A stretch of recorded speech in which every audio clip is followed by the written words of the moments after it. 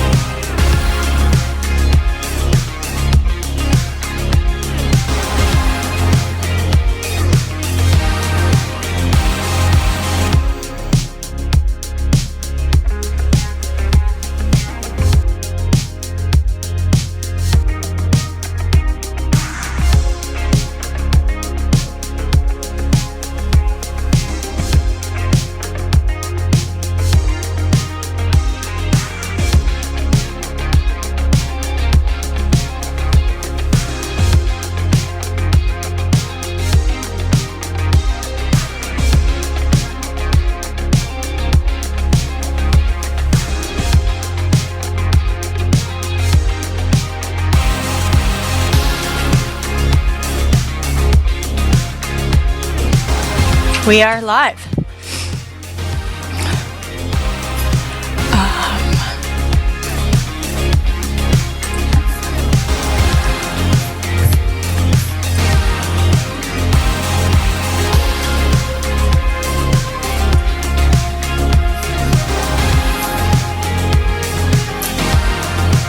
And we are live. Here we are at the National Collegiate Rugby Sevens Championship, and here we are at the National Collegiate Rugby Sevens Championship.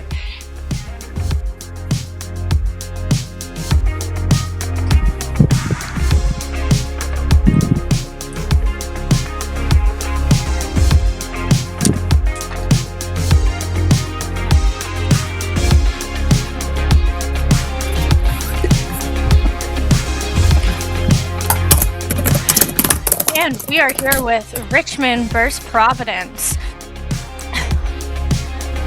And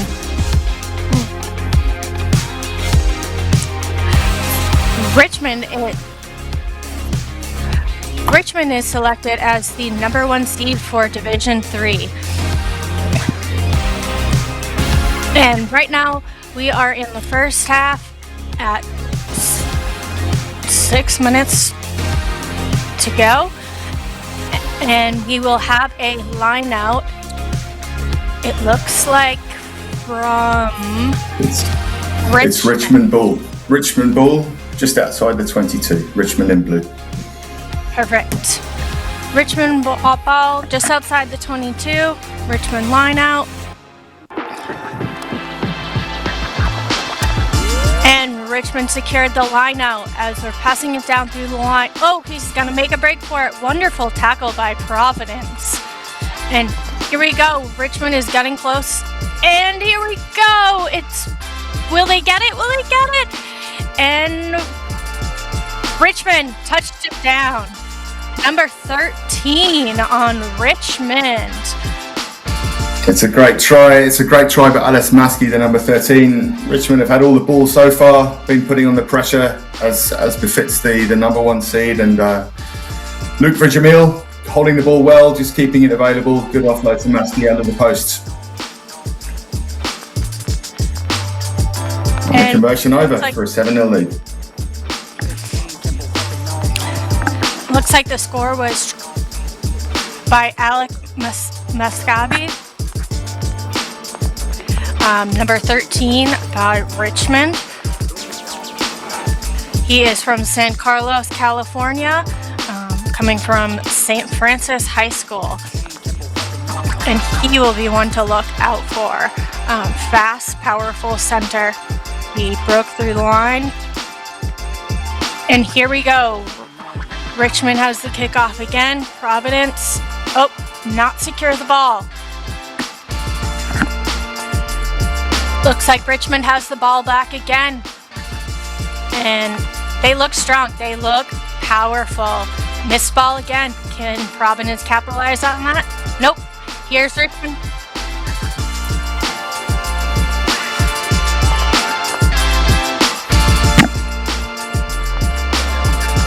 Jake Wigglesworth pretty frustrated there. He thought he had the advantage when he was going away down the left, but we've come back for a penalty. Two excellent restarts by Richmond. Both times just dropping over the 10-metre line, both times regained. Richmond dominating as the number one seed should. Wonderful, wonderful restart by Richmond. Getting it back down the line. Number one, Luke Frigomi.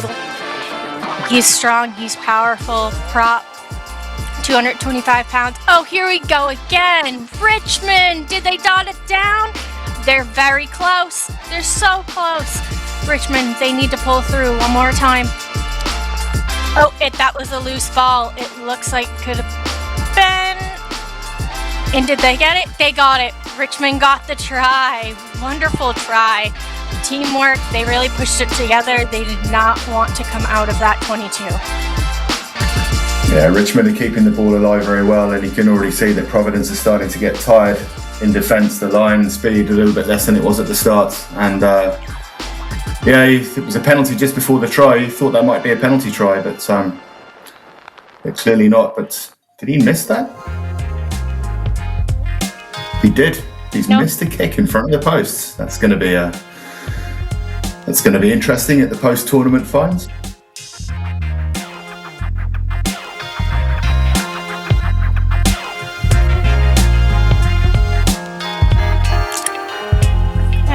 And Richmond will have the kickoff again, kicking off to Providence on this beautiful morning in Maryland.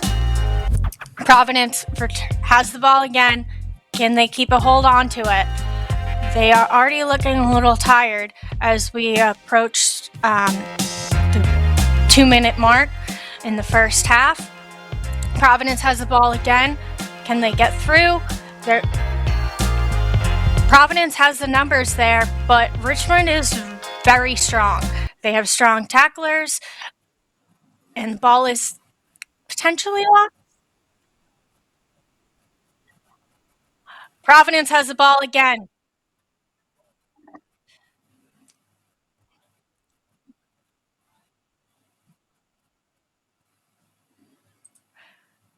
First time Providence have had some decent possession there and a couple of half breaks, but the basic skills, just the passes outside, letting them down a little bit, and possession given back.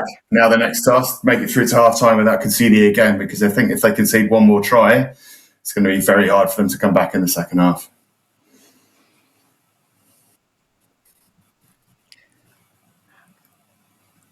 And Richmond has the ball again off of that scrum. They secured it, and they are looking to make another try. Number 15, Andrew McKenzie, wing from Wilmington, Delaware. Looks like he's close to his home. And number 9 from Richmond, Matthew Lynch, scrum half from Westfield High School in Westfield, New Jersey. Dots it down again. He's got his dancing shoes on. Matthew Lynch turns his defender inside and out, scoots over in the corner. 17-0 at half-time. I don't think there's much jeopardy left in this game. Superb try, keeping the ball alive, and they're just a half step faster Providence almost every moment at the moment. Yes, Danny, you can feel that confidence coming off of Richmond. They are just exuberating the confidence. You can tell they are overpowering Providence. Providence is keeping up, but they're tired.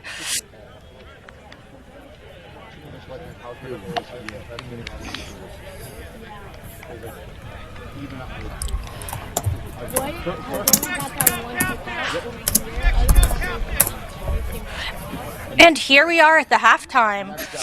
19-0, Richmond up against Providence. Richmond, number 1 seed, holding their own. Don't play for the not to have to take the ball. For advantage, and that's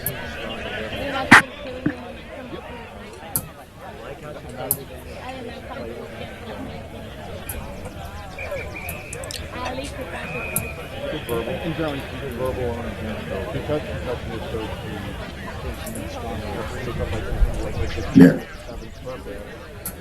yeah, a little bit better, yeah.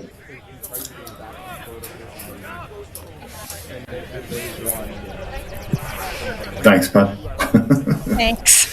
Every time I heard that, I just like stopped because it was loud. I can imagine. He's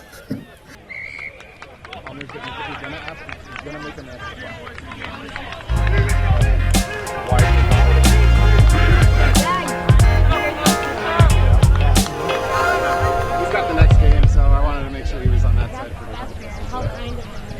Man, you're so nice. Southern hospitality from New Jersey. Yeah, well, you've been in the South for so long. Yeah, Forget what New Jersey looks like. Yeah. The National Collegiate Rugby Sevens championship. Have he one time starts?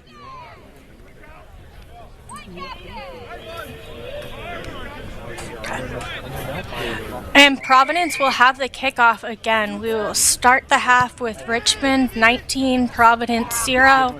Richmond is the number 1 seed coming into this. Providence is the 8th seed coming into this. And Richmond is just powerful. They are exuberating confidence. You can tell Providence is getting a little tired already at the start of the morning.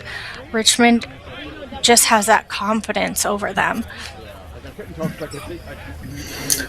Yeah, Richmond threatening to break out away there at the start of the second half, and well, the knock-on is a little bit of relief for Providence. If Providence are going to find any kind of foothold in this game now, they have to score first the second half, and really, you'd need them to do it from this phase of possession. Big moment, this. Absolutely, Danny. They need to take advantage of this opportunity. And they have the ball back. The ball went backwards, and Providence need to keep a hold on to it. There is no stoppage. Ball's got to come left. There's space out there left. And he needs to find his teammates. Looks like there is a stoppage.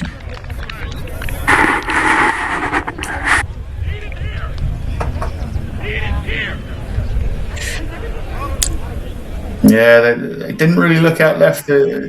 Just for a moment, the Richmond defence had bunched up in the middle, and there was space over here on the left. But Providence don't seem to be finding their men with their passes, and it's costing them.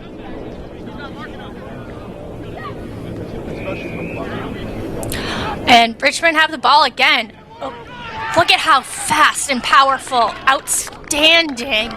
Wow. What a run from Richmond. They are really trying to capitalize this game. It looked like Andrew McKenzie, I think, the 15. Yes, you are right.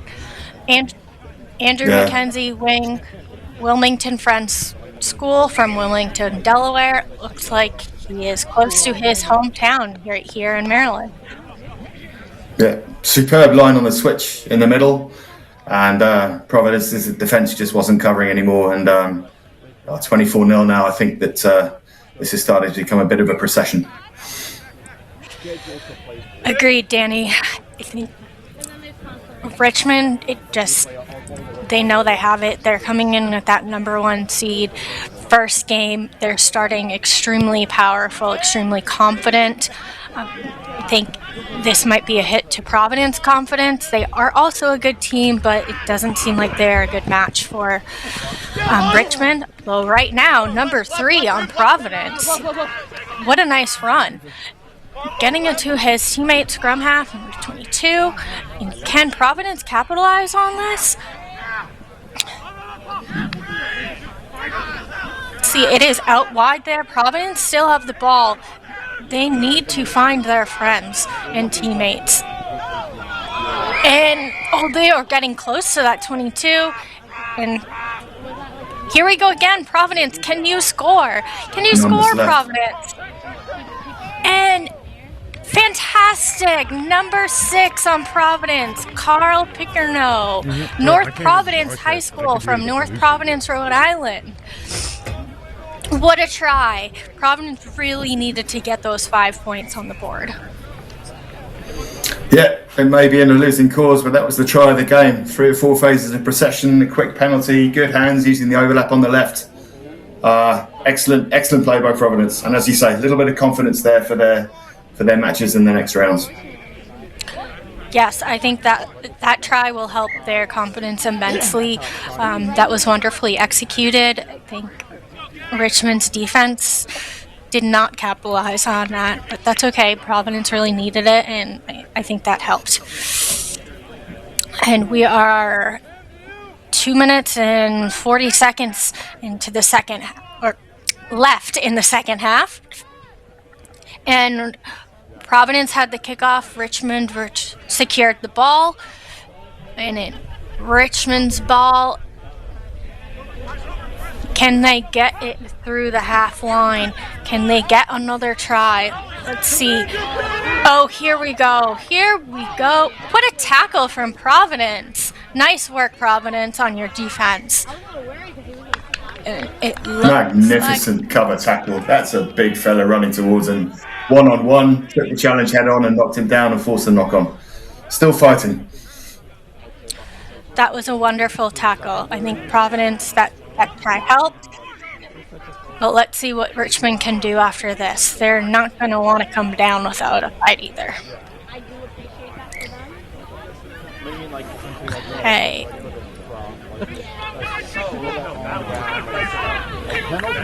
It looks like it is Providence scrum.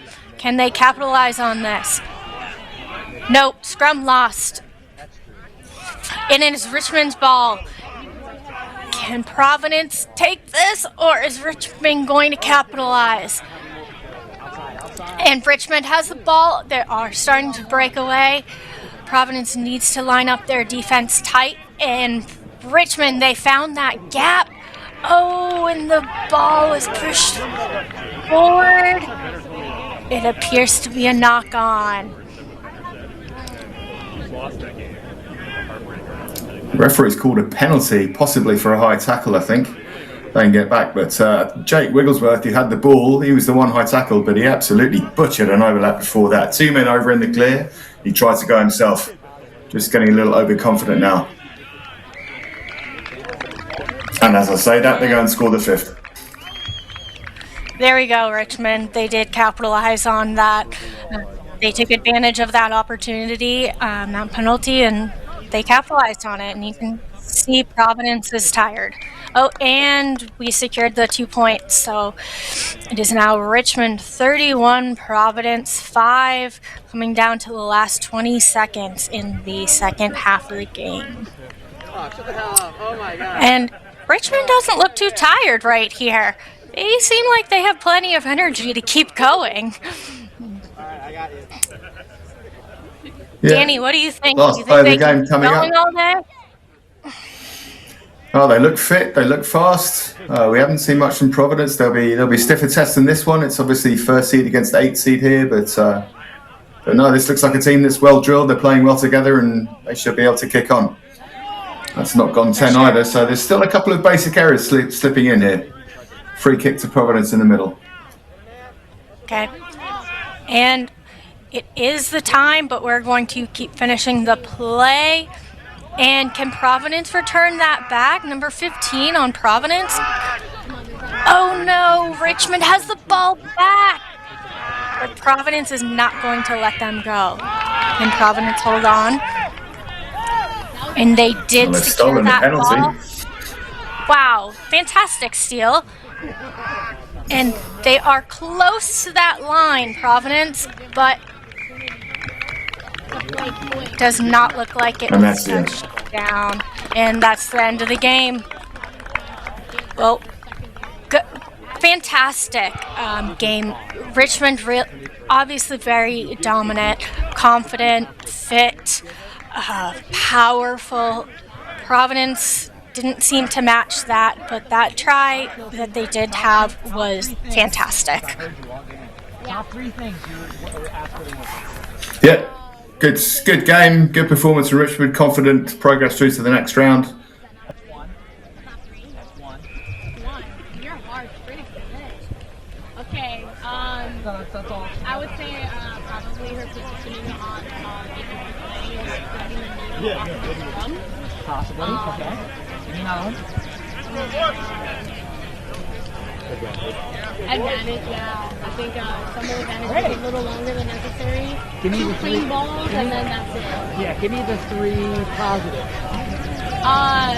She was consistent throughout the game. She gave him the opportunity to play quick.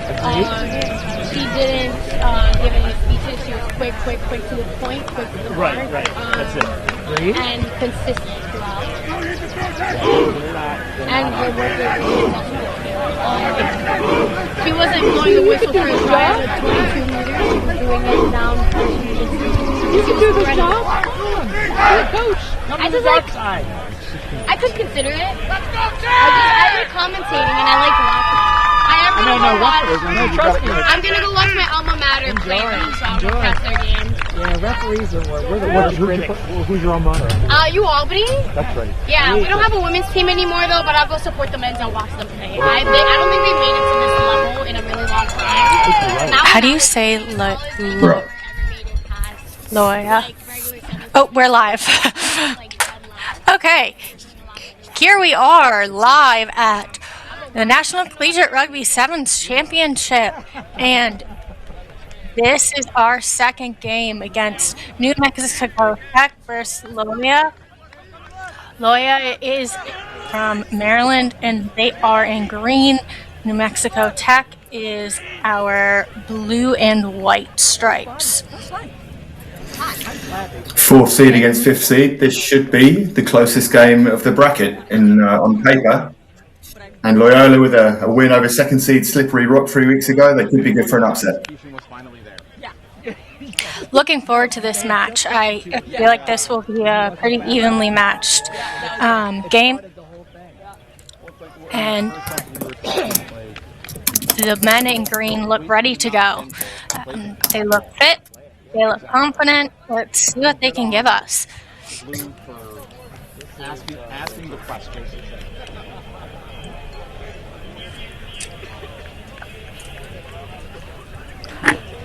Not sure what the hold up is here.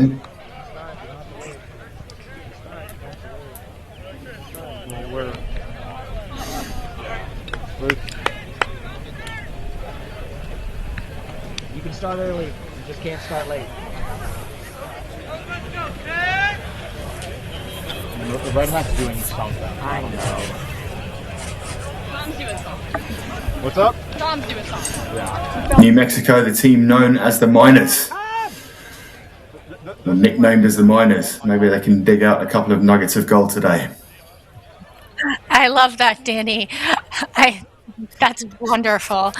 I hope that they can. I hope we can see both teams digging some things out. We now look like we're ready to go.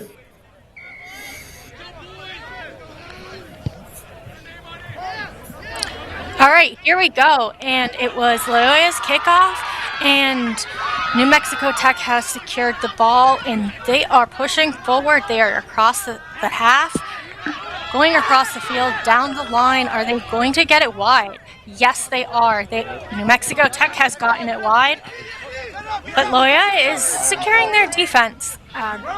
This is going to be a strong match. And New Mexico Tech has secured the ball. They are back down the middle of the field. And they are powerful. They're strong. It looks like there are some big boys on this team. I think this is going to be great. It is going to be a hard game. New Mexico cutting a lot of very direct lines into the middle. Not sure if there wasn't a knock-on about 4 or 5 phases ago by New Mexico in the middle of the pitch, but they seem to have got away with that one. But the team setting out their stall. New Mexico going directly at it, and Loyola defending hard. Not much ground being gained. This is going to be a good physical game. Absolutely, Danny. It looks like they're pretty matched up, but we'll see how the game keeps going. We're about a minute and 30 seconds down. into the game. And Loyola has the ball again. Can they get across this half line? They're going to need to get it out wide, but New Mexico Tech's defense is right there. They are on top of it. And here we go, number 12. They're not rolling away. We're going to play on. And Loyola still has the ball. They're moving forward. Can they get closer to the 22? We're not sure. New Mexico Tech has their defensive line secured. Oh, and what a tackle. It looks like it is Loyola's ball again. And number 14 from Loyola, is he going to get it? He broke through the line. Number 14 from Loyola, it is Andrew Weaverling, wing, 5'11", from Ewing, New Jersey, a junior here. Great finish by Weaverling. Good strength in the tackle and the presence of mind just to pull out the pass at the last minute and treat it as a dummy instead. New Mexico giving away 2 penalties there in defence, and discipline so far has been the difference. Penalty at the scrum and a penalty in open play. 2 penalties in open play. It's given Loyola the try. It's given them the advantage. And they secured that kick with another 2 points to Loyola. So 7, Loyola, New Mexico Tech 0 in the first half. And we're about 4 minutes left to go in the first half. Ben Dominicus for the conversion, the man with the bunches haircut. Okay. Reminds me of that Icelandic singer Björk from the early 90s. Well, I was born in the early 90s, so I'm not quite sure about that, but you might know more, Danny. Yeah, showing my age there, aren't I? That's all right. Oh, here we go again. And New Mexico Tech has gotten the receiving end of the kickoff. New Mexico. That's a great counter ruck by Dominicus. What a great counter ruck. But the whistle has been blown. In it, says the referee. Debatable, but New Mexico will take it, I'm sure. And New Mexico Tech has the ball back again. Oh, what a line! What a run! New Mexico Tech! What a break! That was a fantastic try. He broke through that defense amazingly. That's been their approach, direct and physical, and this time Loyola didn't have the answer. 3 broken tackles straight under the posts, and it's all square. If he gets the kick, of course. There we go. And it's never guaranteed, is it? Nope, never guaranteed, but they did it.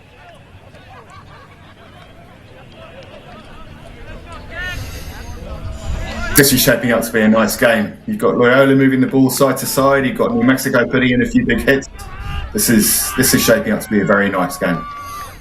It is scored. The score is 7-7, and it is pretty evenly played across both teams.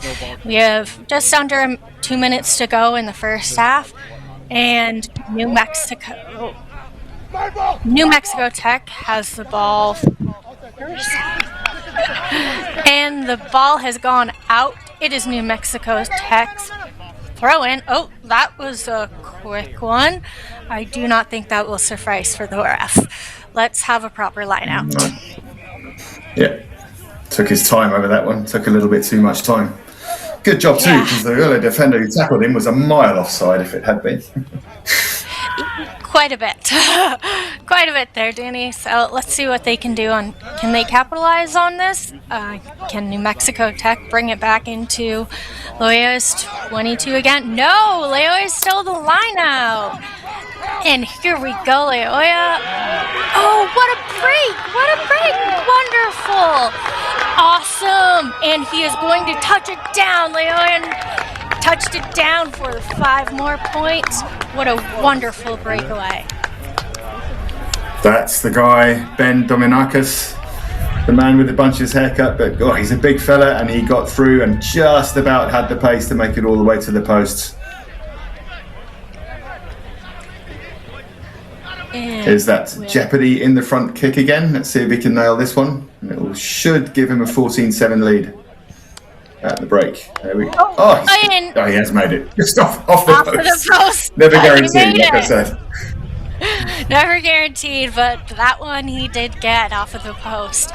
And Loyola teams rarely panic. They're patient, they trust their shape, and they take high percentage options, and that's what they're doing. Can New Mexico Tech come back and get a few more tries? We'll see. It's pretty evenly matched. And that's a mistake. That's a crucial mistake. Putting the ball out on the restart, that's going to give... Ooh, I thought that would be... Okay. Normally that would be brought back for a free kick, but there you go. Loyola with their noses in front at half-time, courtesy of that solo try. Let's see if New Mexico can grind their way back into the second half.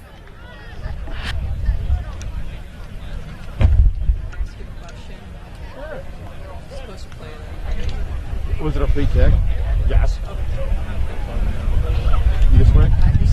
No, I'm good. I chugged water before. Okay. What about the yellow card? Penalty track.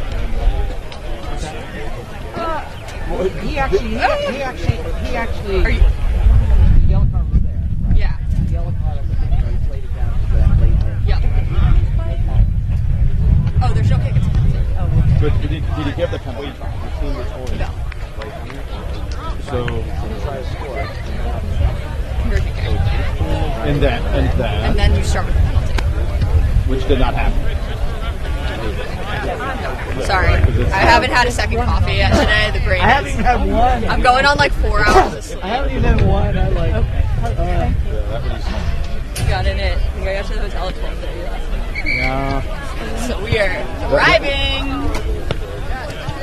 No, the best was I got into my bed. I'm sleeping. Next thing I get a text from Dave. Can you guys come down? We're meeting. What time was this text?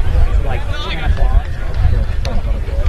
Yeah, after the 6 beers, I was asleep by then to catch up on my sleep. Then I think I lost my keys at the car, hopefully. Or I have to have my wife drive down here, bring me another set. Of car keys? That's at the front. Is the bar at the hotel? There is no bar at the hotel. Well, I've been to my room and I've been to the breakfast. I have not excluded. No, they bring in coolers of frosty beverages. That's what I want to hear. Yes.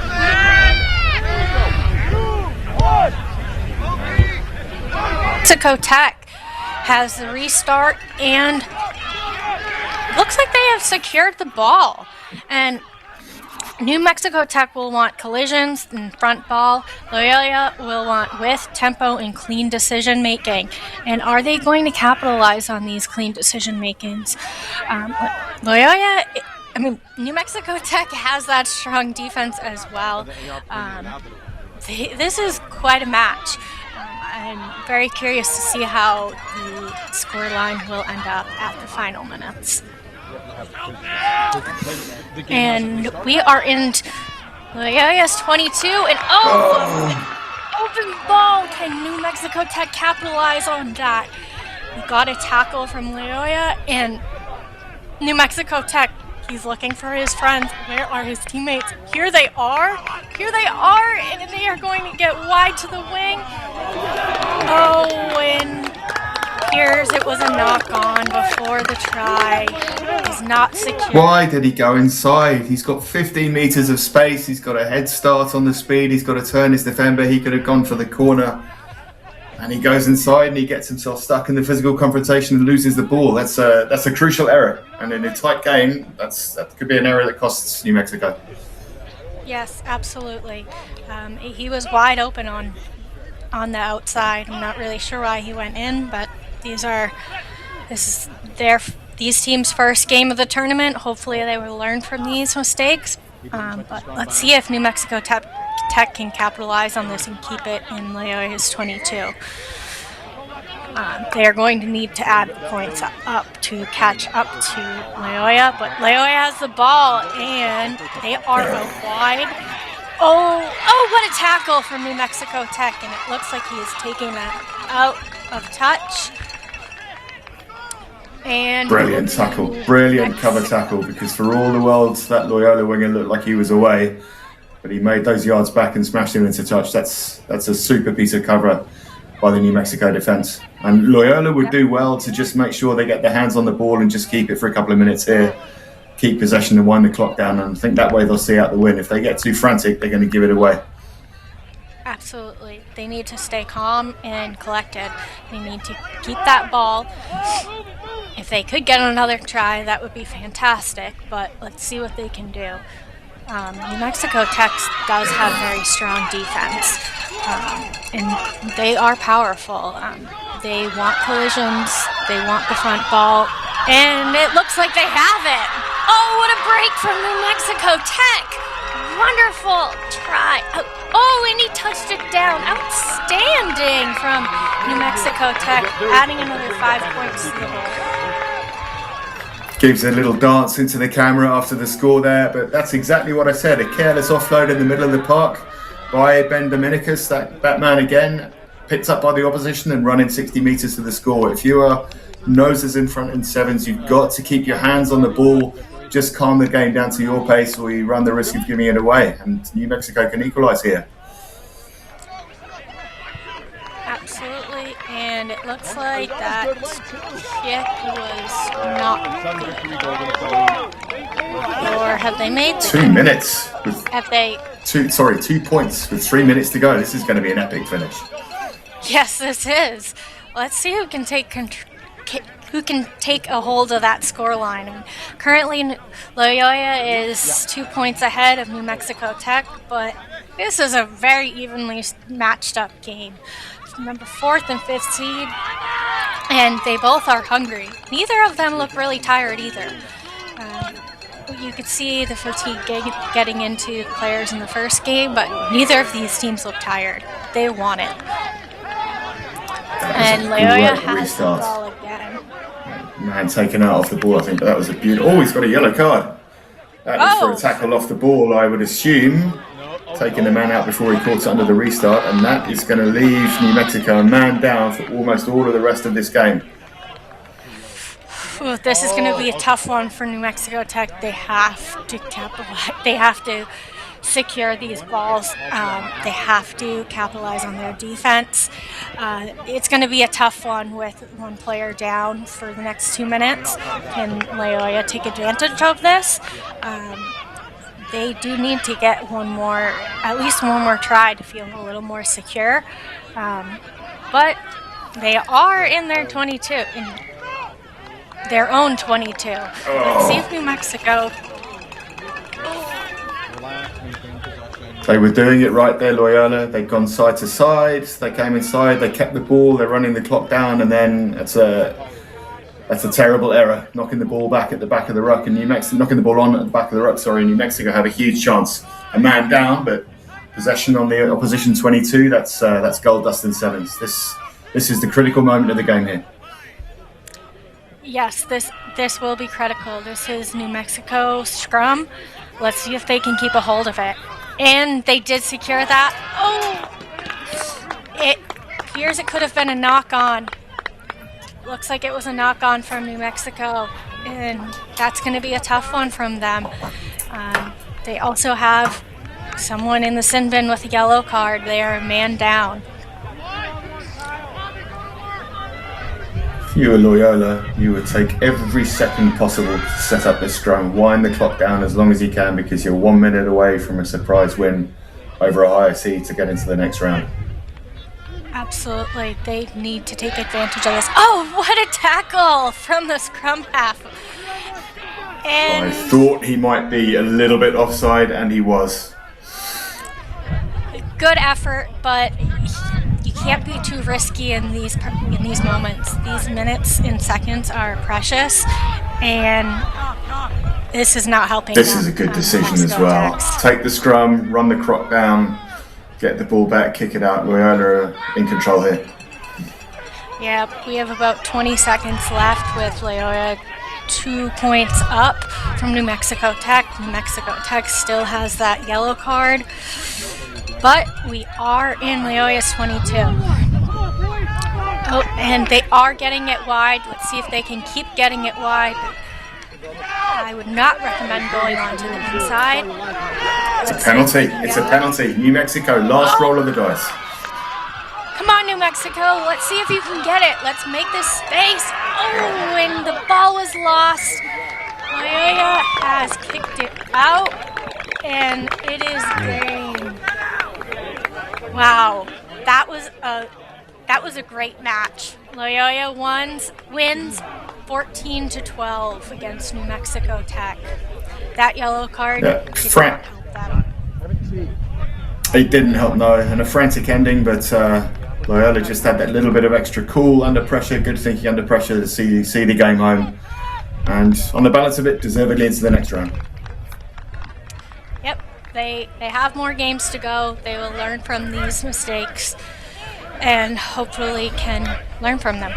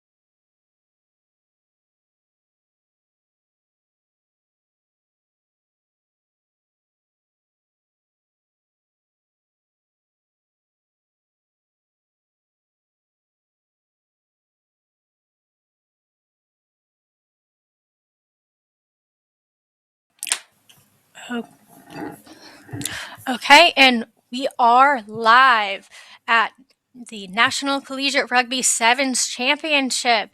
This is Game 3 on Field 13, Nichols versus Citadel. And it looks like Citadel has the kickoff, and we are just waiting for the ref. Give it a minute or two, and the game will start. Looks like he's on the far side trying to find a shirt that fits, if I see that correctly. Yeah, Nichols third seed. They ought to be favourites for this game. Both teams in fairly average form coming into the tournament. Should be a close one. Yeah, absolutely. I'm looking forward to this match. Looks the first match we had of the game, almost a little bit of a blowout. Not quite, but the second match was quite an even matchup. Let's see what this game can do for us. Yeah, if we can replicate the drama of New Mexico against Loyola, we're going to be in for a treat over the next 14 minutes. Absolutely.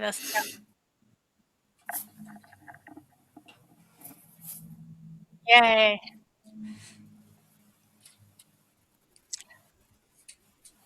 All right. So Nichols is one of the fastest rising small college sevens programs. Young, athletic, not afraid to play wide. I actually went and looked at that school well over 10, 15 years ago when I was applying for colleges. Did not end up going there, but it was a fantastic school to visit. All right, and the Citadel has the kickoff. See if their rugby program's good. Let's see. Looking down the roster, the Citadel with a bit of a size advantage from the two teams, so we'll see if that creates a mismatch of styles. Yes, we'll see with that. They seem pretty evenly matched up as the 10 seconds have gone down. Nichols will have the ball. Let's see if they can get it out wide. They do need to get it out wide. Looks like the Citadel, they have all of their defense right in the middle right there. They But Nichols wants to get through, but the Citadel is not letting them. They really do need to get it out wide. And number 13, Nichols, he has made a break for it. Oh, what a tackle. What a tackle. Citadel's defense is very strong. Oh, and a breakaway from Nichols. Can they get it? And they did. They touched it down with Nichols has the first score, 5 points. What a wonderful try. What a wonderful breakaway. This is classic Nichols. Brilliant opening try by Casey Schrauger. And good sevens rugby. They kept the ball for over a minute, 5-6 phases. The Citadel couldn't get their hands on it at all. And that's the opening challenge. That's the gauntlet throw down. Let's see what the Citadel can muster up in response. Absolutely. And Nichols has secured the kick. So we are Nichols 7, Citadel 0, and about 5 minutes and 27 seconds to go in the first half. And Nichols will have the kickoff. Let's see what they can do. Can they capitalize and keep going on this? Or can the Citadel come back and secure the ball? Looks like they have secured the ball, but wonderful tackle from Nichols. Oh, fantastic from the Citadel pushing forward. They do need to get it out wide. Nichols, all their defense is in the middle. And have they gotten out wide? Oh, and they do have the ball. They're looking for space. They're looking for their teammates. They do need to get it across that field. Wonderful work ethic. Way to keep working at it, though, with the Citadel. Nichols needs to keep their defense on point because Citadel they need to get it forward, and they are looking to get a try. Oh, and here we go! The Citadel! What a breakaway! Oh, and looked like he half tackled and threw the ball. That might be a mistake from Citadel. Nichols has the ball again, and they're going to take advantage of that. Wonderful tackle by Citadel. Their defense is very secure. Nichols needs to get that ball wide. Brilliant cover tackle work by Nichols there. Just snagging him by his heels, bringing him down the 22. But it was remarkable how quickly they all folded back and got into line. And the reward is this good spell of possession and broken play. Absolutely.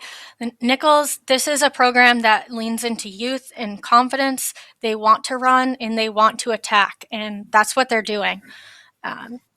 In the CRC, they've earned a reputation for upsetting structured teams by stretching the field early. And here we go. And that's what they just did. And they broke away again and touched it down for another try by Nichols. Yeah, they're keeping the ball much, much better, Nichols. Here's Ruben Isaac. He steps inside one, gives the fullback the in and out and goes all the way. And that was an attempt at a trip by the Citadel fullback. So we'll see if the referee has a word to say about that. But yeah, 2 scores ahead. This should be 14-0 if he gets it over. And Nichols just look a little bit too confident on the ball for the Citadel to really be troubling them. And they did secure those 2 points. So it is 14-0. Nichols up against the Citadel. Nichols, I think the key word for the whole day today is going to be confidence. And I see that from Nichols. I see the confidence. They're a young team, but they've got it. Let's see what the Citadel can do. I mean, they are still in the game, but Nichols is capitalizing on their mistakes. And that was one of the most bizarre restart kicks I have ever seen. That was a special restart kick. It actually went 10 meters backwards. That was I'm sure that's going to be interesting. mentioned in the post-tournament fine session. I'm sure that was interesting. Oh, the Citadel, they got through. And are they going to touch it down? Are they? And they did. And it's led directly to this try. Give that kicker the pink shorts. he's going to get an award for mistake of the day there. But superb individual try. Let's Citadel right back into this. It was an individual try, but it was a wonderful one, and they did secure the points. So Citadel does have 7 points now on the field to Nichols 14. And Nichols, they've built their identity on pace and ambition. When Nichols gets with, they're dangerous, but the Citadel brings the same discipline you'd expect from, say, a military program, organized, physical, relentless in the tackle. But they do need to keep up their defense, because Nichols is not going to let up on the offense. And Citadel has a much better restart. And the Citadel, they've gotten through again, and they've touched it down. Another try right off of that restart from the Citadel. And they just broke through. And Nichols could not keep up with that. They were just not fast enough right there. But that was a fantastic try. It was. He can take his time with this kick, and it'll be going into half time. If he can land it, there'll be 14 apiece. Just shot short, but it's 14-12 at the break. I'm not quite sure how, because Nichols dominated the game for the first 5.5 minutes, and then 2 mistakes, 1 bad restart, 1 missed tackle, and the Citadel are right back in this. This is nicely poised. This is the game.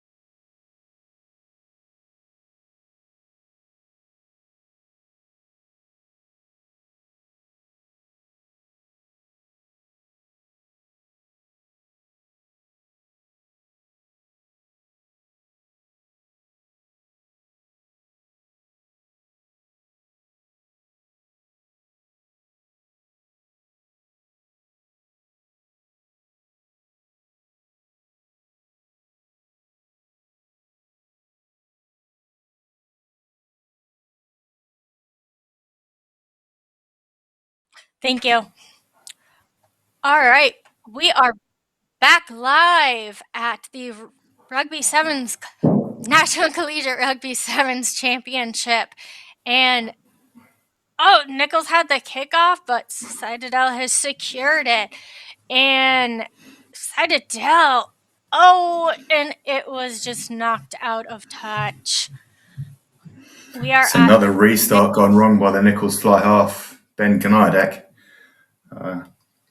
They need to sort that one out. That's going to cost them. They do. This is a tight game, and both teams are going to need to tighten up and take advantage of this tight game. And the Citadel, they have that.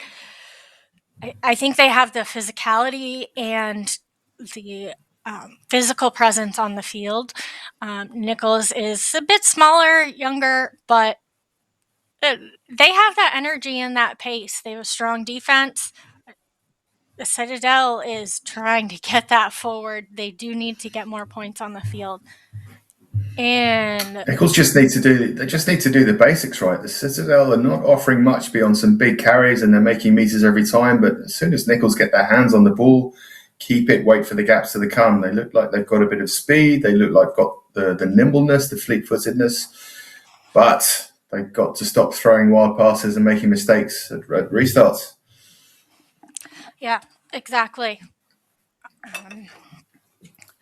And looks like we will have Nichols will have the throw in. And we are getting close to Nichols' 22. Let's see if the Citadel can capitalize this. Oh, Nichols secured the lineout, but what a tackle from the Citadel. And we're close to, we are in Nichols' 22, but they need to get it out. And Citadel needs to capitalize on this to get their points. Is Nichols going to get it out? I'm not sure about that. Let's keep going. Oh, and we are right at the line. Nichols really needs to get that kick out. Oh, and they did. And Citadel has gotten the return kick, and he's strong. He's fast. Let's see if he can break through. Nice tackle from Nichols. Citadel has the ball back, and they're going to need to get wide. And got the tackle, but and there's one-on-one, and is Citadel going to tackle forward? Almost looked a little bit of a high tackle. Not sure about that. And appears that Citadel has touched the ball down for a try. Let's look at that replay. Just got that ball away before he was shunted into touch. That's another offload, a fingertip catch. Living on the edge, the Citadel, but they've managed to pressure their way into the lead. Yes, that was a well-worked try, a little messy, but they made it happen. And no, the kick is no good. So the score right now is Citadel 17, Nichols 14, and we're approaching 4 minutes left in the second half. Can we say looking down from the Citadel upon Nichols now? I think there might be. Let's see if they can keep a hold of this. It does. They look more tired and slower, but it's good pressure, and there's a man in front of the kicker there. And not being called. It's not being called. It isn't. Oh, and the Citadel has gotten that, and have they touched it? They have touched it down. Wow. What a try. That is a killer try. That is a killer try, and Nichols might look at the replay and wonder how that try came to pass. He gets all the way into the pass. Oh, don't dance around with the ball, just touch it down for the score. But he's done it, and that's 2 scores ahead, and Nichols has a lot of work to do here. They do. Nichols was really capitalizing in the first 5 minutes of the game. They need to bring that confidence back because it appears the Citadel has taken over that confidence. And Nichols really needs to secure their defense and get another few points on the board if they want to get ahead. And Citadel has the kickoff. Will Nichols secure it? Yes, Nichols has secured it, but a wonderful tackle from the Citadel. Nichols needs to get it out. They're pretty close to their 22 right now. Oh, and it has been knocked out of their hands. And wild pass in their own 22. Basic skills starting to go awry as the players get tired, and that probably will be the mistake that cost them the game. Citadel have 2 minutes to run the game down. They've got a scrum in the opposing 22. They are in charge of this game now. They are. Let's see what they can do. Let's see if they can get another score off of this, or can Nichols secure their defense? They do need to secure their defense. And it is the Citadel scrum right now. And they have secured the scrum. And, oh, what a break. What a break. Nichols with the interception. Wonderful. Nichols needs to get it out. They're still in their 22. And we have a fast-paced runner right here. Let's go. Let's go. And back to his teammate. What a tackle from the Citadel. And not sure what the advantage is for there. Sure, but it is Nichols' advantage. Can they get through? Oh, nice tackle. Let's see. Nichols needs to capitalize. And are they going to do it? Oh, it looks like he might have just tripped on himself. And the ball could have been potentially just knocked on there. He held onto that ball just a little bit too long on the ground. Let's go, let's go. This should be the end. 1 minute to go now. Oh, Nichols is going to be disappointed right there. They were getting very close to another try, but they did not take advantage of that. Let's see if the Citadel can take advantage of this and get it out of their 22. Let's see. And it has been taken out of touch. Nice tackle by Nichols, number 13. Nichols looked tired. 30 seconds to go. And you would think they would be hurrying to take this line out. They had the time to score a try and get the restart, but not anymore. I think this game is gone. I think Nichols' energy levels are too low, and this is going to be a win for the Citadel here. Look up. I agree. Let's see what they can do. And the line out bounced, but Nichols has secured it again. Can they get a try off of this? Let's see. No! Oh, what an interception by the Citadel. That was an error by Nichols. And time is stopped, but they're going to finish the play. And the Citadel is going to touch it down for another 5 points. And that was a It's the coup de grace, isn't it? Nichols looking tired, looking for the miracle pass, looking for the miracle offload. And the Citadel just patient picks it off and scampers home 70 metres for the killer try. That was, and are we going to see the kick? Are they even going to take it? Possibly not. It appears that they are not.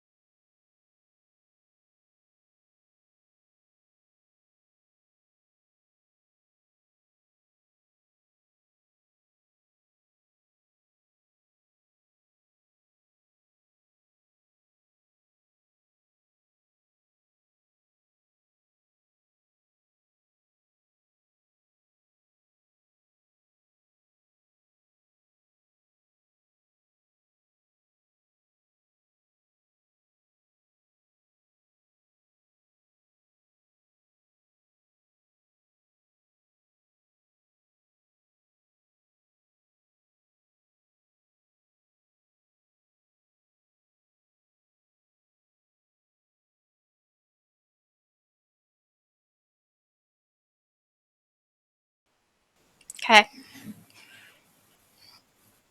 Okay. And here we are live at the National Collegiate Rugby Sevens Championship. And we are at game 4 on this field 13. We have Slippery Rock versus St. Thomas. Slippery Rock in our green and black, St. Thomas in our purple and white. And That's the second backwards restart we've seen today. well, that So was a at least he little wasn't at interesting. first. Oh, Yeah. Chase knitting the fly house. He's studying safety management. I don't think that was very safe. hey. And St. Thomas has the restart. St. Thomas has the ball, looking a little slow, but they need to keep moving. Getting pace a little faster, and they need to get it out wide. Where are their friends? They need to call for the ball. And we're not going wide. We're going back to the middle. Oh, here we go. Now we're going wide. And number 14, St. Thomas. But what a tackle from Slippery Rock. Their defense looks very secure. Let's see if St. Thomas can capitalize on this. St. Thomas has the ball, number 12. Back to 11 with the offload. Slippery Rock does have a tight defense, but St. Thomas has that ball again. Look, number 11, St. Thomas. Can he push through?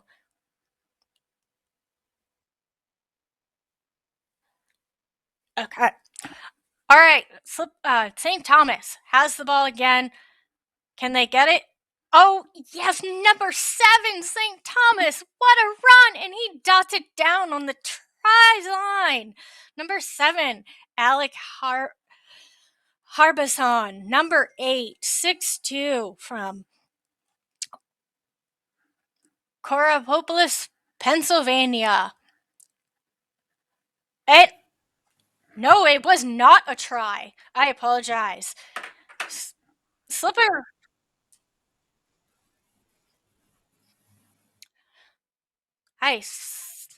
Rock has the ball back. Oh, the ball is a little messy right there. Little insecured. It is getting messy. Oh, and the whistle has been blown. Let's see if we can get this structure back for both teams. That was a little messy on the plays for both teams. A little bit too eager, both teams. A little bit too eager to push the final pass and not set the game, not be patient enough, and too many balls going to ground. But yes, it looks like Slippery Rock will have this scrum restart. Let's see if they can take advantage. And no. That was a be messy another scrum. restart. They need to get this out fast. Slippery Rock is in their own 22, so St. Thomas is going to need to take advantage of this. And Slippery Rock has gotten the ball, but Nichols has a strong defense. And Slippery Rock. And advantage to St. Thomas. What a tackle by 14, Slippery Rock. Slippery Rock, the second seeds, they're just bits of indiscipline creepy and not back 10 at the penalty, and they're pushing a bit early at the scrum, and they're letting St. Thomas have some opportunities. Heck, can St. Thomas take advantage? They're very close to the try line, and it looks like, a little bit of a scruffle in there. And it's ferocious at the breakdown from both teams, both loving the physical confrontation. This is a good hard arm wrestle. This is. Score is 0-0. And, have they touched it down? It looks like St. Thomas has touched it down to get the first 5 points on this game. And all of that talk about the physical confrontation, and then he takes a tap penalty from 5 meters out and scoots home, almost untouched. Great piece of opportunism from August Tyson, the winger. And St. Thomas has a surprise lead. Yes. That was great by St. Thomas. And number 10, St. Thomas, Luke Mace has secured the 2 points in the kick. Slippery Rock, they've done a great job. They need to hold their heads up high to get points on the board. St. Thomas is strong, but Slippery Rock is also strong. Let's see what they can do with this restart.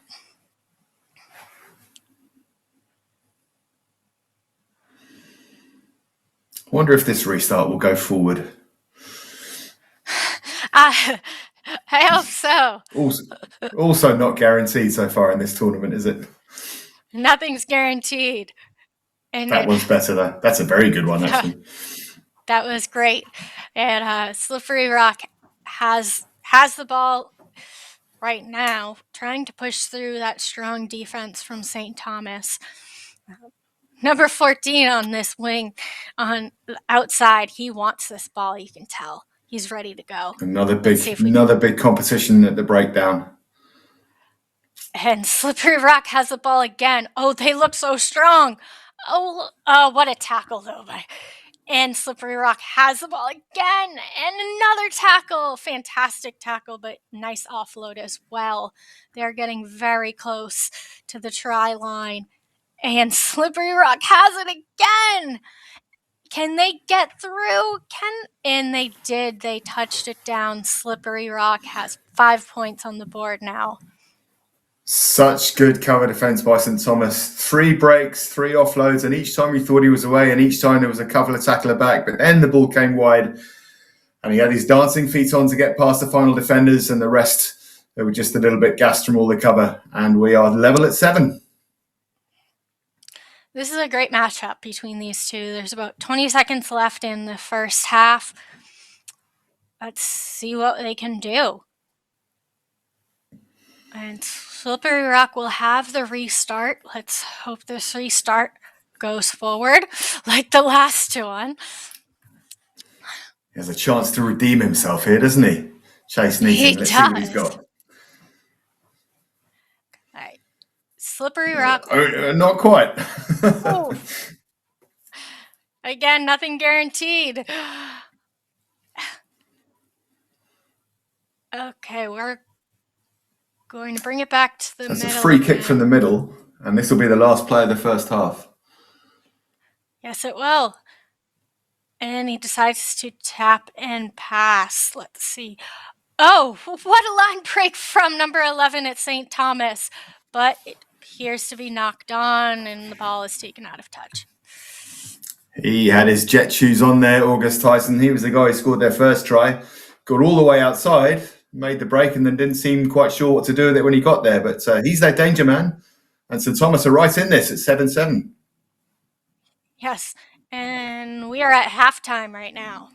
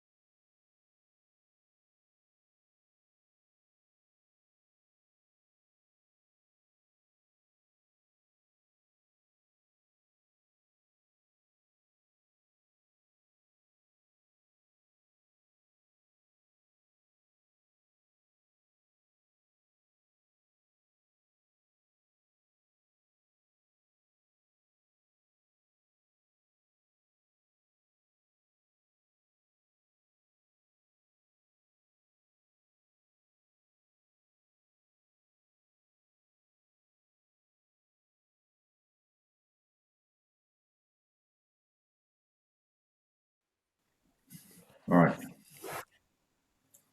And we are back live at the National Collegiate Rugby Sevens Championship with St. Thomas has the kickoff. Slippery Rock has received the kickoff. We are scored 7-7, matched evenly just into the first half with Slippery Rock with the ball. Oh, what a breakaway from Slippery Rock and a missed tackle by St. Thomas. Can he do it? He slowed down a little there, not sure why. Let's see, can he bring it off to his teammates to get it out wide? And can he do it right there? Number 6 with Slippery Rock. That defense on St. Thomas is holding strong. Slippery Rock has to capitalize on this. And the ball was lost, but they've picked it back up, and they are very close. Have they gotten it? Close. Oh, and they have. Slippery Rock here has gotten the try. Great try. Great try. All 7 players involved, a mixture of strength. The initial break through the middle didn't quite have the minerals to go all the way. Left and right, and then back it came. 3 offloads, just keeping the ball alive out of contact, and 1 man too many for St. Thomas. Slippery Rock at the front. Yes, that was a great try. And a little too low off the bottom post, and He is having an absolute shocker with the ball onto the boot, isn't he? 2 duff restarts. He's got his first conversion. Give that to him. He got his first conversion. Let's see where this restart goes. All right, we're hoping for better with the restart. Slippery Rock has the kickoff. Oh, he's got it. That was a great kickoff. St. Thomas has the ball again. They need to get some more points on the board if they want to get back. Great steal at that breakdown. Match. Oh, here we go. Slippery Rock. What a great steal. And number 7, Slippery Rock. He has touched it down again for another 5 points. That is a crucial moment in this game. It was stolen at the breakdown. The defence spread out, but they didn't guard the fringes. And that's Alec Harbison, who just sees the gap and goes, scoots 40 metres to the line. 17-7, 4.5 minutes to go. The kick still to come. And you'd think that was probably now close to being the game. And number 15 from Slippery Rock secures a 2-point. Zachary Harrington, fullback from Indiana, Pennsylvania, has gotten the 2 points. And we are Slippery Rock 19, St. Thomas 7 with about 4 minutes to go in the second half. St. Thomas have barely had their hands on the ball in this half. Possession of the ball is so important in sevens rugby, and they've got to make the most of it when they receive this restart now, because if they don't keep the ball there, they're not going to find a way back into this game. Exactly. And Slippery Rock, St. Thomas has secured that ball. Can they break? Oh, what an interception! Nice from Slippery Rock. Number 8.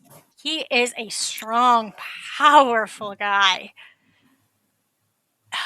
Oh, and number 15 from Slippery Rock has secured it again. Slippery Rock they've gone on fire right now, but they're throwing the ball around.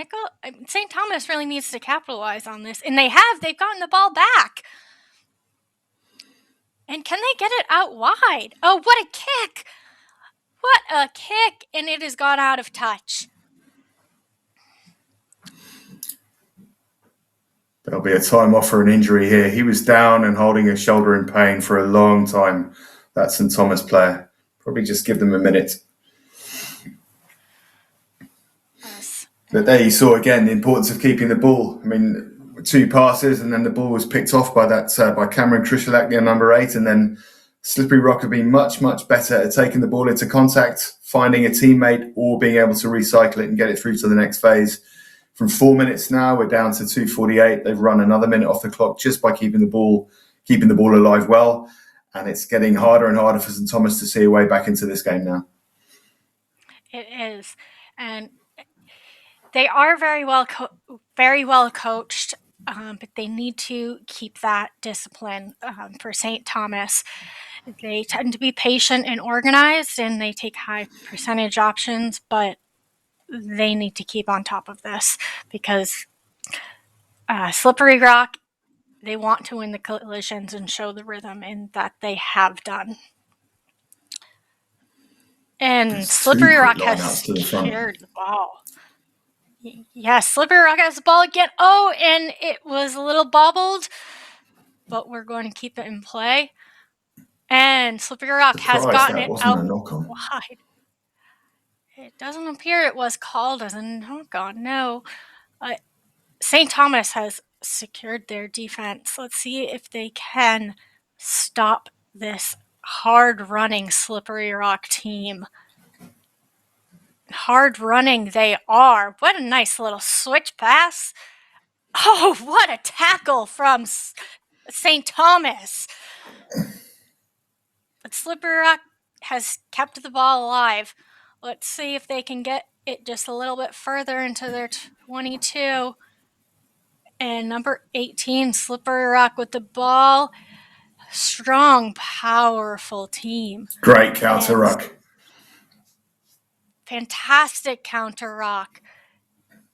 And St. Thomas has secured the ball. What a great counter. And where are his friends to support him? There they are. And here we go, St. Thomas. What a run. Oh, and what a tackle. Did they? What a try. Yeah. What a try. Out of nothing. Try. Yep, we got the linesman the touch judge put his thumbs up, the referee's given the try, and St. Thomas have found a way back into this game. A great counter-up winning a penalty, good awareness, and a little bit of jet shoe speed at the end and the presence of mind to touch it down.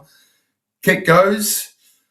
It'll be 19-12 or 19-14. This is a big kick. This is a huge kick. Let's see if they can make this. I know. So now St. Thomas will have the restart and they will have to put it high and short and make sure they get their hands on it, because if they can't, then the game is done for them. Huge moment here. Big moment right here.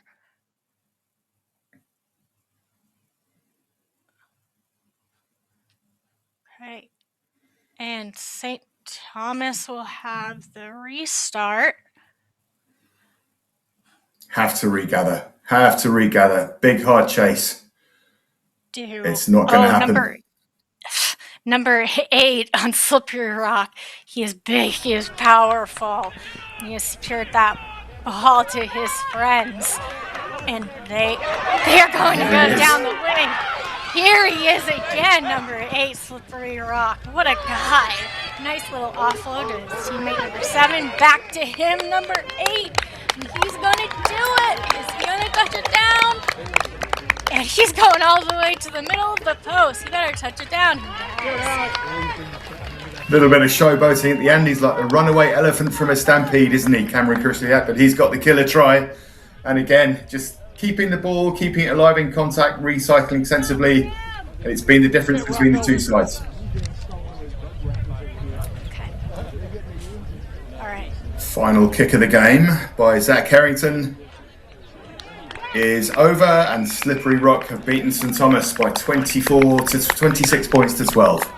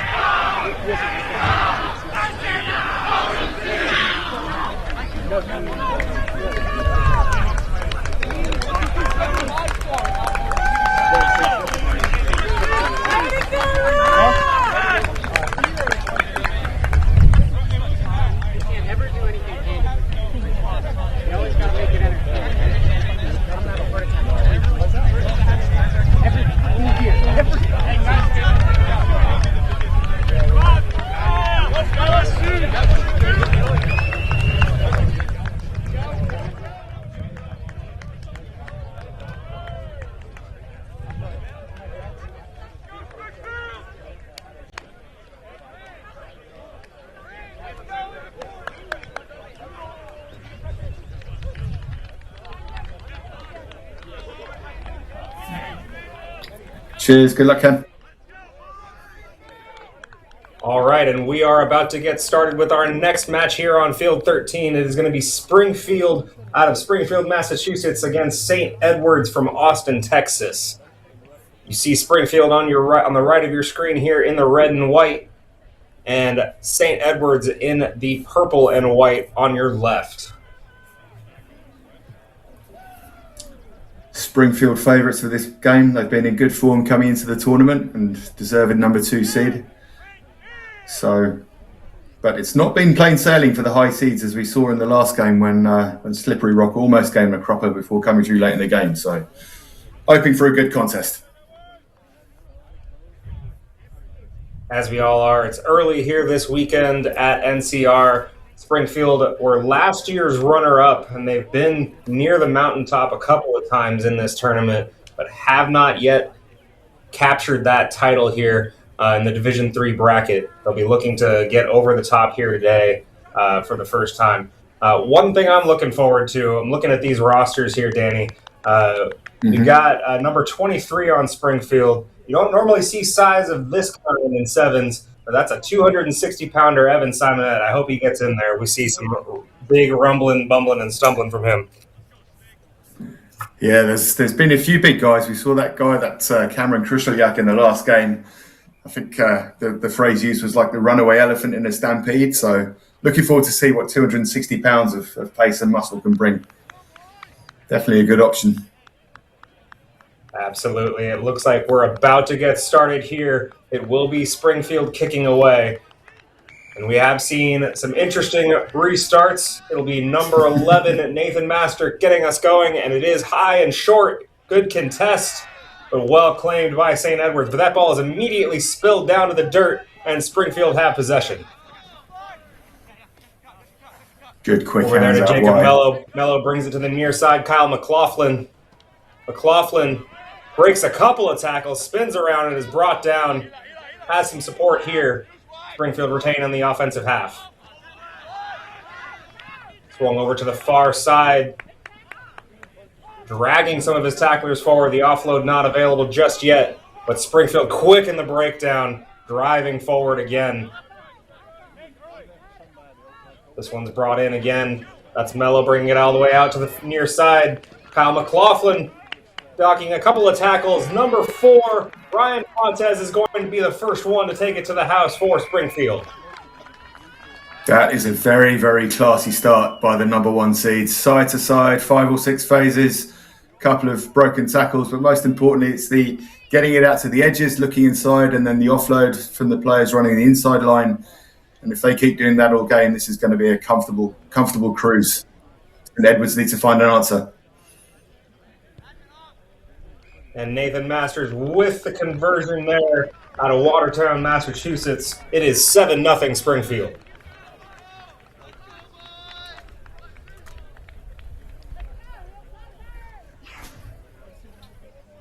There was a lot of pace on those passes as they went from side to side. These guys really look as though they played together a lot, really look as though they've been well coached. The passes were nice and flat. They were all going to hand, and it's a well-drilled looking team.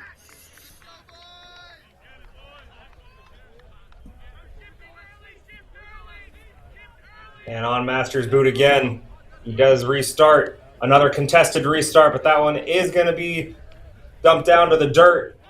St. Edwards able to get possession here. Let's see if they can put anything on the offensive board. A high line of aggression here from Springfield. It's not even a tackle has pushed them back, but St. Edwards is moving backwards right now inside their own 22. They do still have that possession. Swinging to the near side here. They can beat this one man here on the outside. But no, he is brought down. Support here for St. Edwards. Ball in hand as they keep going into contact, but Springfield immediately meeting them here. And a lot of pressure deep in their own half. But it looks like you got a little bit of a release valve here, a penalty to St. Edwards, and they're able to get restarted, and they are moving outside. But as soon as I say that, the commentators curse. Number 15, William Shiflett is pushed into touch, and it is turned over, and Springfield have a line out in the attacking half. Smothering defence from Springfield there. St Edwards keeping the ball well, keeping the ball alive well, playing together well, but there just wasn't a single chink of light to be found in that defensive line. And now they've got the line out just outside their 22. Let's see if they can capitalise. Really, really good work by the men in red. Jacob Mello gets us started on the lineout, and you see that quick bullet pass there, and Springfield on the attack all the way out to the outside, and it looks like another try here for Springfield. That is a classy piece of play. Easy off the top, off the lineout, a dummy switch move, flip it out to number 13, Carl McLaughlin, the centre, but out on the wing, and he's just got too much pace and power to go around the outside, and that looks ominous for St Edwards. Absolutely way too easy off of that set piece here. And we've seen Springfield's flexing their muscle on both sides of the ball here early in this contest. 14-0 Springfield. Yeah, taking his time with the conversion as well, letting his players have a breather. This is the look of a team that is happy, looking like it's going to win this game, and wants to save itself for a couple of bigger challenges ahead. Really, really nice rugby.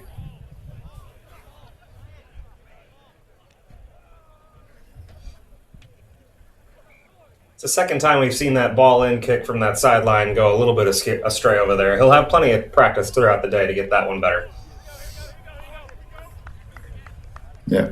Master again to restart. Well claimed by St. Edwards. And a good couple of steps there as St. Edwards now gets a little bit of foothold here moving forward. A good offload in contact there, but that second offload lets him down, pushes them back.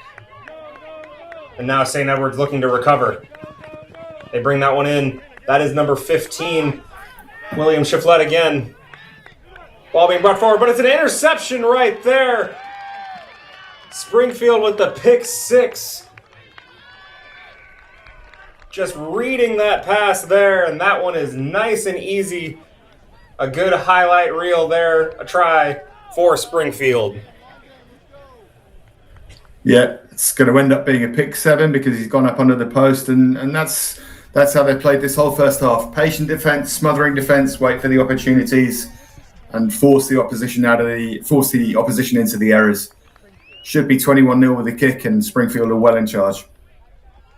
The conversion is good, and just as you see St. Edwards getting a little bit of a foothold and moving forward, they're about to cross midfield perhaps. Read like a book, and an interception and a try taken to the house for Springfield. On the restart, that one is high, but it is not 10, so that will be brought back to the middle, and by virtue of a technicality, St. Edwards is able to cross midfield. The tap and go, and here we are, an attacking platform for the purple.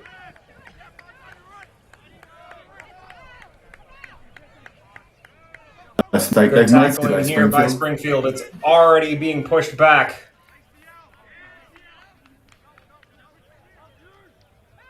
Swinging to the near side. You see that gain line being aggressive there. That's number 7, James Williams, able to break through. Half of a line break there, and now they're inside the 22. St. Edwards looking to capitalize. Clock is at 0. So St. Edwards needs to make something here before half. Number 10, Bellion Cotton, taken to contact.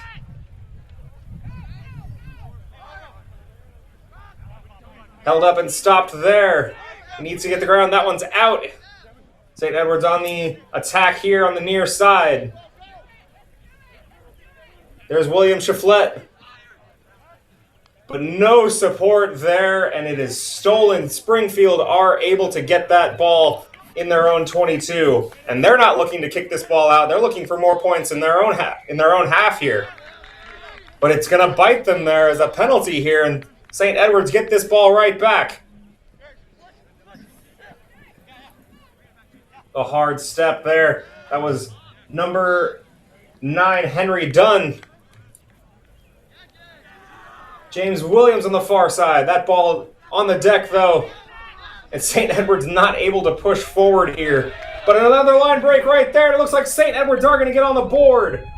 That's number 1, Eli Johnson, who is able to get through in a broken play there. Maybe some tired legs as halftime ends and touches it down underneath the posts. St. Edwards on the board. Just reward for their patience, because they've come up against a very strong defence that's tackling well and covering well. But as you say, maybe a bit of tired legs, tired limbs at the end of the first half. Springfield will be irritated that they've let that try in just before half-time. And that was Eli Johnson, local boy from Austin, Texas for St. Edwards, getting them on the board as we hit halftime with the conversion. Score, Springfield 21, St. Edwards 7.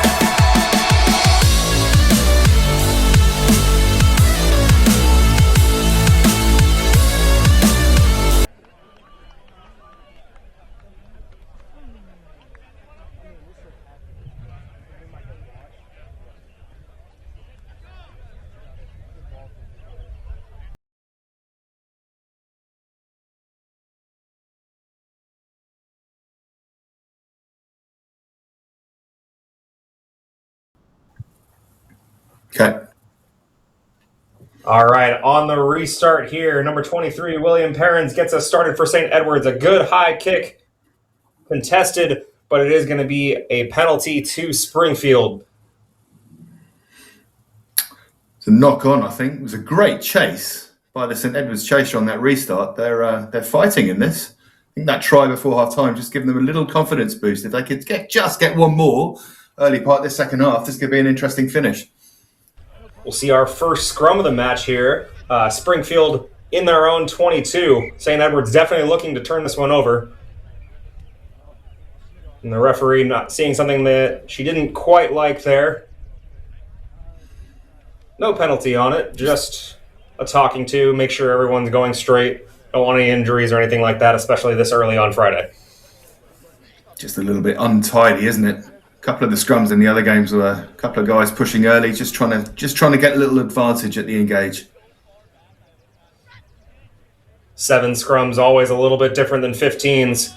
This one's swinging around here, and St. Edwards do come out with it, but a knock in the process, unfortunately. And so Springfield escape right there. They'll have to do a better job on this scrum if they're going to restart it here. Yeah. As you said, not a single scrum in the first half, and now we're in the second half. We're a minute and a quarter in, and it's been only scrums. More scrums than touches so far. Springfield starts this one, and a good push from St. Thomas, but Springfield retained. Springfield bringing it on the near side. The pursuit here. Broken tackle there. Another couple of broken tackles. That's number 13, Kyle McLaughlin. He's been all over the field today. Number 4, Ryan Pontes, the desperation offload, but no one there from St. Edwards to pick it up. Kyle McLaughlin again, as I call his name, diving towards the post, and he is in. He nearly got caught showboating. He was looking behind, he was cantering, not really sprinting, didn't know which side of the post to go. He nearly got caught, nearly had the ball displaced, but that try probably takes Springfield out of sight. And as you say, Kyle McLaughlin, showboating aside, he's definitely been the standout player of the match so far. Good finish and a good break to start the move off. So St. Edwards from winning a scrum on the other half, perhaps putting some pressure on this Springfield top seed early on to giving up a try of their own. It is now 28-7 Springfield. And as you said, with the short halves and sevens here, tough to see a way back for St. Edwards unless they can make something happen right off the restart here.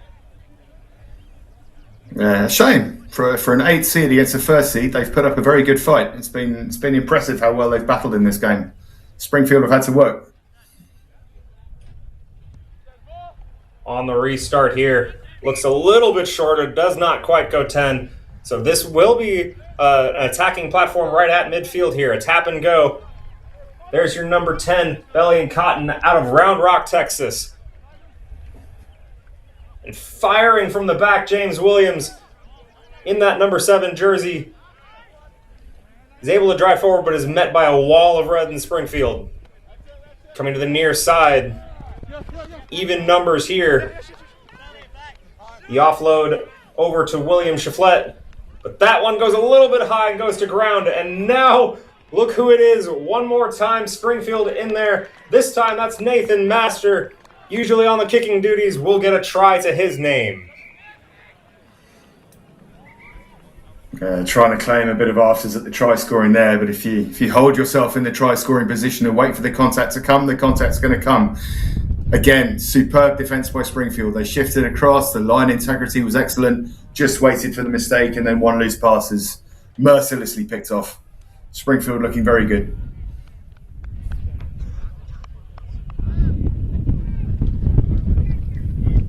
And it looks like we're going to have a little bit extra here as the referees are having a discussion.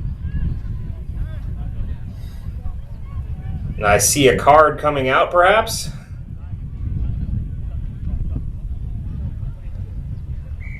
Not sure if there was anything in there, but little discussion at the end there, maybe just from those afters.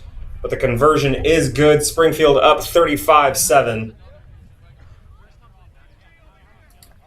Yeah, like I said, I'm not a fan of this showboating and waiting to touch the try down. Just touch down for the try and get on with it. It's not positive rugby. They got a penalty at the restart. See, they did get something. They did get something. We couldn't quite see it on the feed there, but Springfield, instead of kicking it away, is able to just restart at midfield, and they have the ball in the attacking half. Just over 2 minutes left in this second half here. Springfield comfortably ahead. A broken couple of tackles there. That's Owen Cordair from Waterford, Connecticut, who will get his name on the score sheet here as well. And he waits for that contact to come in, maybe killing a little bit of extra time there. And you can just see maybe St. Edwards just out of gas here as we look at the previous try. This is that penalty moment. Okay, we're not going to see it, unfortunately. 40 points to 7. Good effort by St. Edwards. Can't fault their effort and commitment, but Springfield have been the most clinical team I've seen of the 5 matches I've watched this morning. They've looked really good. They're going to be a threat in the later rounds. Conversion is good. It is 42-7. Springfield with the lead here in the dying moments. We'll see some subs, get some new names out onto the field. See if we can get those as they come on here.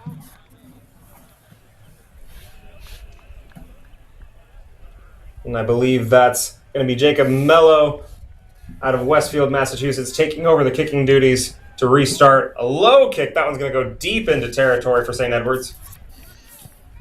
St. Edwards with a goes to boot themselves and maybe a kick and chase here, but a good pursuit back by number 24, Luke Primrose. The freshman, and he's going to take it all the way back himself. Breaking tackle, spinning there. Good offload to Anthony Haddad. Springfield looking for more here. And they get a penalty. Not rolling away, it looks like, and a quick restart. Another penalty here. Springfield looking for just the dagger here at the end. And number 14, Ted Walden, is able to break through that last tackle and dive across for a try. Yeah, it's clinical from Springfield. They just have too much pace and power for the St Edwards players, and that quick tap penalty. I think in a more important game, you might even have seen a yellow card with the St Edwards player there. But let's see if the kicker can make it 7 from 7 and finish off this game. This is an excellent win for Springfield. They are looking very, very good.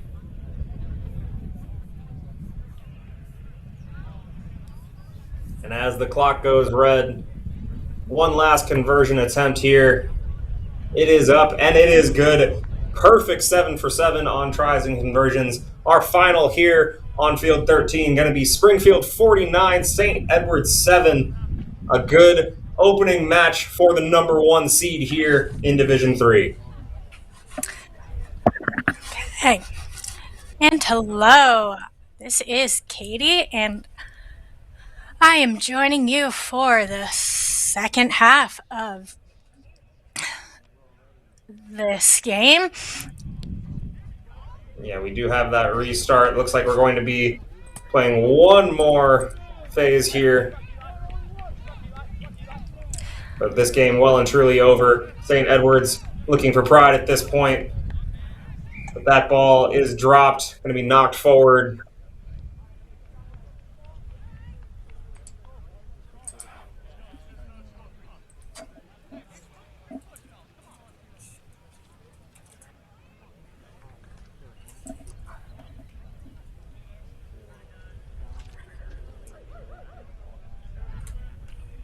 All right, Springfield with one more scrum here in the attacking half. Not just going to kick this one out. It looks like they're going to be pushing for one more play. The referee not liking something in that scrum. Again, just a talking to here, making sure everyone's staying safe.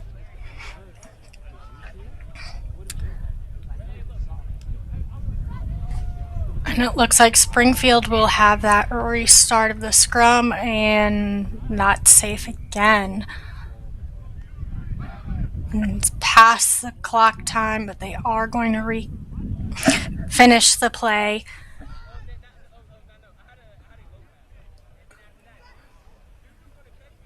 Let's see what Springfield can do with this. And they have... Oh. And St. Edwards gets the penalty out of it, so a defensive win there on the scrum. St. Edwards now driving from their own half. An offload here to the near side. That's number 15, Shaflet. He's had the ball on his side a couple of times.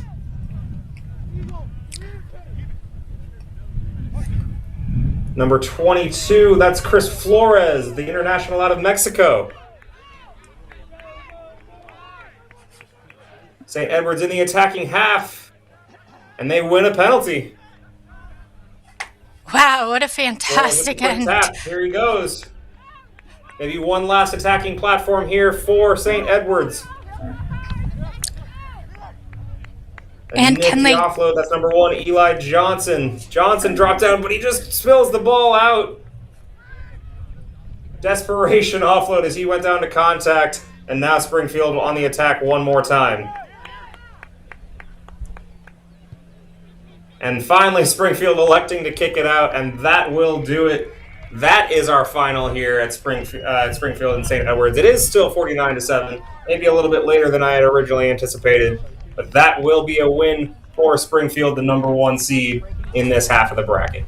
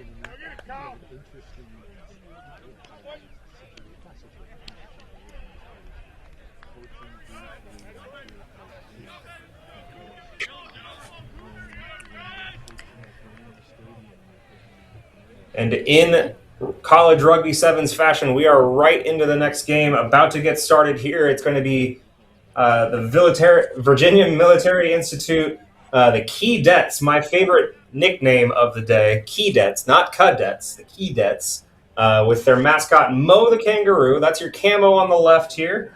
They're going to be taking on the University of Montana Grizzlies. Fun fact about the University of Montana, Katie, I don't know if you know this. J.K. Simmons went there. That's their famous alumni.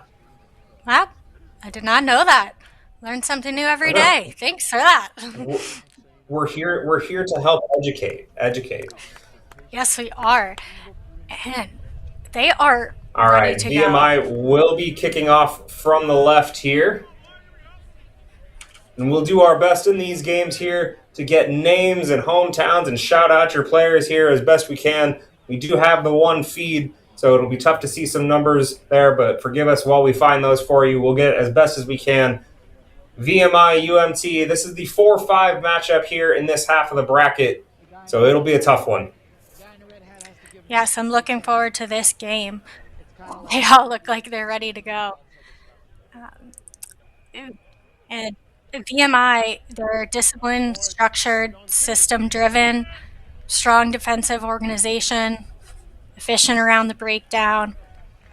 Montana has a huge identity. They're big sky, physicality, direct, powerful, collision first. Let's see what both teams can bring. All right, number 12, Caleb Chandler from VMI kicks it off. It is contested and knocked backwards, and Montana gets a good run up to it, and they're off to the races immediately. Acceleration on the far side. Montana immediately off the kickoff is going to be taking this ball to the house. What a try to start this game before we're even settled down in your seats right there. That was a fantastic try by Montana. That was really great right off the first kick, right off the gates. And it looks like they have secured Joaquin Gaines going to the house there. He was powerful, strong, defenseless. No one could stop him there. And they have secured the kick with the 2 extra points. UMT 7, VMI 0. About 6 minutes to go in the first half. So a great start here. VMI getting punched in the mouth off the start. And we have a restart. This one not contested, so VMI is going to keep that one, and they're going to bring it out from their own half. That's number 10, Kyle Smith, going into contact. VMI brings this one out to the near side. A little bit of a dummy there from Smith.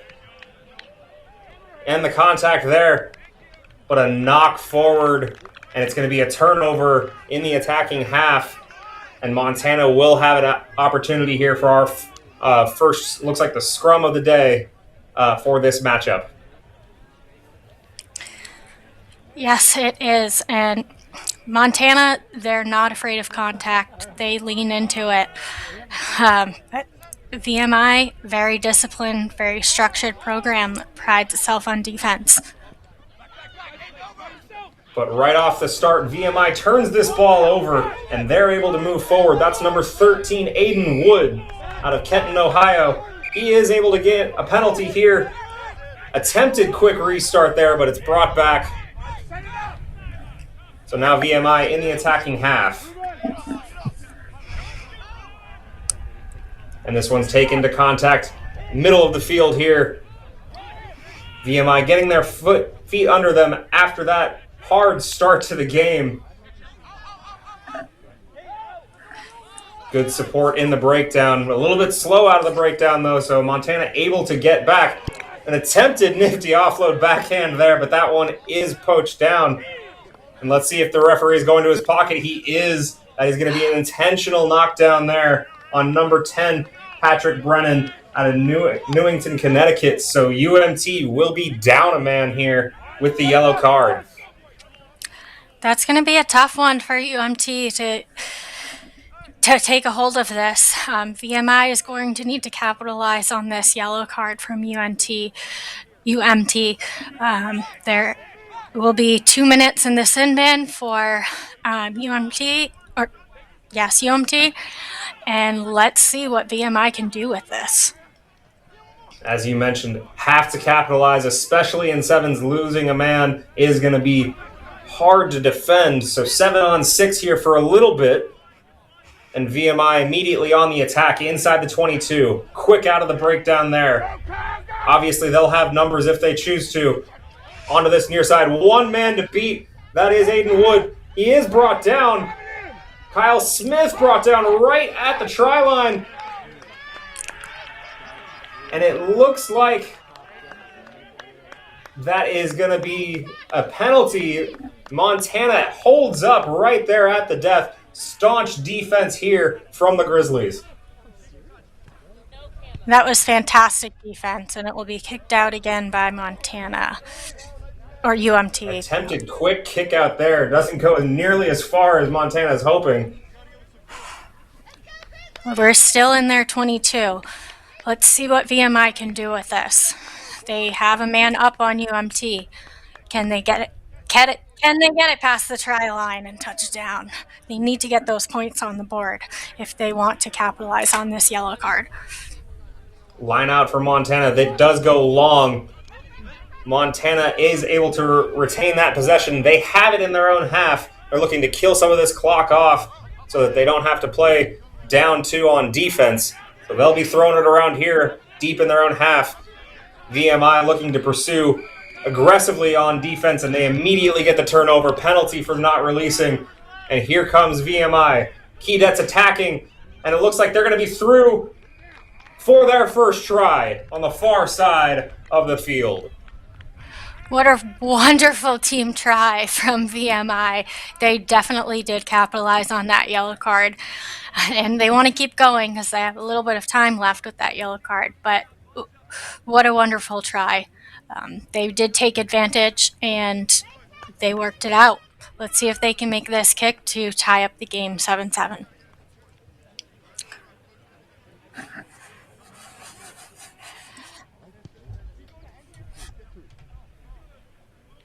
Conversion attempt is up, but it is no good. Had plenty of leg, but no flag from our line judge there.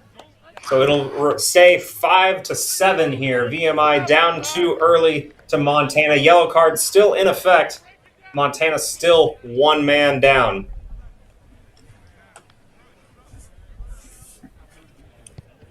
And the kick away here. Caleb Chandler kicks that one long. Montana claims it. They're deep in their own half still here again. A man down. Looking to attack, though, even despite that man disadvantage. Met by 2 Keydets there early. Montana pushing forward. A broken tackle there and a line break. That's number 10. Patrick Brennan, he is through. And I believe he was our yellow card, so he is clearly out of the sin bin. He's going to take it all the way down for a long try. Out of the sin bin into the scorebook.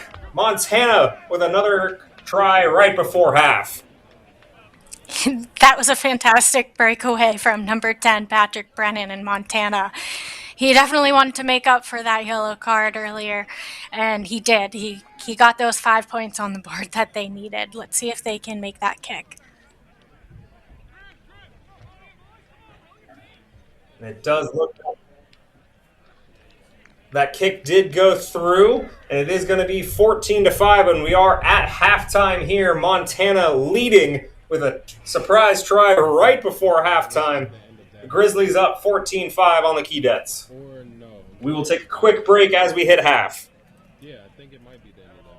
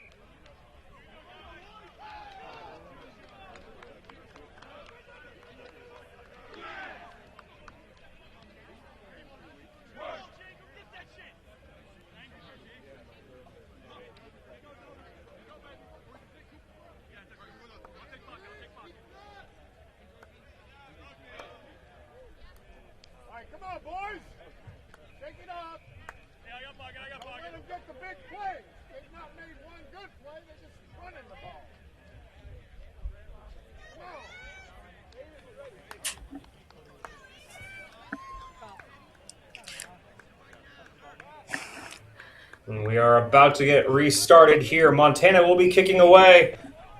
Montana defending that 14-5 lead, but that restart is not going to go 10. So this one is going to be a restart at midfield for the Keydets. That's number 9, Thomas Maxwell, who gets us restarted. And off to the far side, the Keydets are immediately into the 22. This is exactly what they need in that second half, trying to get ahead. No contact, but a high defensive line for Montana, and that might cost them. Number 4, Charles Battles, is able to push forward. And another yellow card is going to be coming here for dangerous play. And Montana will be down another man here. Oh, and that's really too bad for Montana. They're going to need to take a hold of this right now. They're down a man for the next 2 minutes. So the Keydets, as they were able to score in the first half, but immediately on the attack, a knock on, and they waste that attacking platform.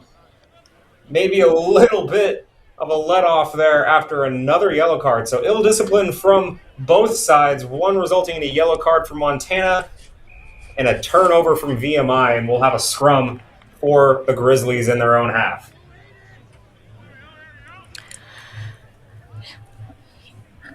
Hey.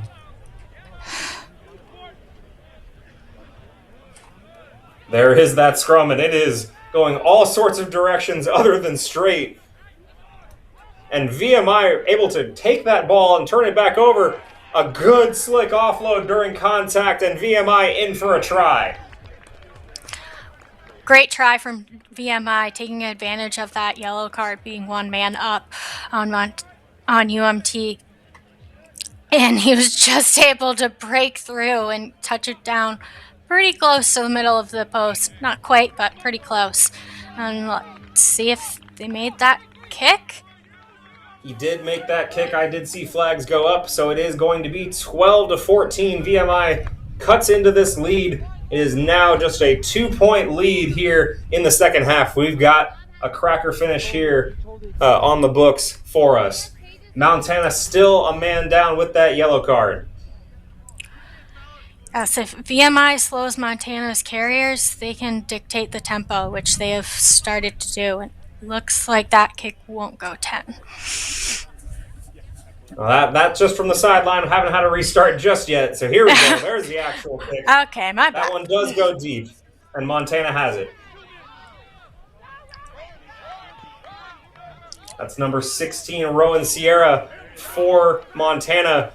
But this possession is driving backwards as VMI senses they need to get this ball turned over. But a good carry there on the far side. And Montana able to release some pressure, but again, driven back there. A good tackle from VMI. Sierra there, again, in the colorful headgear, easy to recognize. And here we go to the near side. I believe that's going to be number 15, Ishmael Perrin. He is running away from it, just gets around the corner and is going to be all the way gone for his own try here. So Montana, with a man down, gets their own try. Ishmael Perrin out of Casper, Wyoming. Fantastic breakaway. Attempted tackle by VMI, but they just can't hold back that number 15, Ishmael Perrin. He is strong, powerful, able to touch it down, no problem. And let's see if they can get this kick. Kick is good for another 2 points for UMT. Score is 21-12. UMT is up, still with yellow card.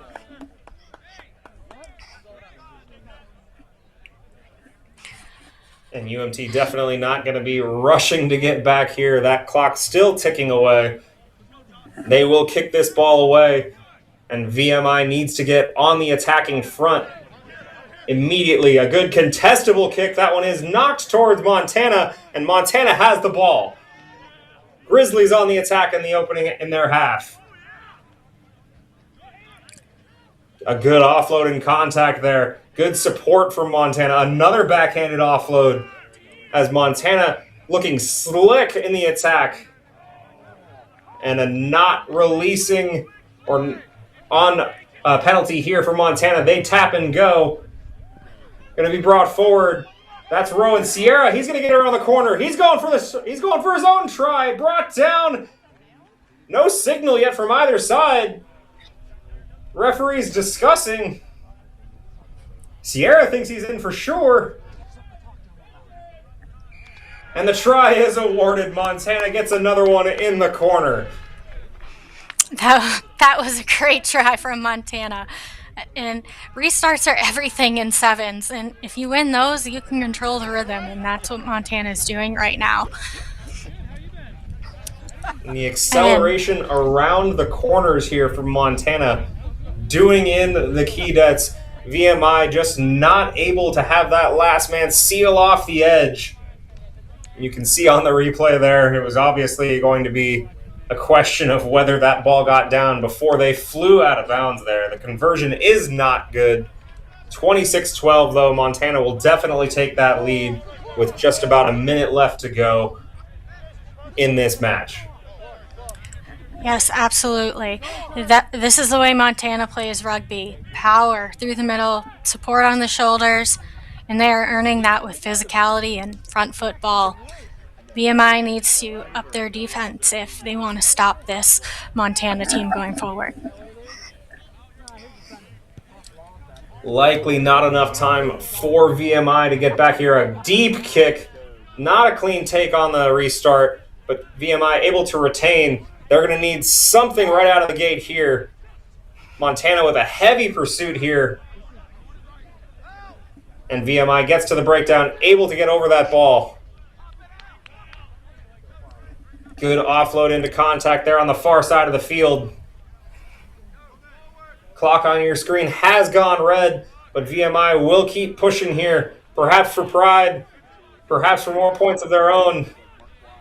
A good counter ruck there. VMI able to retain. Oh, and an immediate tackle there. Great pursuit by Montana as VMI is now in the shadow of their own goalposts. But a knock on Montana. Maybe releases the valve a little bit. But we will be done. That is game there. The referee signals full time. The final here on field 13. Montana takes it 26-12 over VMI.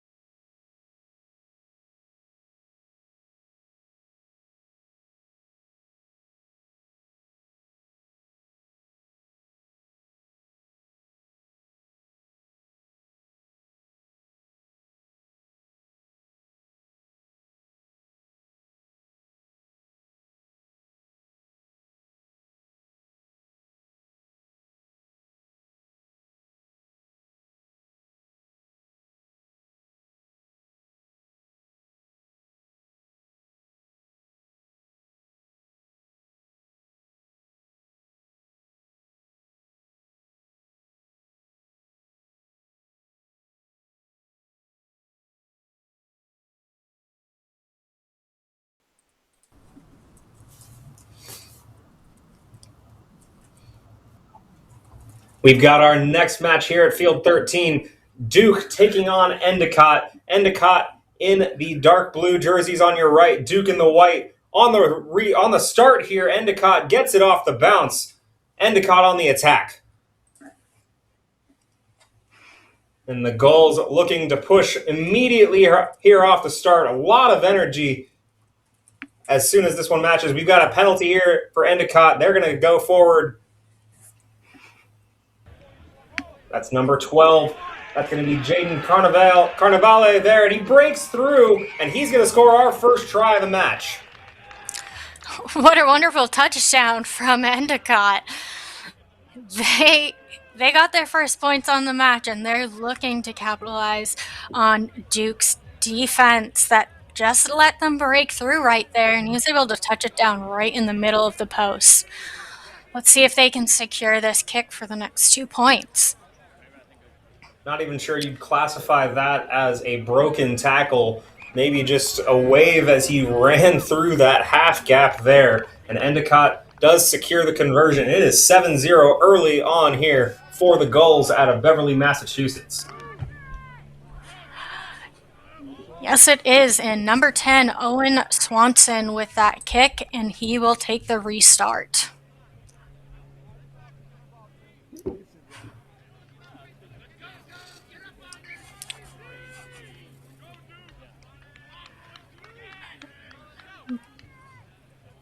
Both of these programs are in their way.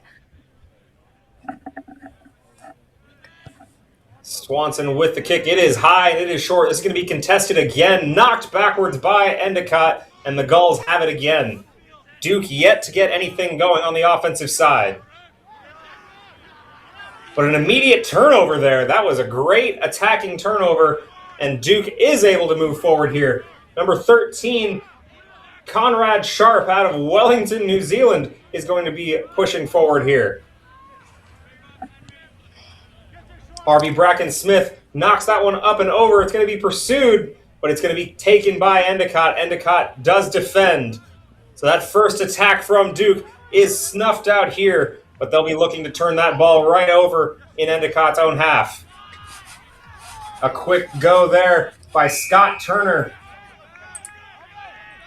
But it's turned over. He does not release. And it's back and forth stuff, and that one bounces off. That was number 19, River Hansen, who wasn't able to keep a handle on that ball. So turnovers back and forth here. A little bit sloppy, but frenetic play from both sides. Yes, this matchup is a great contrast in rugby philosophies. Oh, here we go again. And another turnover. Duke right off the turnover, looking to get it. A quick tap and go, and it is in for the try. Gabrielle Downs out of Shrewsbury will get Duke's first points of the day. Just as we said, more turnovers and more ill discipline. Another one from the Gulls turns it over. And that kick was not made, or was made by number 12, Jaden Carnival from Coventry, Rhode Island.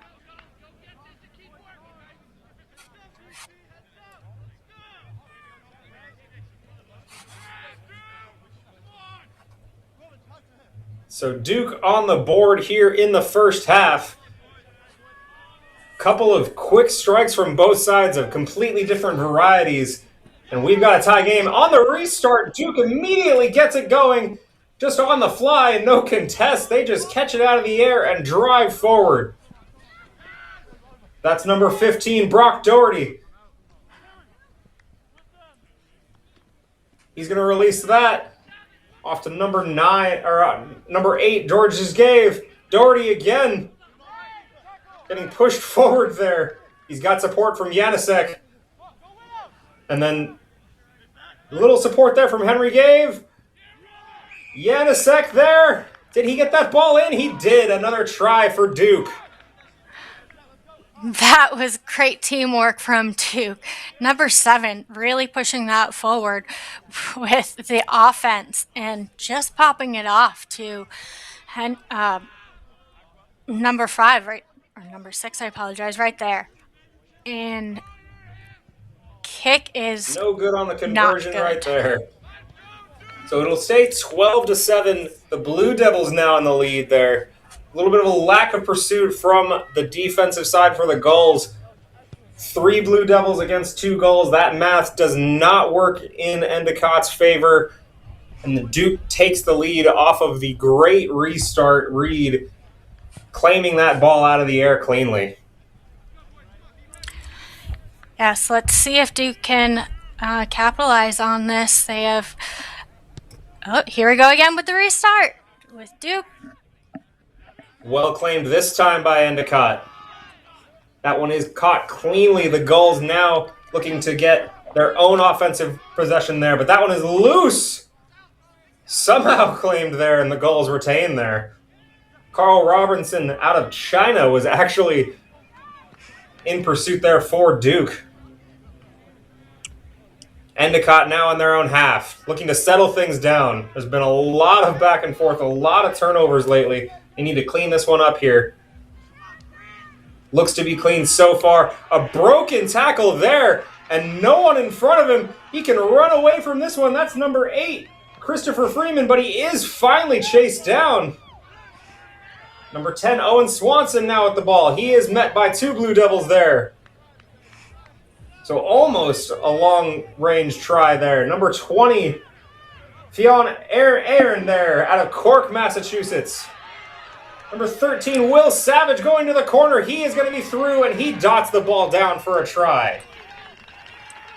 What a great try by Will Savage from Weymouth, Mass. Fly half. And there was no one stopping him there. No defense, and he was able to just get it open in that open space to touch it down. We've had 4 tries so far in this first half, all of them with completely different varieties and build-ups to them. That one built mostly off of a long-range run from their own half. That one goes through. I don't see a signal, unfortunately, not able to tell if that one went through. So it looks like it's going to stay at 12-12 for right now. As we go close to the end of the first half, we're going to get one more restart, it looks like, before we call that half. So Endicott's going to kick this one away, and maybe Duke can get on this ball, and someone can grab a lead here before we go into the second half. Endicott kicks this one away. It's going to be short, contested, but that one is going to be claimed. Endicott now trying to push and turn this one over. It is a knock forward on Duke, and so the Gulls have an attacking platform now. But we're not going to play through that one. It is going to go straight into halftime, so it's going to be looking like we're tied at 12. Blue Devils and Gulls here on field 13.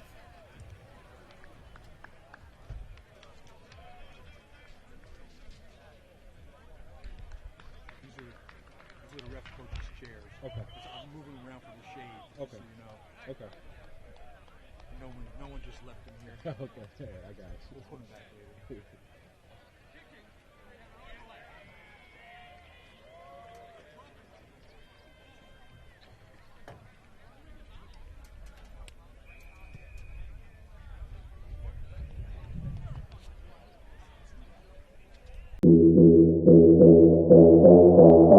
Consistency on 3. 1, 2, 3.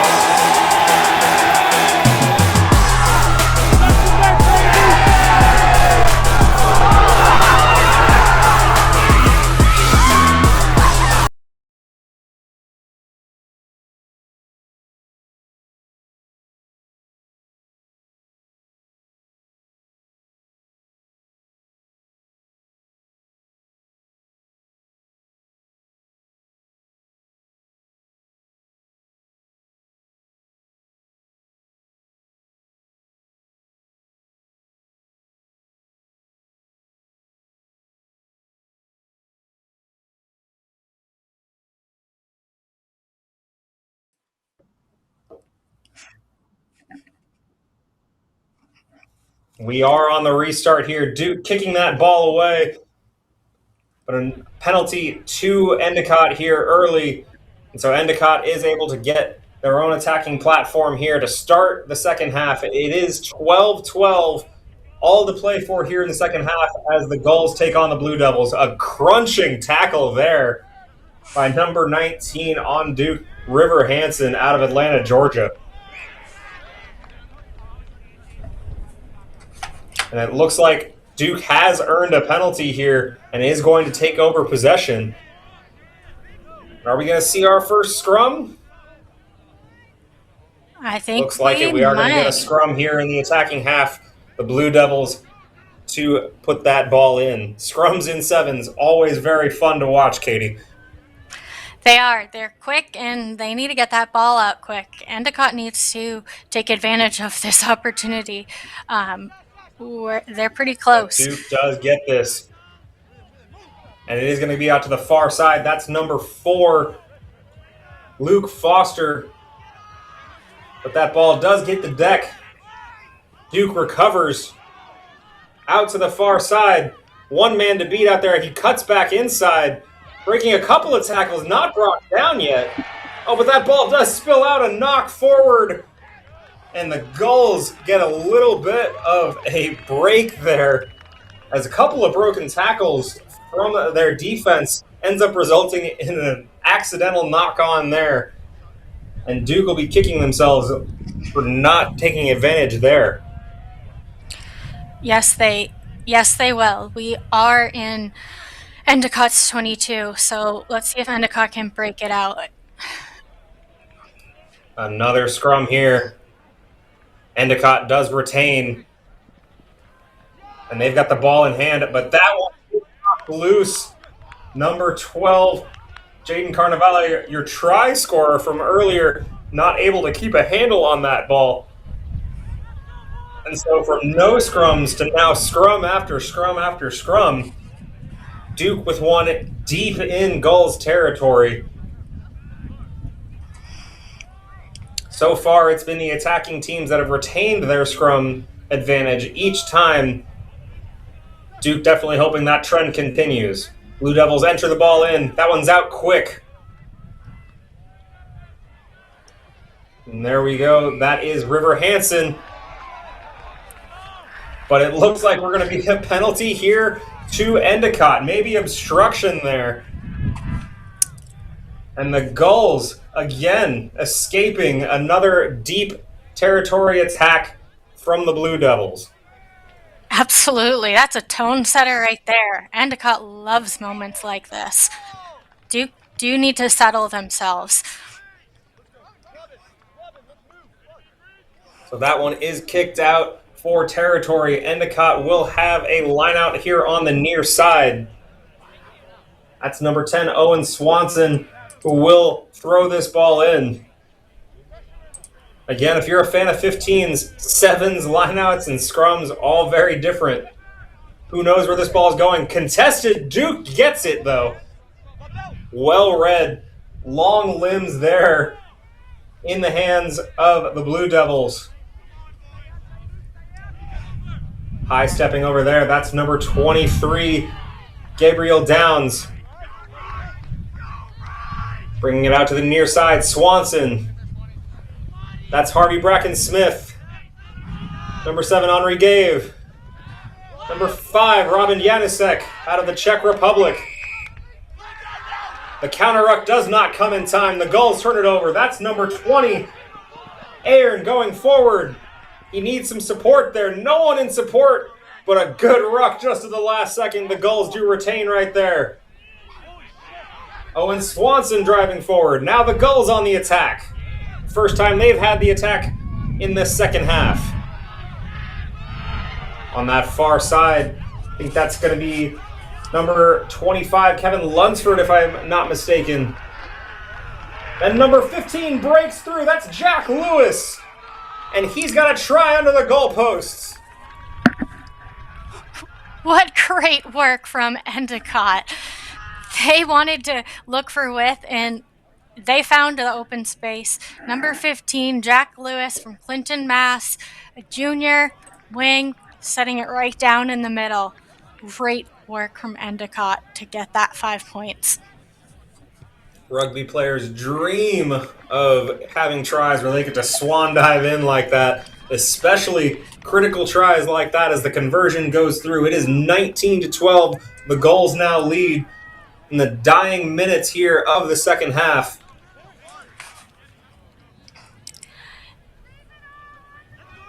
Yes, and Endicott will want the quick ball again. They have the kickoff. Let's see if Duke can collect this and retain it and make anything out of it. A good high kick. This is going to be contested. Swanson able to knock that one backwards, and Duke is able to get possession. Swanson with the good support there in the breakdown. Duke needs to get this one all the way forward. Strong tackling from Endicott, but as I say that, a couple of broken tackles. And Duke with a good offload in contact. One man to beat. Duke going back the other direction. And Duke is going to respond right away. The Blue Devils with a try of their own from deep in their own half. That looks like that was number 11, Ryan Khwaja out of the United Arab Emirates. That was amazing. What a run for number 15 from the United Arab Emirates. Kick is unfortunately no good. So our score is 17-19. Endicott's still up. Duke will have the kickoff. That is huge. The kick not being good means this game is not tied. But off the restart, oh my goodness, that one's made a mess of. River Hansen causes the massive contact there, and that ball goes loose. And he is going to come forward for a try. So from not tying the game on an easy conversion, Duke somehow makes Endicott make a huge error there. Outstanding River Hansen, who just wins the game for the Blue Devils.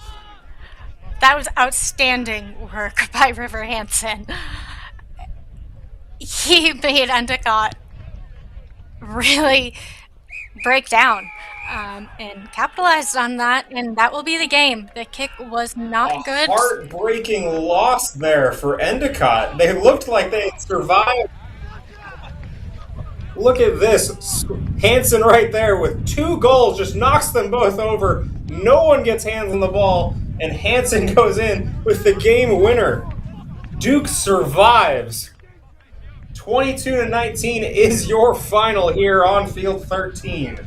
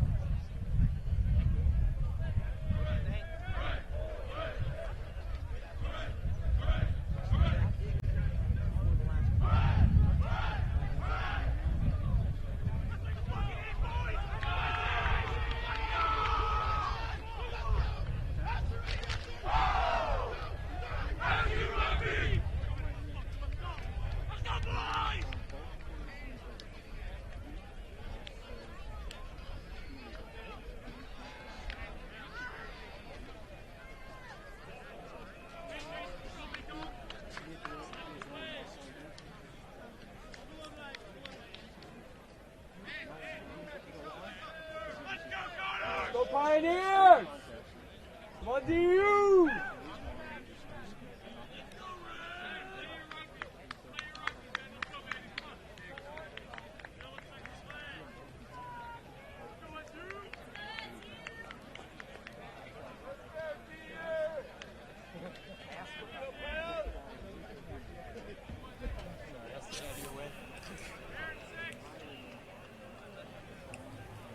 And right back into the action here on field 13 is going to be Denver, the number 2 seed on this half of the bracket against Susquehanna. Susquehanna here in the colorful orange and white on your left. Denver on your right in the red. Susquehanna will be kicking us off. And this matchup gives us very 2 different approaches to sevens. Denver brings speed and ambition. Susquehanna brings structure and discipline. Both teams earn their way into the CRC field through consistent, clean rugby.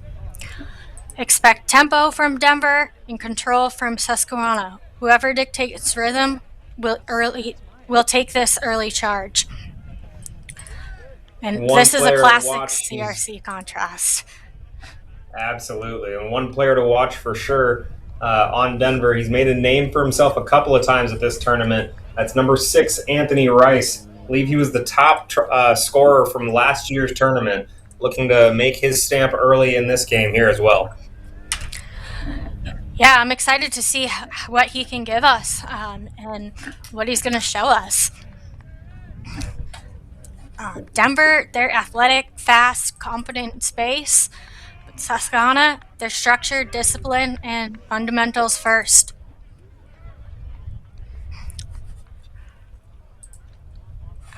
Susquehanna is also, they're tidy. They don't like to give up cheap mistakes. They don't beat themselves. They have a low error rate. But Denver is very bold. They back themselves in open field, and they have strike runners are their platform.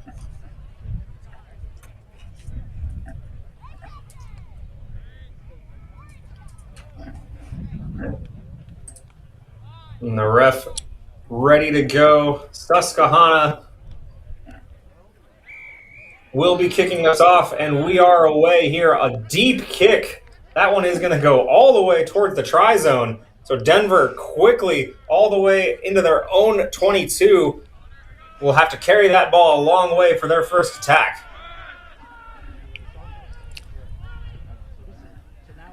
Good quick passes here. And then Denver does break away. That looks like that's number 6, Anthony Rice. As I was mentioning, immediately dangerous there. And as you mentioned, Katie, the tempo for Denver immediately putting Susquehanna under pressure as they outlet from the shadow of their own goalposts. Absolutely. They need to get this out of their half. Near side. Rice again. And a dummy there. That was number 14, or number 12, I'm sorry, Cooper Wood, who's able to dummy that one forward, and into the attacking half go the Pioneers. Number 4, Mitchell Galley takes that one into contact. There's Rice, breaks one tackle, but is brought down. Galley brings this one out. That's over to Selfors. Selfors to Brown. Brown to the far side. And a breakthrough, and we've got our first try. And that's going to be number 13, Benjamin Hyman out of Longmont, Colorado. Denver with the first try of the match. That was a great break and great run by Denver, number 13, Benjamin Hyman, the scrum half from Longmont, Colorado. And let's see if they can make this kick to bring it up to 7-0. And Hyman looks to be taking his own conversion here, but you immediately see the quality out of the Pioneers. Quick passes, conversion is good, so it is 7-0. But the tempo, the passing, everything immediately working for Denver, and Susquehanna catching the Pioneers a little bit off guard with that opening kickoff. But Denver able to get through it just by sheer passing ability and quality. Susquehanna does catch this restart here, and they will have their first attack. The Riverhawks taking it inside their own half. Moving forward here, Denver in pursuit. Susquehanna needs to get it out of their half if they want to get some points on the board, but Denver is on top of this. Denver's pursuit is aggressive, and this ball is so far just going backwards here for Susquehanna, but they are retaining. And just as I say that, it is going to be a penalty to the Pioneers. Not releasing in time. Denver able to turn this ball over. Oh, that is too bad for Susquehanna with that penalty. I think Denver is going to take advantage of that. Let's see what they can give us. Our first scrum of the match here. Looks like Hyman will be getting this ball in. And Denver looking to capitalize on the first penalty of the match here. Already leading 7-0. And this will be a real opportunity for Denver. Here comes that ball over to the near side, Peter Gray. That ball squirts out in the contact there, but it is backwards. A little bit of kickball here on the ground. That ball is knocked. So a little bit of sloppy play from the Pioneers out of that restart. Susquehanna able to turn that ball over, and a release valve here for the Riverhawks. Yes, Denver needs to settle. They need to settle their tempo and get back to where they play best, which is structured passing and clean balls. Charles Jones to enter that ball in, but Denver looked to have that at first, but done so illegally, and the Riverhawks will win a penalty. The tap and go, and the Riverhawks have their first attacking platform of the day. Ball to boot. That one is behind the line. A great pursuit by the Riverhawks. Another one tapped forward. Can he get that one marked down? No, the Denver Pioneers are able to get through there. A little bit of a conversation here first, though. The referee going to get some help from her linesman. The pursuit here, it looks like that was the obstruction that the Riverhawks are complaining about there. That bump to bump there on the shoulder. We'll see if they determine that to be a penalty here, and maybe a huge turn for Susquehanna. Absolutely. Susquehanna definitely will want to take advantage of this. They are in opposition's 22, and they are pretty close to that try line. Yep. Susquehanna is going to get the penalty here. Nothing more, just the penalty, so it'll be a scrum deep in Pioneer territory. However, the last scrum, the Denver Pioneers were able to immediately try and get that ball out. The Riverhawks do retain this one. They have an attack. Met by a wall of red there. The Riverhawks now moving forward, and that wall of red turns that ball over. The Pioneers able to get this one out. Anthony Rice sprung loose on the near side. There's the acceleration. No one's going to catch him from his own half underneath his own goalpost. Anthony Rice for the Pioneers gets his first try of this tournament. What a run by number 6, Anthony Rice on Denver. He is lightning quick. No one can stop him, and no one was really there to stop him. He was all out, and he was ready to score that try.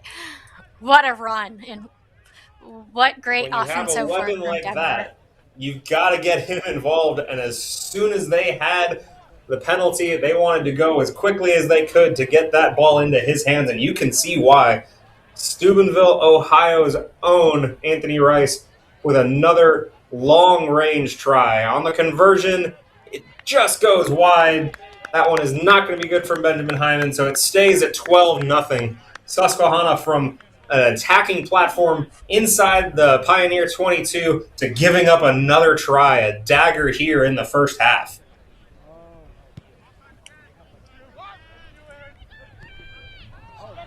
On the restart, that one is bobbled by the Riverhawks. But it is going to be, looks like an offsides there maybe.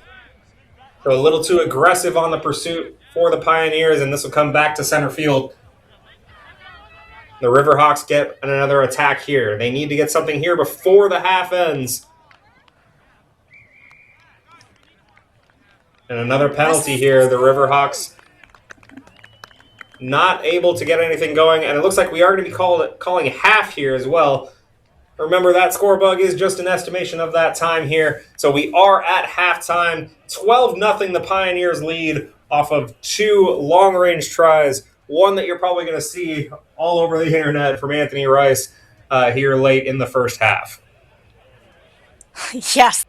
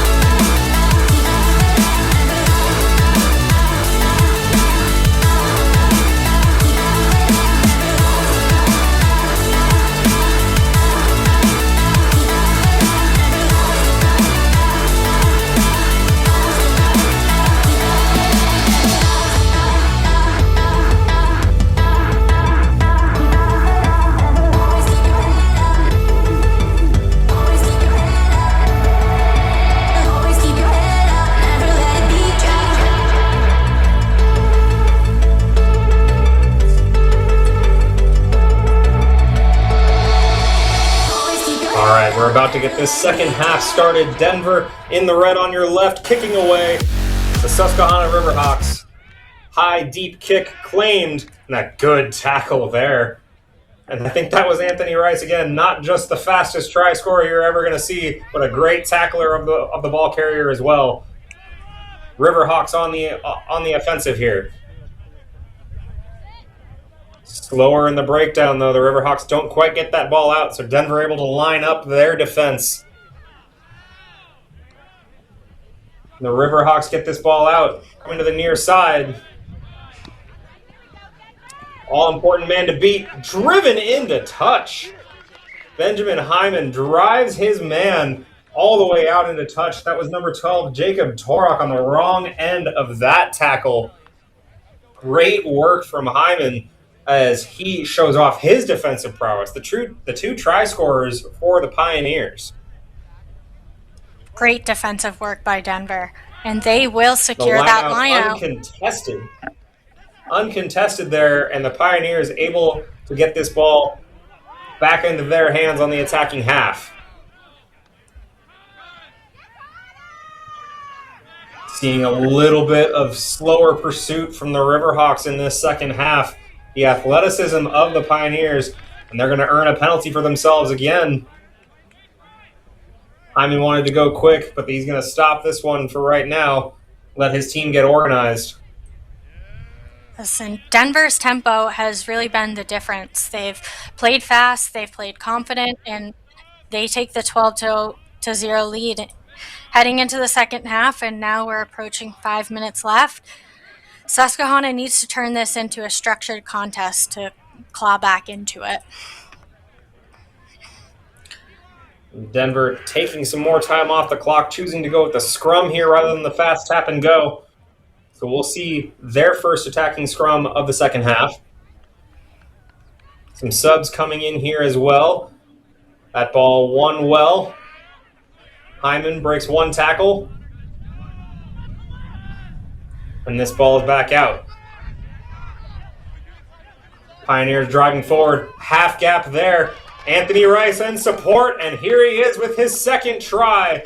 Driven forward there. That was Aiden German who exploited that half gap, took two Riverhawks with him. And Anthony Rice benefits with another try of his own. Look at that open space that he just found. It just opened up right in front of him, and he was able to go through and touch it down. That was a great teamwork try for them. And Anthony Rice with another try. He's unstoppable. And it looks like 13 Hyman will take the kick. Let's see if we can make another 2 points out of this.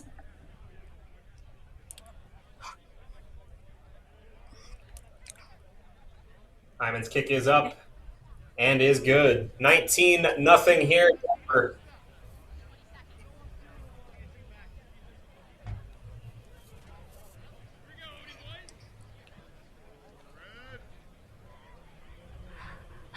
Susquehanna needs to strengthen their defense and stop this powerful Denver offense if they want to get any points on the board. Denver is powerful, driven, and I think the key thing is they're confident. They're extremely confident. And Denver does kick this one away. And while Susquehanna does obviously need to shore up that defense, we just haven't really seen them in the attacking half either. We haven't been able to ask any questions of this Denver defense anywhere outside of their own half. But as we say that, the Riverhawks driving forward, Susquehanna now into that attacking half.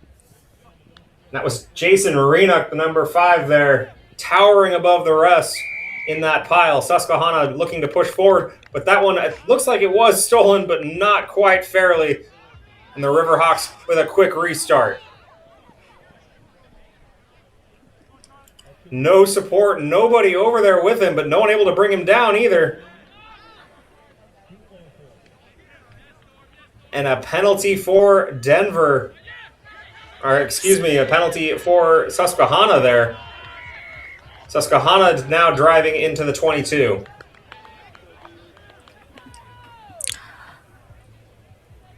Susquehanna needs to get this out wide. Get it to their fast-paced runners. A good counter ruck, but it comes just too late as Denver turns this one over. The support just not there for the ball carriers of the Riverhawks. It could have been a good opportunity for Susquehanna.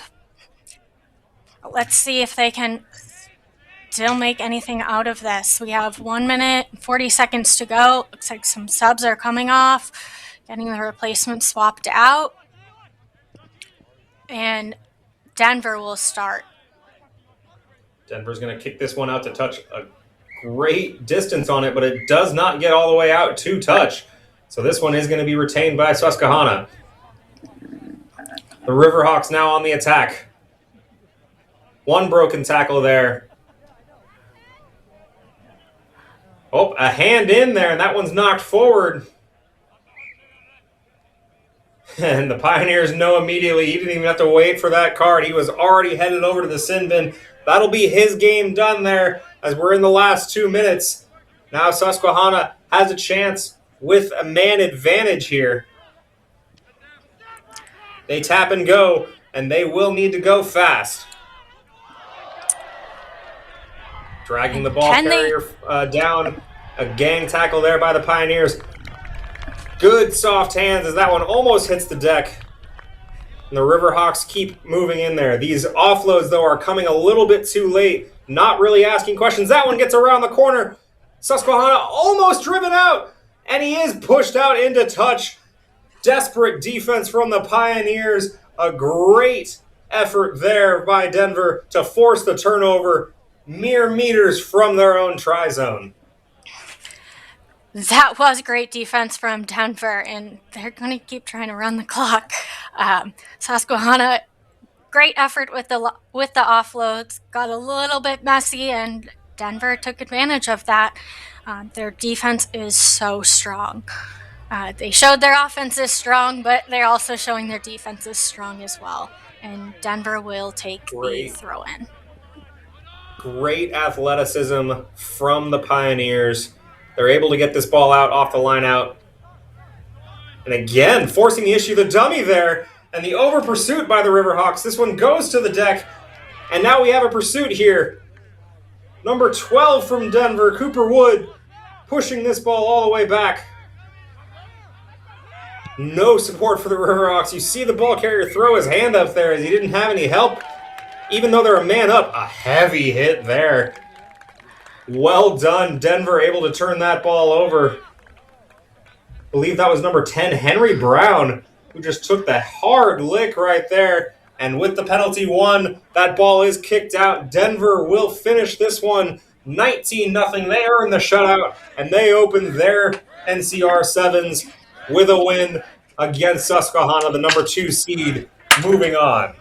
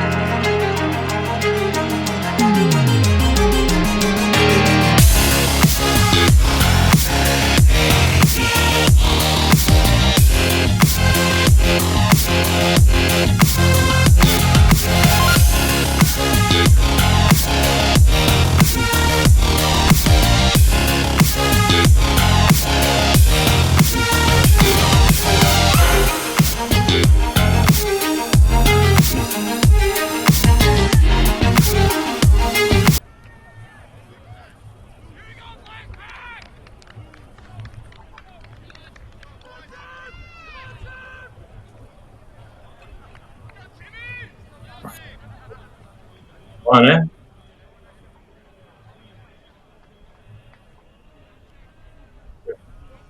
Okay, Providence lost today's opening match, 33-5 to the number 1 seed Richmond. They gave a good account of themselves and belied their number 8 seeding.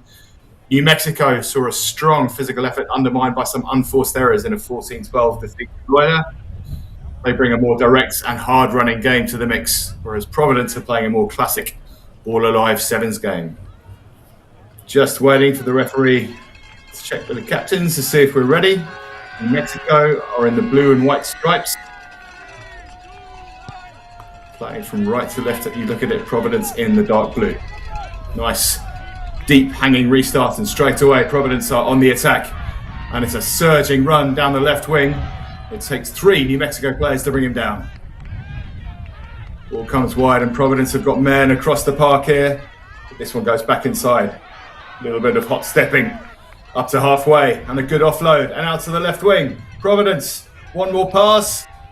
Oh, he just was maybe trying to get the offload away, maybe trying to reach for the line from 25 metres, but Carpicano has spilled the ball into touch. But Providence on the front foot early. Great opening sequence there from Providence. Couldn't quite finish it off with points, but you can see these teams have now, cut their teeth on their first match of the day, and a little bit sharper here as we get into the second matches going on. New Mexico have opted for the scrum. They have the option of the scrum or the line out because the ball went forward into touch, but they are a physical team, as we saw the first half, and the scrum was clean. The pick up by the scrum half was not, but a low clearance kick from the 22, and now it's a foot race. Oh, he didn't scoop it up cleanly, and it's been hacked through now. Now a real chance here. It's a foot race, and it's covered. Providence running out. This game has got a lovely open feel to it, straight from the off, out wide, up to the 10-metre line. They bullocks through one tackle, and again the ball spilled, and we've got the advantage. And Akongwi Chungong takes the ball into contact, but no advantage coming, and we'll have a scrum to New Mexico just inside the Providence half. Almost a freakish early try for New Mexico there, Ken. A lot going on there. Great pursuit. A little bit of a bobble on the defensive side from Providence, and the New Mexico pursuit. Chungong right there. Gets one boot to it, just can't quite finish it off. Another scrum. The first one was clean for New Mexico. This one is clean, and it's better possession secured by the scrum half. And that's the second time they've used that dummy switch pop in the middle. This time the dummy, and he's torched through a gap, and he's making metre after metre. Out we come left. There's men over here, and it's Chungong. He's in space. Has he got the pace? Has he got the pace? No, he's brought down. Tries for the offload, and it bounds into touch. Providence line holds secure for the first serious attack by the New Mexico team.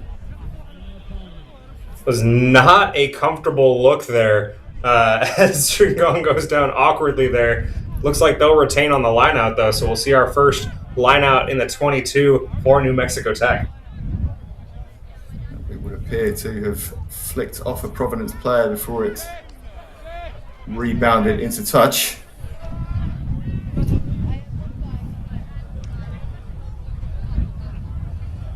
"15 metres from the Providence line. New Mexico's first serious attacking opportunity. The line out sets well. And there was a brief gap open there, but it was quickly slammed shut, and they've managed to hold the ball up. Now, if this is a maul and if it goes down, but it doesn't. And that's Sutulov, who's going for the line. He's 5 metres out. He's brought down by 2 Providence players. And the ball is slow to come back. But we're going wide.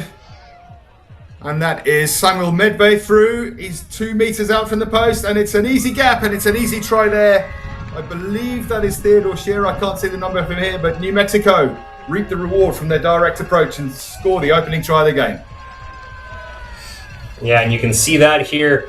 Big fella right here in the middle takes 2 defenders with him, and then just an easy, quick grab as no defenders in front of him there, goes and gets that final try, and the conversion is good. 7-0 New Mexico. A straightforward conversion, and there you can see New Mexico's approach significantly more direct than their opposition, but it's taken them 4 1/4 minutes to score the opening try of the game. Now we have to see if Providence can find something in reply. They will, of course, receive the restart as is normal in sevens. And it has to be said, the Miners are not in a hurry to take this.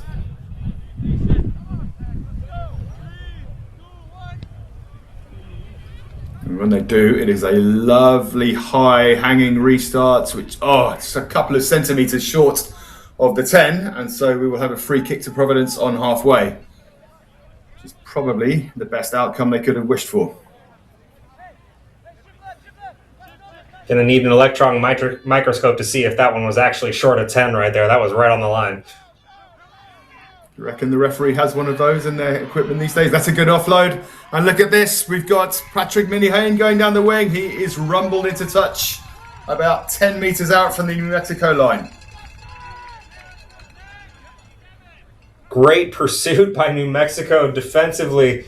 Minihane there just rumbling forward, a big body, hard to bring down, but he was brought down and into touch. Perfect scenario there for the defense for New Mexico.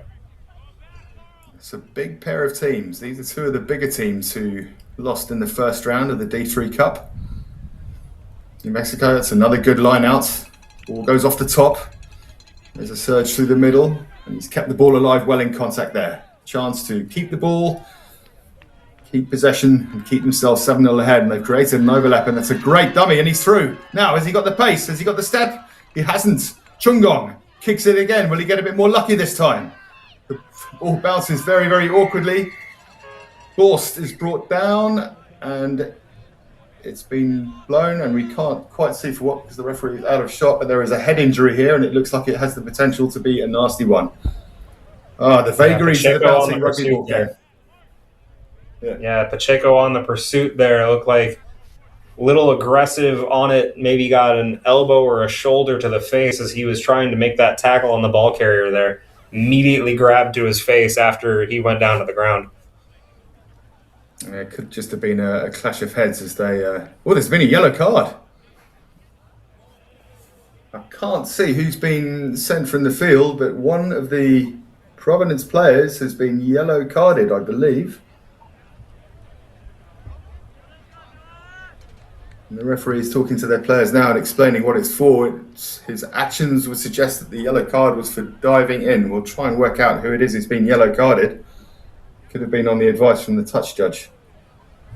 So Providence will play the next 2 minutes, the last 40 seconds of this first half and the first minute and 20 of the second half with only 6 men. And they look as though they're facing an uphill task here. Yeah, broken play there. I wasn't sure where the dangerous play was either on there. You can see the referee talking with their linesman there. But obviously when you have that head injury, you want to make sure that the injured player is tended to. But if there was any foul play in there, that's obviously going to make the call a lot easier with that result. Yeah, it's I'm just looking at the field now. It's possible that was actually a substitution. That the yellow card has been... Providence now have 7 players on the pitch, so I have to excuse us, guys. It's a bit of a mystery, but the referee clearly showed something to one of the players.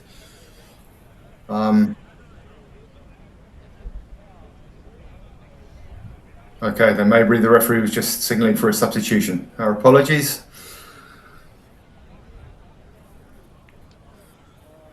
It's hard to know how many players are on the pitch at the moment as the New Mexico player, who I believe is Seth Cowan, is still being attended to on the floor. So this is clearly a fairly significant head or facial injury.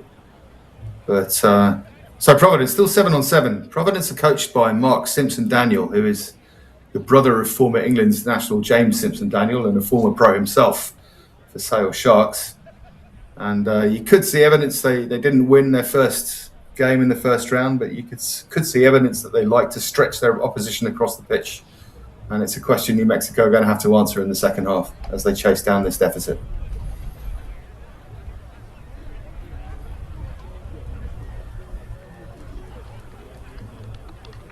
We are still waiting for Seth Cowan to be attended to, but the players are applauding.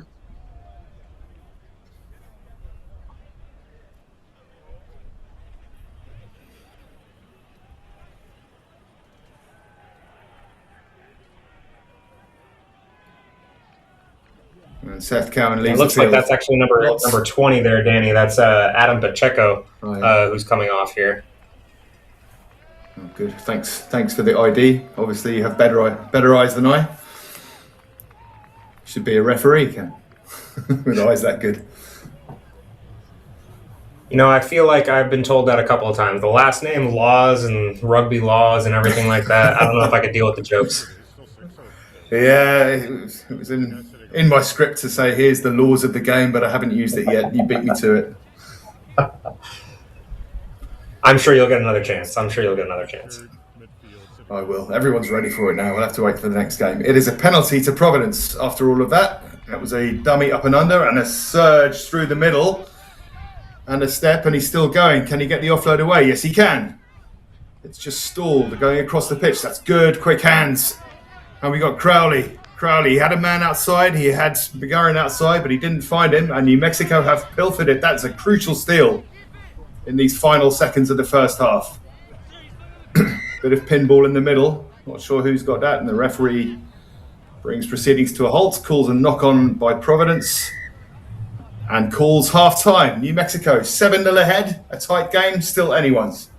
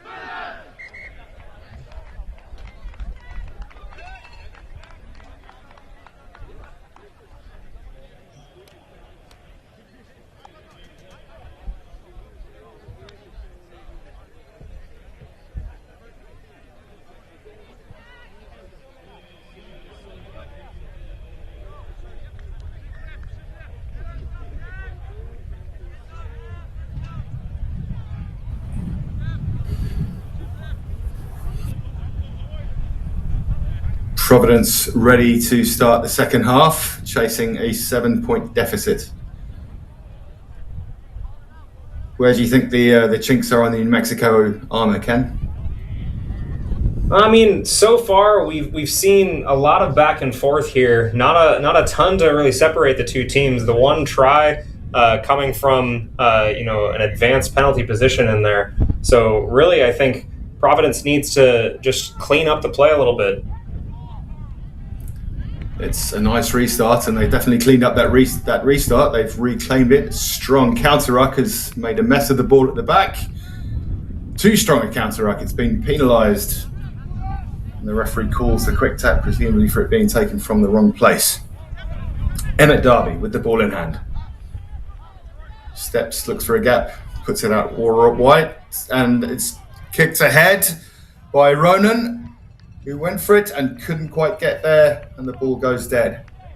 Providence knocking on the door again. Couple of kicks through and trying to chase it down. New Mexico survives that one, though, on the great pursuit from both sides.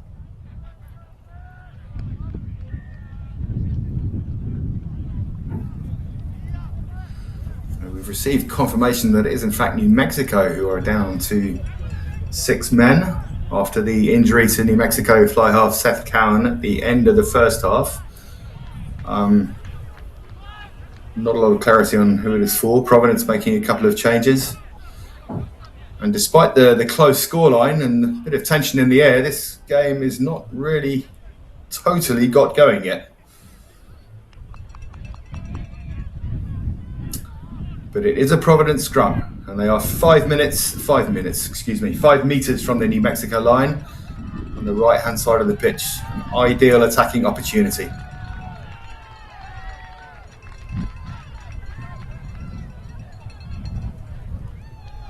Ball came out quickly, and it's good. And we go right, and it's Darby. Can he get it? Has he got the pace? There it is! 7-5 to New Mexico. The kick still to come, and when it came, it was devastatingly simple. Right off the set play, you knew exactly what they were going for, taking advantage of that numbers difference. This is McGurran. What a throw across, taking out all of that real estate from those defenders, and it's as simple as McGurran just carrying it in the rest of the way. Great set piece from Providence. Kevin Kirkland with the kick. Oh, he's pulled it left. And it remains New Mexico 7, Providence 5, with 5 minutes to go. New Mexico, a man down. If he doesn't come back in this play, he will come back in the next one. Tough look. You obviously want to make those conversions from that angle right there. But plenty of time here for Providence to make up and get back on top of this scoreboard. I've seen a number of those short conversions missed today. The kicking is so important in these. The further you go into the knockout stages, those conversions can make such a difference. There's a step in the middle, but he didn't have the gas to go through. Oh, there was an attempt to steal. The counter ruck was good, but New Mexico still with the ball in their own 22, sweeping it wide, but they're looking there, and he's got the gas on the outside, and he stepped inside, and now cover tackle. Go down, he stays on his feet, he gets the offload away. New Mexico trying to take the ball into contact, but they're not quite cohesive enough. A chicken wing offload, it goes out to the right. He's brought down, Chung on, but it's intercepted and it's picked off. And it's Kevin Kirkland who is racing away to the corner. Providence hit the front. An intercept, an opportunist try, born out of good defence. Providence hit the front. And that was a couple of slick offloads from New Mexico, but one offload too many as he's telegraphing that pass, and Kirkland's just waiting for that one, and he accelerates around the corner, not even touched on his way in, and Providence do take the lead. It came to a foot race from 50 metres. He had the minerals. Can he convert his own try? And this one has gone off to the right. Providence 3 points ahead. 4 minutes to go. And on the balance of things, probably you would say deserving of the lead. They've been a little bit more effective with the ball in hand.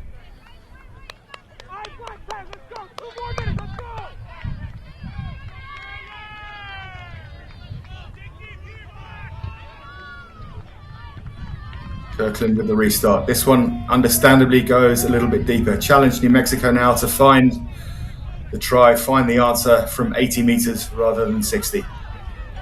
Good tackle, and the tackle dislodges the ball, and Providence are going to have the scrum. And look at that, look at what it means to them. They are pumped for that one. They're on the brink now of getting themselves through to the bowl semi-finals. First try scorer McGurran there. Despite the high number, not afraid to go into contact with someone much bigger than him, and he forces that turnover. Great technique. Standing square, tackling shoulder in with the same foot. And it's given Providence an opportunity from a scrum here to wrap the game up. Ball squirts out the back of the scrum. Kirkland tries to steamroller his opposite number. Doesn't get too far, and there's a turnover. There's a penalty, in fact, for sealing the ball off, and there's a real opportunity. Oh, why did he kick it away? First rule of sevens, ball possession is everything. And now the Providence players can keep the ball there. Schoen puts it out wide. McGurran, and they've kicked it back. They don't seem to want to listen to you. Is that an attempt at 50-22 here? Hard to get the perspective. But New Mexico again, they've got to find this answer from 80 metres rather than 60. Here we are, a dummy. Sold in the midfield. Hasn't got the pace to take advantage of it. And the cohesion just not quite there from the New Mexico side. Space on the left. And there's no way through there. McGurran pushes his opposite number just to the touchline. The ball is out. Referee calls the ball out. No, still New Mexico possession. Into the middle. Accelerates through a gap. Just snagged by the Providence player. The referee might have prevented the offload himself there. And now there is a penalty for sealing off, I think, at the ruck. And with a minute to go, Providence in possession with a penalty near halfway. You'd have to say they're almost home and hosed here. And you can see a lot of hands on heads, a lot of hands on knees, a lot of effort been expended in this second half here from both sides. And it looks like that's it. And the referee has called an end to the game. Well, there you go. Providence, 10-7 winners. Deserved on the balance of play. And here's the decisive moment. You know? One off. Yeah. There's the decisive moment. One offload too many. And Kevin Kirkland tearing away over 50 metres to decide the game for Providence. Providence 10, New Mexico 7.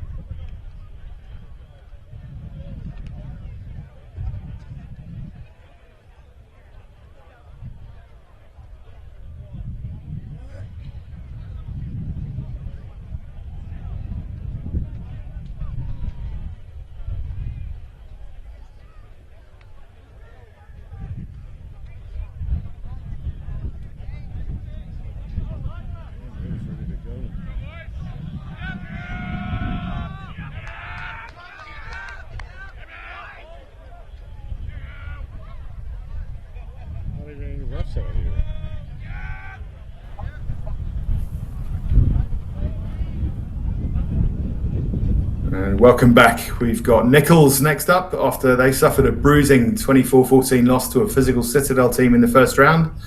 And they're up against St Thomas, who caused second seed Slippery Rock a number of problems before ultimately succumbing to a 26-14 defeat. Keep your eyes out for Nichols number 6, Casey Schroger, a big fellow with a handy turn of pace.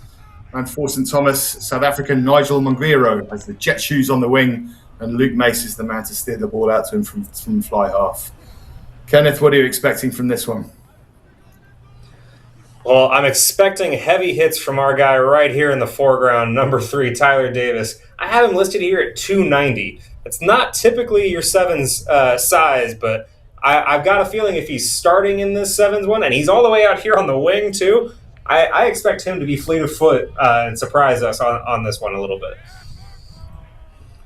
Yeah, if he can get enough pace up, it could be like a bowling ball for a number of St Thomas Skittles. We will see what he brings to the party. Referee jogging out to the middle of the pitch now. We are seconds from getting away.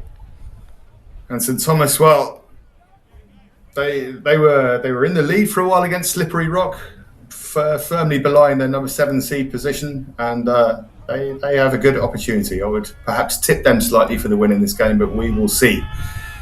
We will see what the Nichols muscle will bring here. Nice deep restart. And fielded well, and a little bit of stepping, and a good solid hit, but the ball is kept alive and flipped out here to this wing now. We go, a lateral run, searching for a gap. A lot of running for not much meterage so far.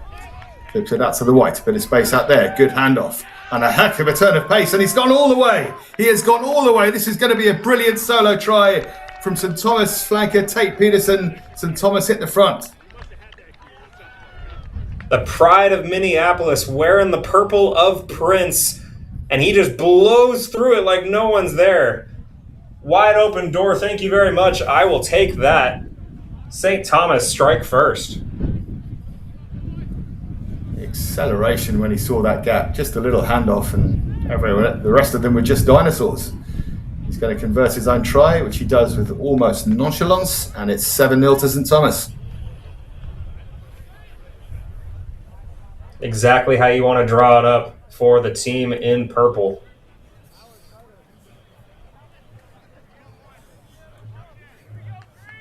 Terrific start to the game. They look as though they want to put plenty of pace on it. It's beautiful weather for sevens here. There doesn't seem to be much wind. The sun is shining, and there's plenty of people around, and Nichols challenged to provide the answer. And they found some space on the right here, and had that pass gone to hand a little bit better. And here we go. Here's the big guy, and he has got a bit of pace, and he's bounced one off, and he's bounced another one off, and he's going, and he's got the offload away, and it was just spilt. But that's the threat 290 pounds of prime beef provides when it's on its own in space on the right wing.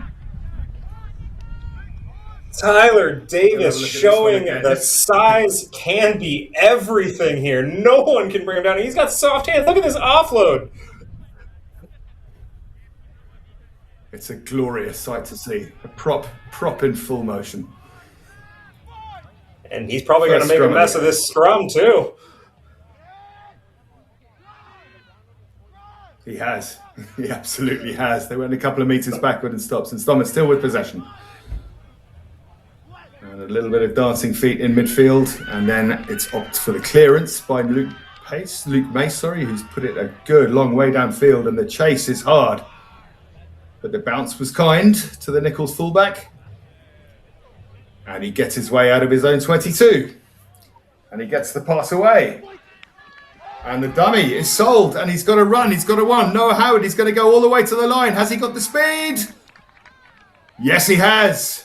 It's a try under the posts, and it's 7-5. And it's a little pat on the back for the chase down, but the chase was to no avail. And you know what? You don't quite see it on that replay, but I gotta think that was again influenced by Tyler Davis after that first run. The dummy over there and St. Thomas having to respect it opened that door up for that run all the way through.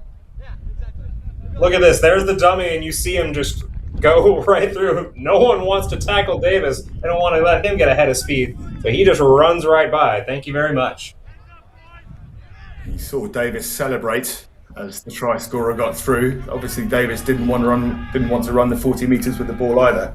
Those guys, they choose their moments when they want to run.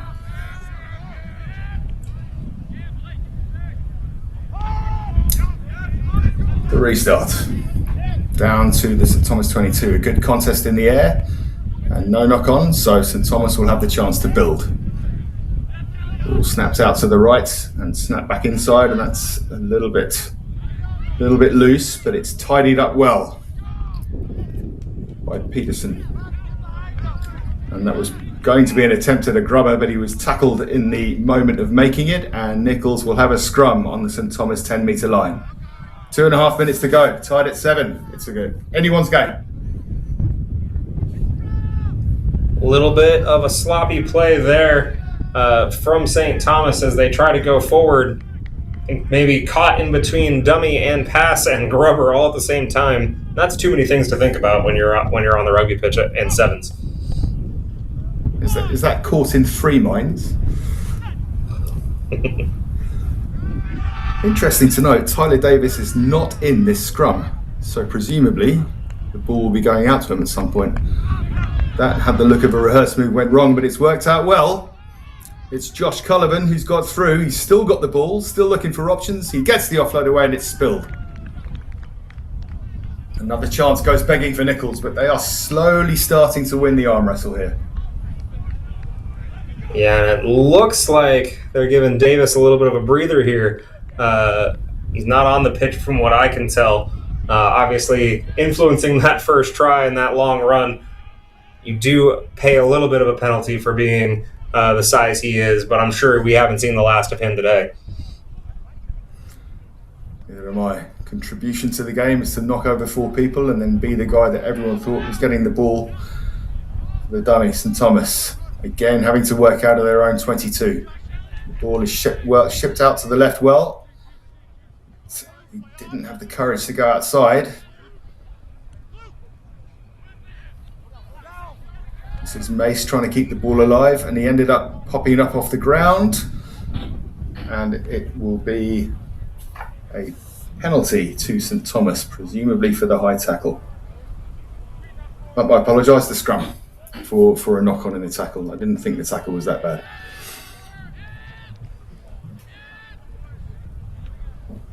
A little bit of a broken play there. I think that was Luke Mace, who just would not go down. He was getting swung around in circles.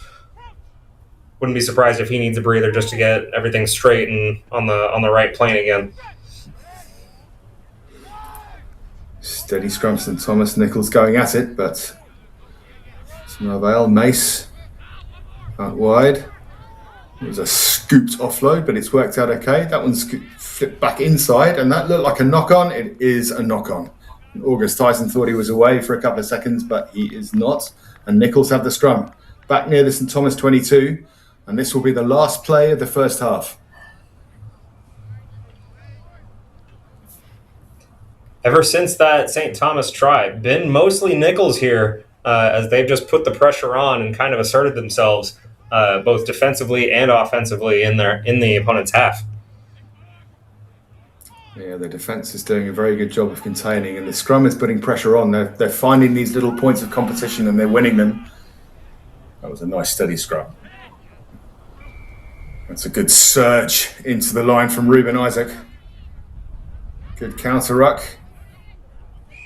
Ball goes back, and it's called as a knock-on, and it will be a penalty. They came offside. It's tapped quickly. The chicken wing offload. It's a 2-on-1. It's going to be a try for Cameron Chapman. He's going to zoom round under the posts, and Nichols will take a lead into the break. Oh, and that's a dagger for St. Thomas. You can see they've expended a lot there. Look at the backhanded offload, and then the brave offload taking the contact to the last second right there. Great finish to this first half, and a deserved lead for Nichols. It was a lovely drawn pass from Ruben Isaac that led to the try. Half time, Nichols 14, St Thomas 7.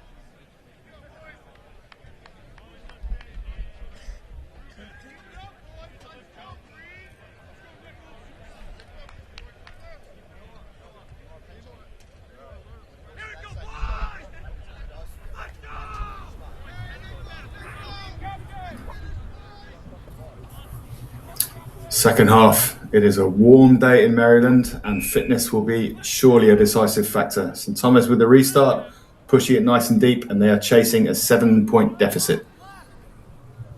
Switches at the back. Running wide, out we go to the touchline. A little bit of hot stepping in their own 22 and offload inside. Nichols with a very dynamic start to this second half.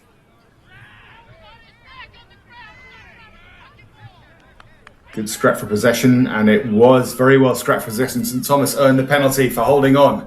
A great attacking opportunity, 30 metres out from the Nichols line.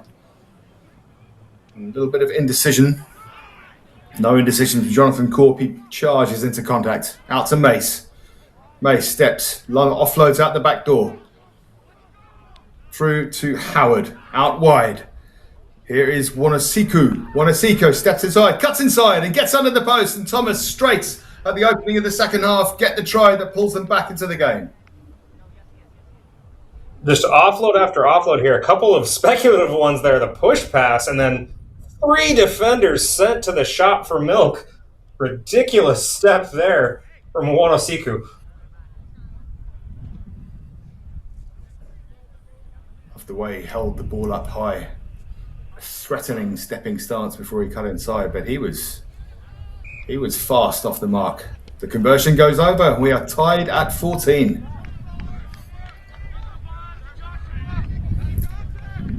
And St Thomas with the restart to put it deep, surely, and ask the question of Nichols, can they run it back? Can they win it from 80 or 90 meters away?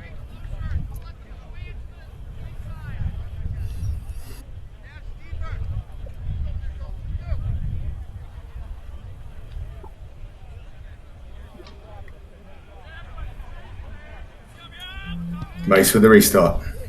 It is short. It is too short. It is sliced. And it will be a free kick to Nichols on the halfway line. And that's a bad mistake to make. There's 5 minutes to go and again tied at 14. As we said, it is a warm day and the players are taking their time with restarts here.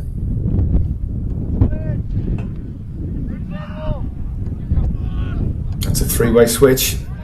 And that's Dancing Shoes from Joe Yearsley. And Yearsley accelerates and Monesiku brings him down 5 metres from the line. Offloaded. Out it goes. And it's Tyler Richardson, and that's going to be a try. It's going to be a try under the post, and Nichols do get the lead with 4 minutes to go. Just right back there. He somehow gets up and gets his own ball. Yearsley there earning a lot of those meters there.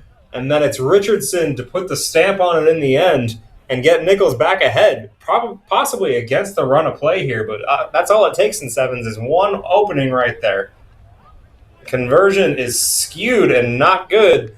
So that could be a critical factor here late. Not up 7. They are only up 5. 19-14 at Nichols. We said at the start of the game, those conversions, that little kicking skill of just being able to knock the ball over from in front of the post is so important. And in this game, where the tries have gone back and forth, that could be a decisive moment. Jack Yearsley, the try was his in the making, but he's failed to convert it. It's 5 points with 3 minutes to go. The restart goes short.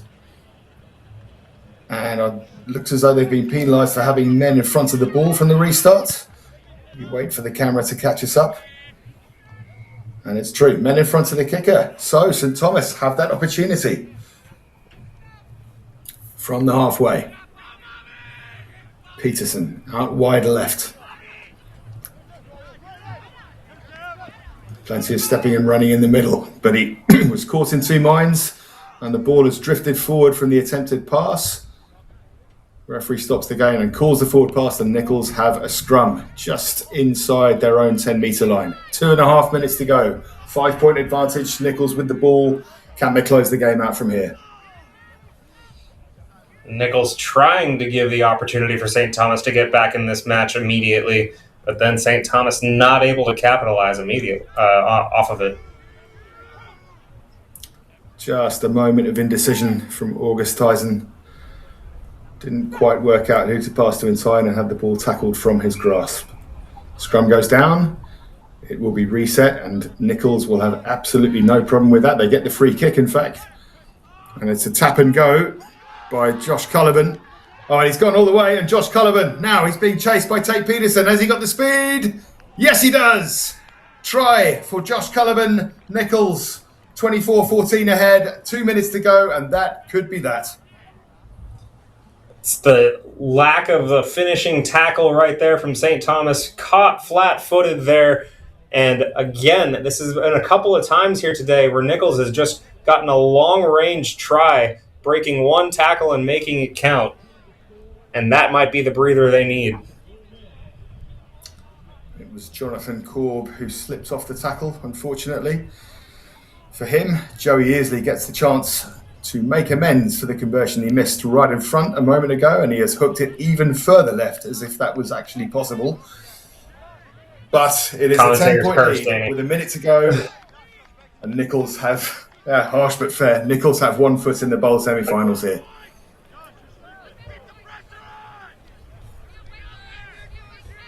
And they will not be in any hurry to take this restart, although the referee is already looking at his watch, a couple of changes being made. Gavin Deary hoiks the ball into St. Thomas half, and time continues to tick on. Mace into contact, drives it forward a couple of metres. It's gone left on the short side. The defence, the tackle just scrags his man down. Howard, a high offload, doesn't find its mark. It's tidied up, but the time continues to run down for the men in purple. Peterson's through. Peterson's going to score. Now, can he score and get the conversion over in time to ensure the restart is taken? That makes it 24-19. A quick drop kick is crucial here. Time ticks down. 4 seconds to go, and he gets it. It's 24-21. Oh, but the referee brings an end to the game. It has to be decided on the referee's clock, unfortunately, so the drama we thought was building hasn't quite built in the end. But Nichols, in the end, deserved winners, Kenneth? Absolutely deserved. So just a little bit of a cruel tease at the end there. We didn't get the last-minute drama that we all wanted, but we've got a long weekend ahead of us. I'm sure there'll be more for it. Absolutely.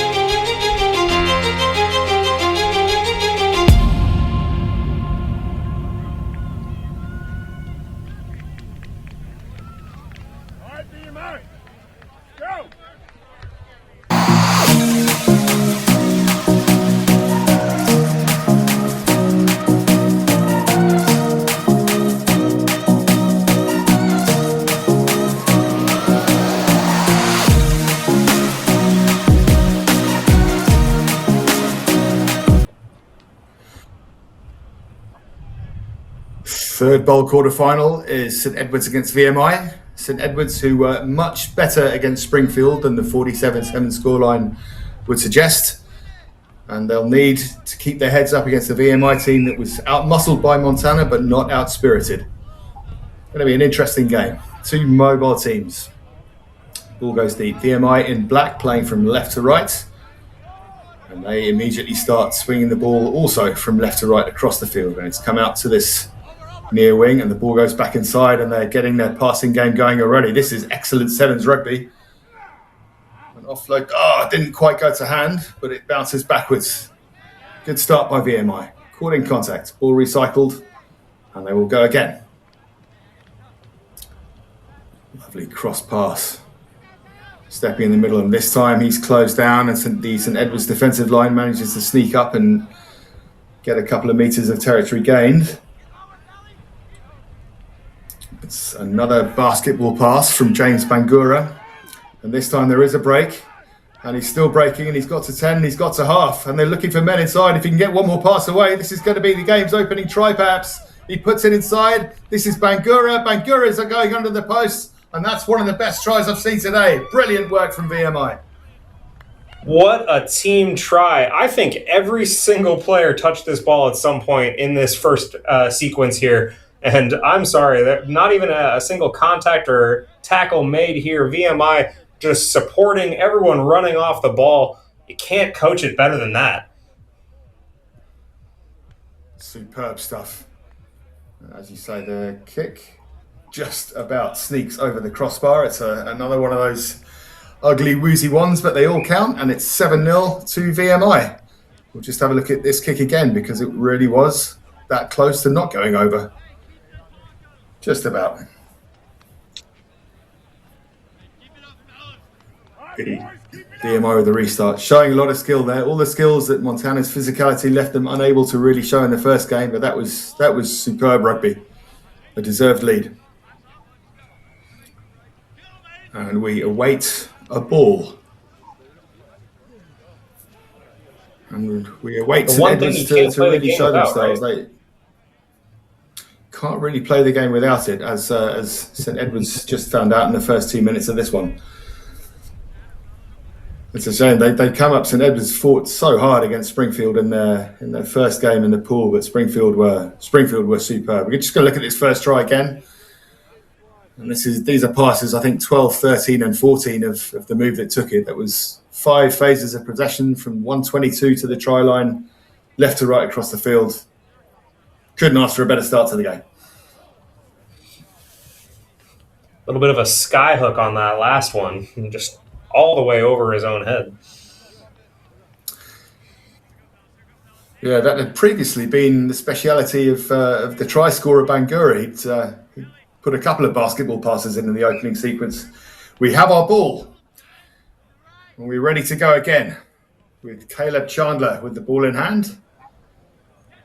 And he puts a nice hanging shallow restart right on the 10-metre line. It's well chased by Kyle Smith, but he couldn't recover it, and the ball goes to touch. St Edwards with a chance to show what they've got.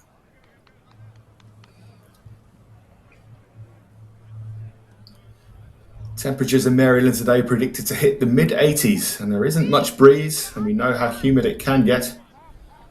So fitness and fatigue will definitely be a factor. Ball goes off the top. St Edwards across the pitch. Flipped out left, flipped out to the left wing.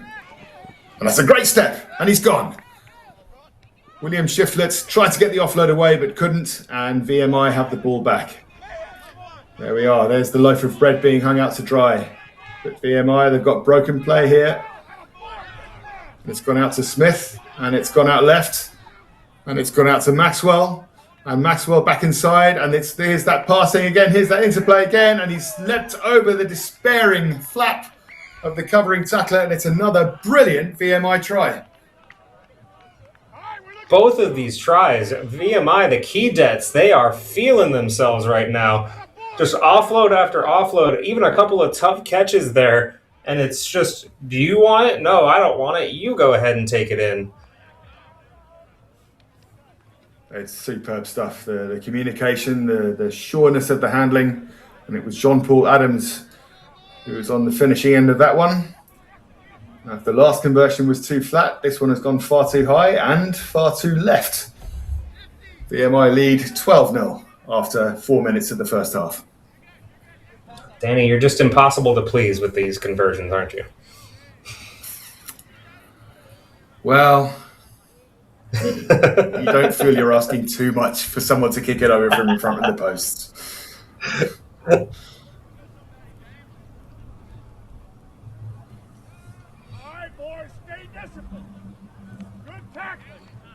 The way VMI are playing, I'm not sure those missed conversions will make a difference. That's another lovely high hanging kick from Chandler. And St Edwards. We're going to go from right to left again, but the defence is shifting well, it's talking well. Ball cleaned, snap back to the right-hand side. Goes ahead and There was a look for an offload there, but the tackle forced the ball forward in contact, and VMI have an advantage and a free shot, and they are so quickly back in position. Look at them, a lovely string.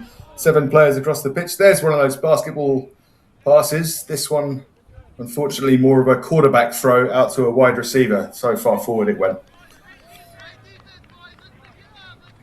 And I'm seeing a lot of hands on knees and hands on heads right now from St. Edwards. The fitness level difference here just showing itself in the first half. VMI just looks like they're much more up for this game right now. Yeah, St. Edwards took a pretty physical hammering in their first game against Springfield. They've had a bit of a rough deal with this draw, but they continue to fight gamely. Out it comes. William Meyer, what can he do? He takes the ball confidently into contact. Ball going back from left to right. VMI's defensive line comfortably in shape. That's Henry Dunn who goes into the midfield. He is smashed backwards, but the tackler did not roll away, or more to the point, put his hands on the ground before he went to steal the ball, and said Edwards have a penalty and a chance to get themselves into the VMI half. Done. Out left. And the tackle was coming in aggressively, and the pass just flipped too far backwards as he tried to shy away from the contact. But there's a gap on the short side. Belly and Cotton goes into it. Flips the offload backwards. And this has been St. Edwards. They keep the ball well. They keep the ball alive well. They're not physically the strongest team, but they play some nice rugby. If they get half a yard, they can put it away. And as I say that, the ball goes down from the hand of William Meyer. 20 seconds left in the first half, and VMI have an attacking platform just inside the St. Edwards 10 metres line. You say they got roast beef? I'll take one of those. When we saw this in St. Edwards' first game, getting hit hard early by a heavily favored Springfield team, they were able to get through and make that breakthrough, but you can see just the difference in quality right now as well, as VMI able to get these quick offloads, and they get this restart, and they're already moving again. Solid scrum. And it goes from Maxwell to Smith. And there's a gap in the fringe, and that is Kyle Smith, and he is going to go through for VMI's third try. And he puts VMI 17 points in front as the first half comes to a close, and the kick is still to come, which you would normally expect to make it 19-0 at half-time, but we shall see. Yeah, and on this replay, if we have it here, you're going to see just the story of this as the camera even sticks on one of the VMI players, or one of the St. Edwards players, who knows that that one goes through right there and sees that one go. That's been the story of this first half, though, so far. Yeah, VMI clinical, 19-0.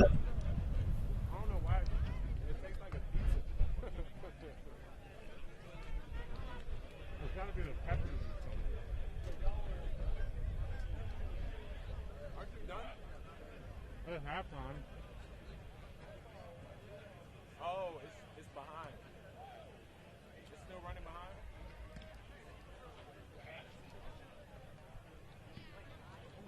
Oh no. It's not. I thought it was 1 o'clock.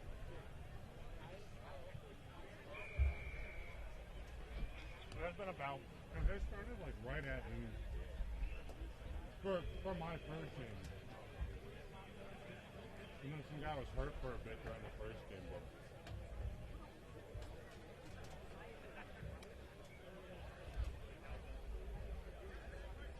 Dang.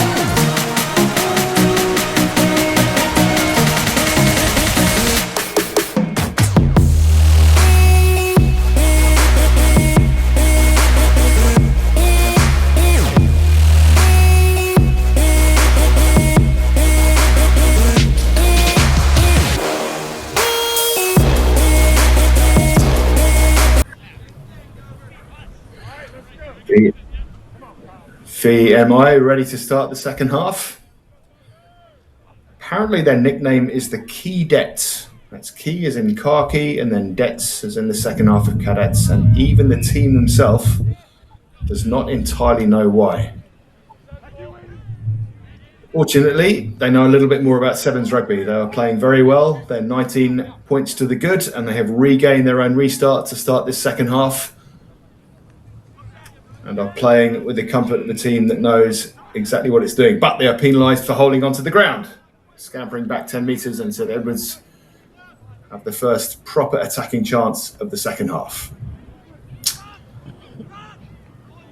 That's a good run by Johnson, who even stepped the referee as he went into contact there. Out comes the ball left, but the pace of the St Edwards attack is starting to slow. And in the heat and humidity, the military fitness of the VMI is beginning to tell. Another penalty. Fitness they have, discipline not so much at the start of this second half. Ball slips out of the hands, squirts along the turf, and the defence from VMI swarming over the St Edwards attack. And that's Henry Dunn, who probably has been St Edwards' most effective player so far. Big, tall, hard-running number 8. The ball comes to the right, an attempted grubber. That surely was obstruction. It is. From James Bangura, and the third penalty of the second half goes to St Edwards, and they call for a scrum. A little awkward there. Like halfway. A little awkward there on the grub kick. I think he maybe bailed out of it halfway through because he barely got a foot onto it. Perhaps he bailed out of a goose step halfway through and decided to turn it into a grubber kick. That's all I can think of. But they have a scrum.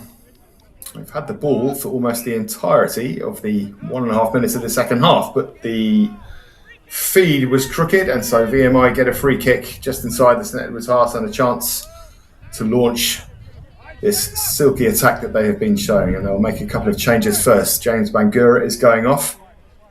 We'll let you know who comes on in a second. And the ball comes out left to John Paul Adams, the scorer of the third try. He flicks a long and hopeful pass. Oh, nearly intercepted by Perrins. But it came forward off his hands. And it will be a penalty to VMI. The referee takes a long time deciding where that penalty is going to be taken from. Presumably it was for offside. Maxwell with the ball in hand. Taps. Spins it left. The pace is starting to go out of this game. Here's a bit of speed. And there's a switch inside. Aidan Wood offloads it. And this handling is here again. That's Maxwell out wide. That pass didn't quite go to hands, but the ball has been recycled well. Dover to ground. Ball comes left. Maxwell. Pass inside to Smith. Back inside to Maxwell. Back outside to Smith. That's brilliant. A 1-2-1-2. And Kyle Smith goes under the posts for VMI's fourth. Beautiful back and forth play from these two. Like they're just playing in their backyard. Contact and everything, and just... Again, we keep pointing it out because it's going to keep being prevalent. The fitness here from VMI just too much, as St. Edwards is just plain gassed. The conversion surprises about half the people at field 13 by actually going through the posts. And VMI leads 26-0 with just over 3 minutes to go.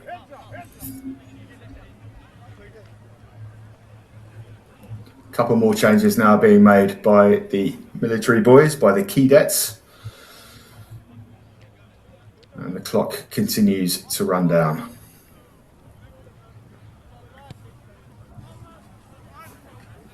Chandler kicks it deep. And St Edwards has another chance, but their attack, their cohesion looks now to be wilting in this Maryland humidity a little bit more. There's Dunn. Makes some good meters, and he wasn't held when he went to ground. He could have gone again, but he doesn't. Mayer out to Shiflett.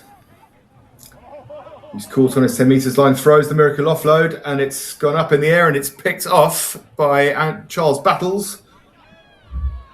And the ball comes left, and there's a little bit of pace, and there is a 5th try for Matias Gomez for VMI. Under the posts, 2 minutes to go, 31-0. The flare from Miami, Florida. Look at him just exploit this gap right there. Barely touched on his way through. He's not going to waste any time. He wants to slam his try down and make sure he gets in the scorebook. And just for you, Danny, a good conversion again. 2 in a row.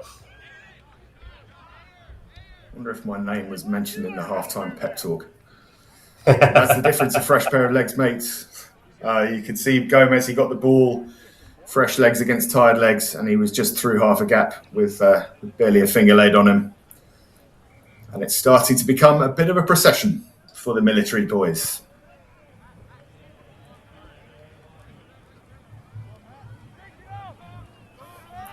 Restarts, hangs high. And there is that aggressive defence in the face, and St Edward's cohesion now is completely gone. It's a penalty for holding on. 1 minute and 18 to go. Oludui with the ball in hand. Shows, goes. Shows again. It's Battles. It's wide to Gomez. Can he get his second? No, because the ball bounces. And St Edward's have recovered, and they have a chance to come from deep. Can they get this consolation try? They got one against Springfield in a similar kind of match position. God, what a hit that was. And the ball is booted downfield anywhere but near our try line. It's a good chase, but the bouncing ball bounces kindly for Aidan Wood, who shrugs off one tackle, who is wrapped up by Dunn, who has been brilliant in a losing cause for St Edward's. And the St Edward's defence has got up into VMI face here, and if the counter-ruck can be effective, they could get some change from it, but they don't. And VMI take the pace off the ball, and they are now running down the clock with some comfort. Gomez brought to ground. Oludui goes into scrum half. Has a look around the fringe, gets 4 or 5 metres forward. Ball comes back, Gomez flings the ball out. We're going to go from right to left. Can they get one more? Bit of stepping. Chandler scoots through the gap and was always through. He wasn't held, so he was allowed to get up again. They get into the St Edward's half now. Flipped up wide from Smith to Wood to Gomez. He's been a real live wire since he came on. He goes into contact in midfield. Ball is going to come out left. And there's an overlap here. And there it is. And it's Chandler. And Chandler's going to have a canter all the way to the posts. VMI's 6th and final try in a very, very competent and assured, 38-0 win. We anticipate 40-0, but nothing is being guaranteed in this tournament so far. A comprehensive victory here for the Keydets, stamped off with this final try here. It shows everything that this game was and the difference between these two teams. Unfortunately, it's a tough day for St. Edward's as they draw the top seed, and then they draw another a very well fit team that just runs through them in their second match. 40 points to North of VMI. We'll be back.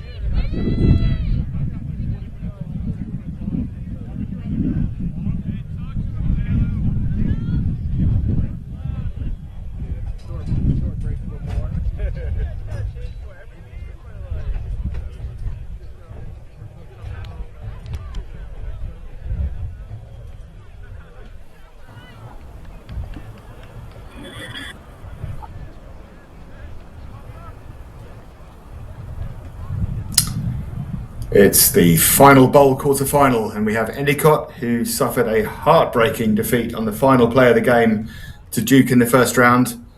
So they're out to set the record straight against Susquehanna, who suffered the ignominy of being the first team to get whitewashed in the D3 competition this year in a 19-0 first round defeat to Denver.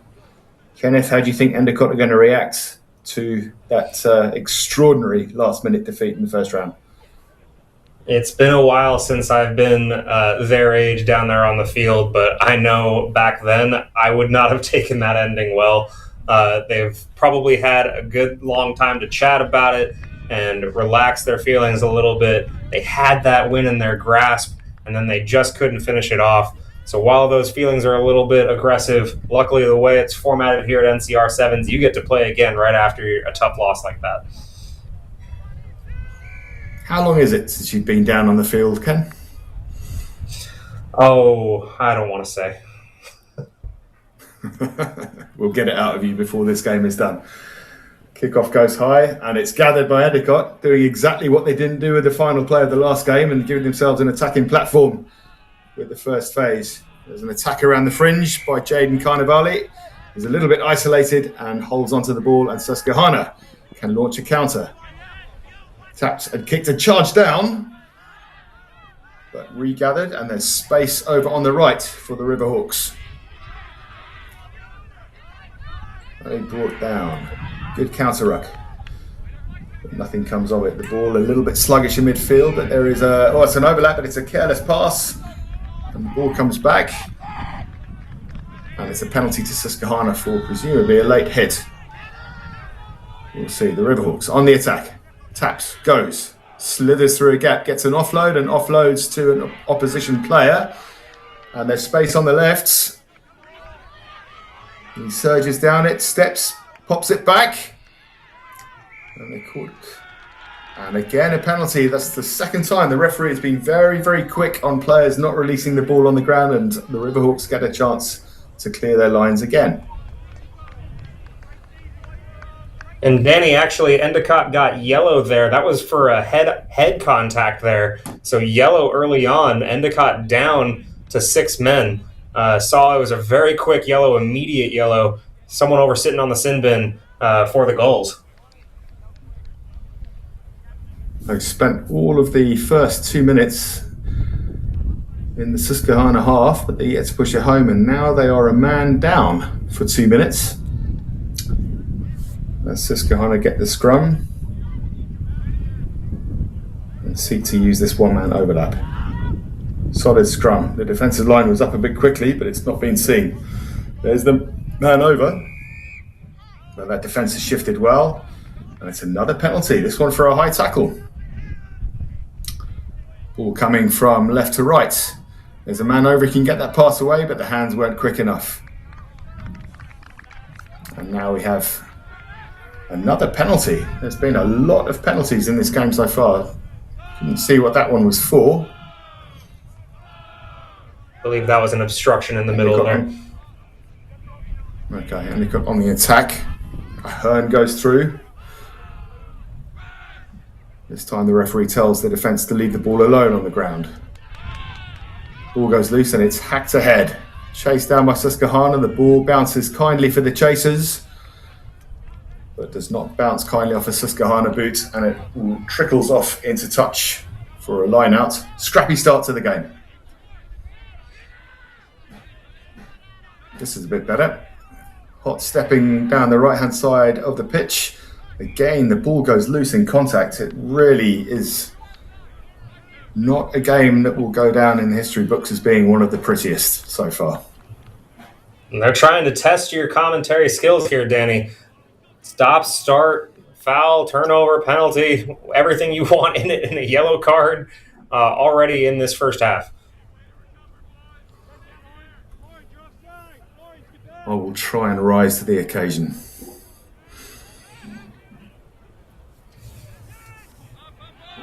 Even the line-out wasn't clean. But it's gone into contact here. And the wreck is over. Susquehanna getting themselves out of the contact, just spreading across the pitch. and try and use that one-man advantage to swarm in the defence. And Endicott just keeping the ball. The longer they can keep the ball with the man down, the better it's going to be for them. Counter-ruck comes in. It's strong. And it's good. But it's grubbed through by Fiona Hearn. And the bounce of the ball. Now, did he shove that player off? He did shove the player off who wasn't playing the ball. And it's another penalty to Susquehanna. And still the game remains scrappy and marked out more by errors than by cohesive passes. We're going to get a penalty count worthy of a 15s game here at this rate. A full game's worth of penalties squeezed into 14 minutes.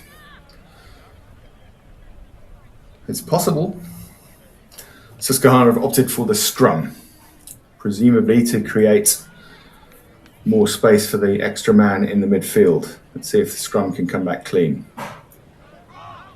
Pressure from Endicott, but the ball does come back clean. And there's a show and go in the middle. And if he'd given that off, he is away anyway.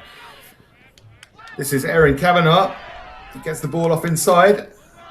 And then it's popped up. And Susquehanna have a good attacking opportunity here. That is an outstanding counter-ruck. But he came in from the side. And it's another penalty to the Riverhawks. Tapped, flipped out left. And there's an overlap here, and it's going to be Liam Frayne who gallops in and gets the opening try of the game. Susquehanna hit the front. The two big men in the middle, finally with the breakthrough. Look at this. Great hit. He pays for that pass, but absolutely you will trade that any day of the week for 5 points. He took one for the team there, and the conversion goes over, and Susquehanna have a 7-point lead. They've used the extra man, who should now be returning to the pitch. And they will put the restart onto Endicott and look to see out this first half with a 7-point lead. And just to give him his flowers, that was number 6, Eli Shaw, who took that hard hit there and offloaded just in time. It was a very, very nice pass. Nice piece of quick hands. Something that's been at a premium in this opening 7 minutes. And as if by way of example, there's an offload which goes to ground as well, and Susquehanna has a scrum, and they can see out the half with an attacking opportunity to extend their lead. Susquehanna happy to get some points on the board in this tournament. They were shut out in their first, so a lot to prove. Both of these teams coming in with the chip on their shoulder and maybe coming out a little too aggressive, as we've seen so far. First scrum earlier was a good contest from Endicott, and they've done it again, but the ball comes back again, and it's Erin Kavanagh who's been Susquehanna's main source of attacking thrust. That's a blindside pass, and that's going to be another try. It's going to be Susquehanna's second try. He's going to scoot under the posts. And that was a little bit too easy, and Endicott will have a lot of work to do in the second half here. From 0 to heroes here, Susquehanna is out of the gates here, finally getting their account open at NCR 7's 2026. Erin Kavanagh knocks over the conversion. It's half time. Susquehanna 14, Endicott 0.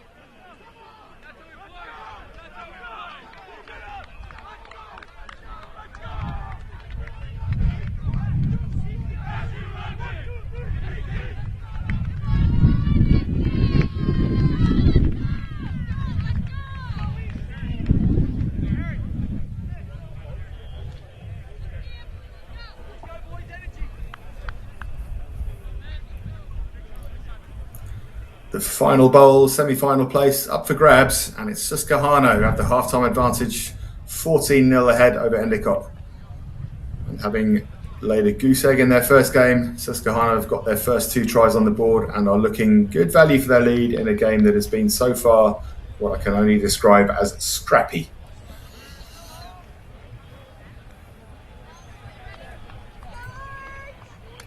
And they will restart the second half. Kavanagh. 2 waves of the ball and then puts the restart nice and deep to the Endicott 22. What have the men in blue and green got to answer in this second half? As the day gets warmer and the humidity gets just a little bit higher. That's a good step and break. And then the ball dislodged in contact. That has been the story of their game so far. Moments of good punctuated by moments of bad. Kavanagh takes an inside line, gets a ball, gets an offload, ball off the ground. It's well recycled. And there's men over here. That's a long pass out to the left wing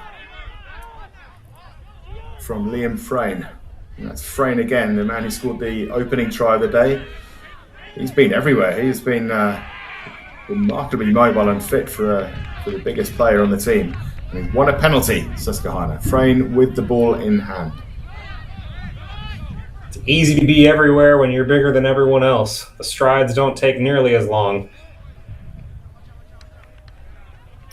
He's even kicking the penalties from hand, look. 6'4" and 255 pounds, Liam Frayne. That is a significant human being.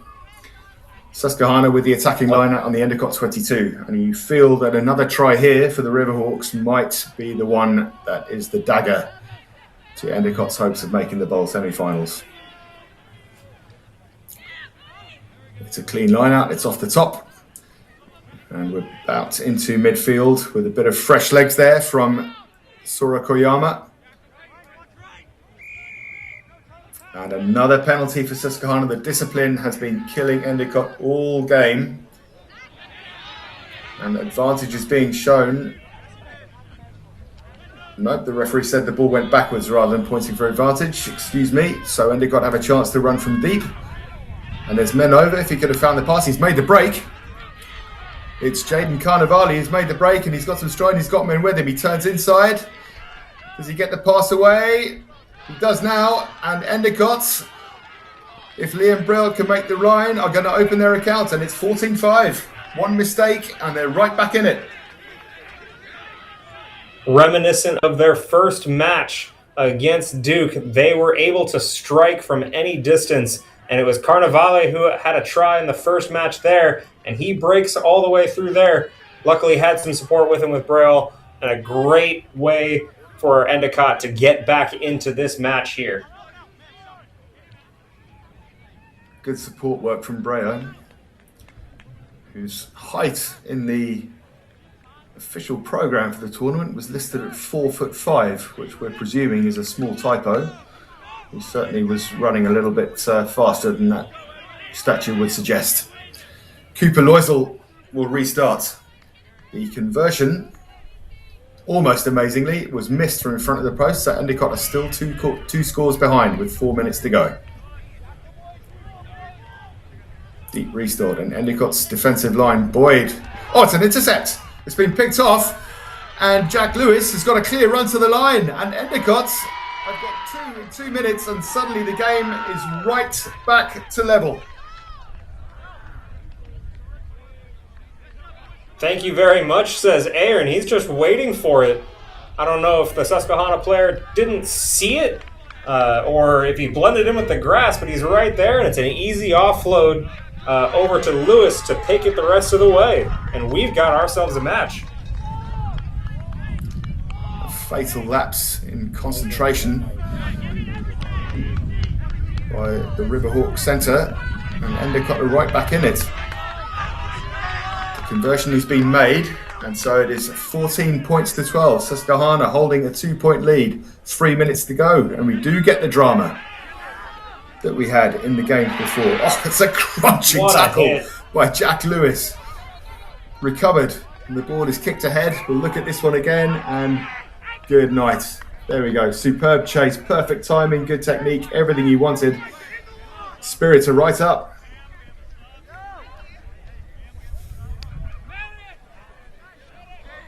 And you wouldn't think a gull can take down what is called a river hawk, but my goodness, that was the bird of prey there this time.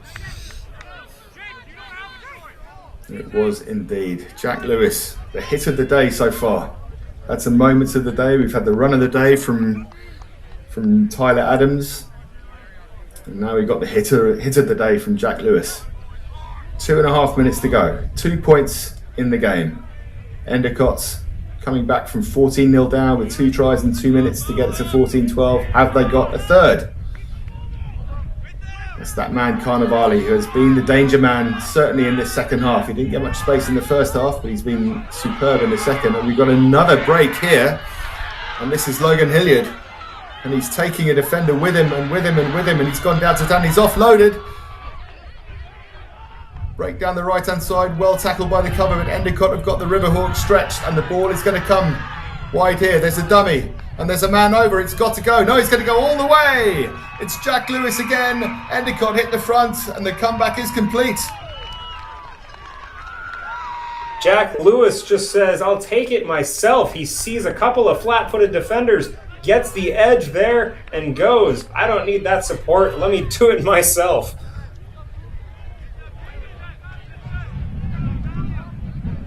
Showed it and went, and all of the defenders hesitated. Cooper Loisel with the kick to put Endicott an entire try ahead. Loisel with the conversion attempt here. He was the one who made that early run. Yeah, he was the one who made that early run that broke the lines there. And what a conversion. What a conversion. With time pressure, with the referee ticking down time behind him. Endicott 5 points ahead with a minute to go. They will be given the hurry up on the restart. I think the referee was unhappy at how long Loisel took with the conversion. But time continues to tick. Endicott in front, 19-14. Have the Riverhawks got something to fight back with? It's an ugly dog of a kick, and it's going to trickle into touch inside the Susquehanna 22 on the left-hand side. And if they're going to do it, they're going to have to do it from 85 meters away. Completely different second half here. The Gulls have just flipped this game on its head. Susquehanna punched in the mouth here. They need a recovery, and they need it bad. Oh, the line-out's been stolen and then knocked off. That was almost curtains. A stay of execution. It'll be a scrum for Susquehanna. And this will... Oh, it's full time! The referee blows for full time, and Endicott, the comeback complete. They keep a 14-0 down at half time. They scored a try early in the second half and then picked off a second with an interception, and then a solo effort from Jack Lewis saw them home. Endicott to the bowl semi-finals. Some sort of form of atonement for their heartbreaking exit in the first round.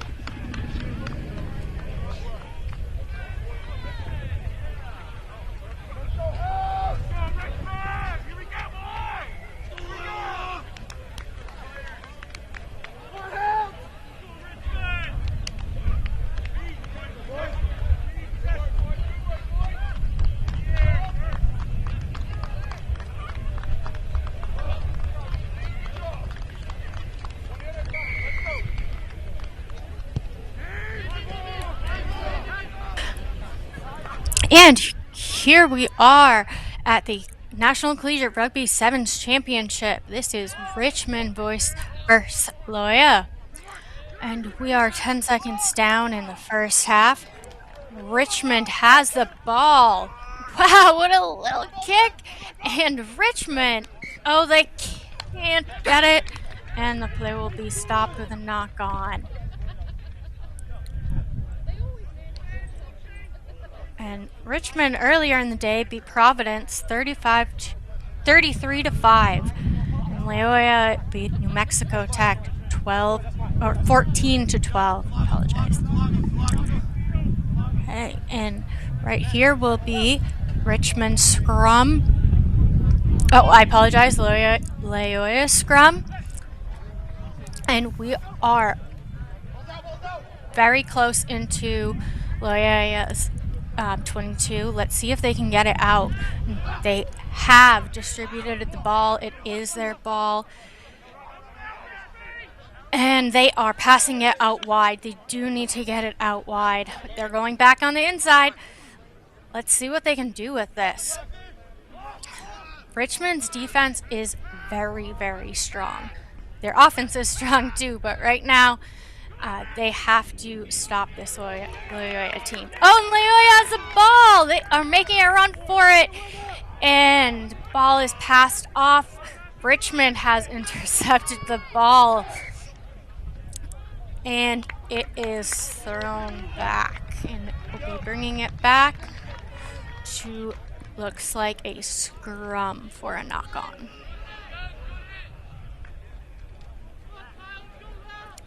And this will be an interesting matchup between the two teams. Richmond looked organized and clinical earlier. 33 to 5 tells you they were in full control. Loyola had to fight for everything for their 14 to 12 win. And Richmond is back with the ball in the scrum. And number 15 from Richmond, he is extremely strong.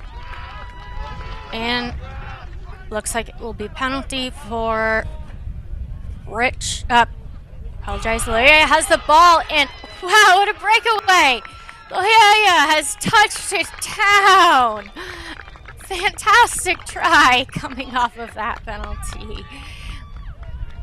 A little bit of a broken play here for Loyola, but they make the most of it, and the acceleration around the corner, no one able to catch him. Couldn't quite see the number before he gets over there, but that is the first try of our match here. Loyola Maryland getting ahead. And we'll see if they can make the kick to make it a 7-point lead.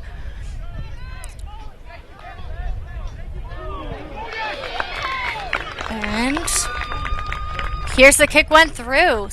It is 7-0. Loyola is up against Richmond. And Richmond is really, they're going to come back strong. Loyola has the kickoff. And that was a deep kickoff. Richmond needs to get it out of their half if they want to get some points on the board. And Richmond has taken the ball. And he's running. Oh, what a tackle from Loyola defense. And Richmond still is in charge of that ball. Getting a little messy right there, but they are still in charge of it. Ball went backwards. And quick sidestep around. He's looking for his friends for that offload. Wow, what an offload. What a pass. And what a tackle by Loyola. Richmond still has the ball. They're trying to get it out wide. Not quite in the hands of their teammate.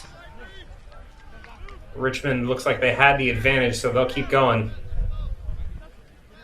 And it's Richmond's ball yet again. And number 13, Richmond plowing through. Quick little offload. And try! Richmond! They get their points on the board that they desperately needed. Couple of slick offloads here. It goes from Massey, number 13, back to Miles Pym. Pim out of St. Louis, Missouri, gets his first try of the day for Richmond, and Richmond converts, and it is a 7-7 game here.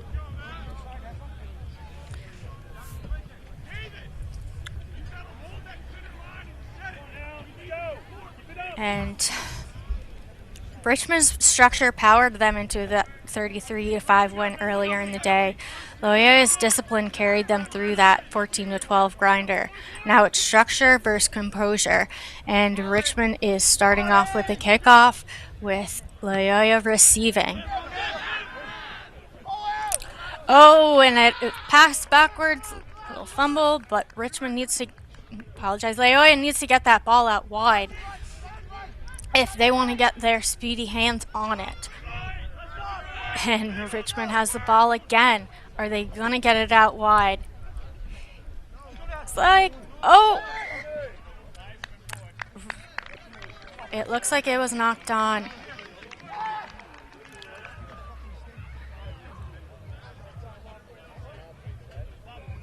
And yeah, Loyola just running out of ideas in the breakdown as they get hit there. And not enough support there. Richmond's pursuit forcing the issue, and another turnover here. Richmond back on the attacking front. Richmond, structured, patient, composed. Clean spacing, controlled tempo. Oh, nice little switch off there. And Richmond maintains possession of the ball, and they are getting out wide. But Loyola's defense is really maintaining. And Richmond is going to look through to get out into that 22, and they are just about there. And looks like penalty advantage for Richmond. And Loyola's defense is strong. They're not letting anyone pass through. But number 13 on Richmond passes off to 7, and it is a try from Richmond number 7, Jacob Wigglesworth. Jacob Wigglesworth living up to the last name there. Just no numbers in support here. Loyola's defense sleeping on the job. Only 3 green shirts, but 4 or 5 purple ones around it as Wigglesworth gets his first try of the match. And they have secured the 2 points on the kick. And score now reads 14-7, Richmond up, and it looks like this will be the end of the first half.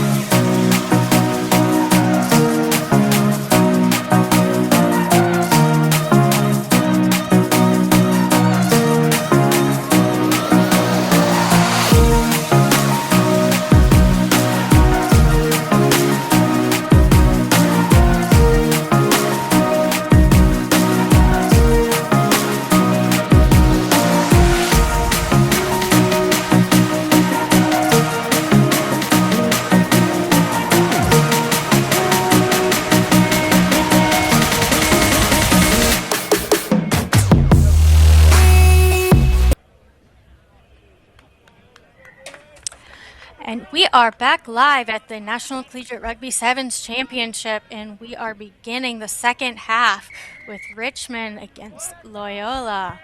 And Richmond will start with the kick. And not 10. Not 10.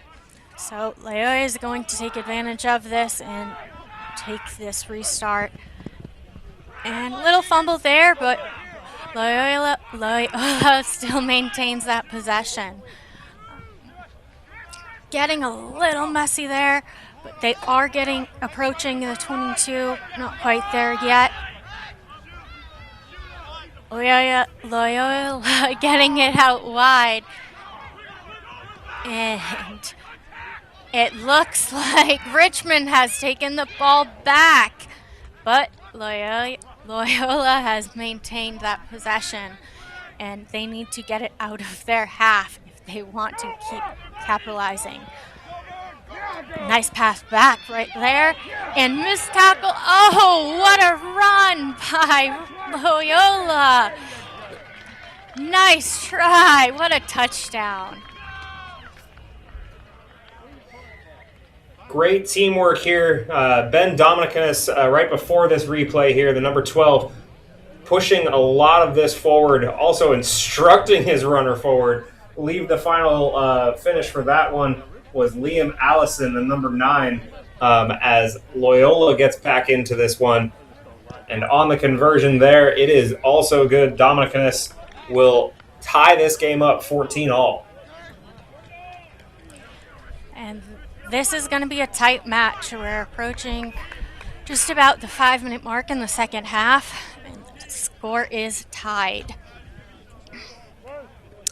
And Loyola will start with the kickoff, Richmond receiving.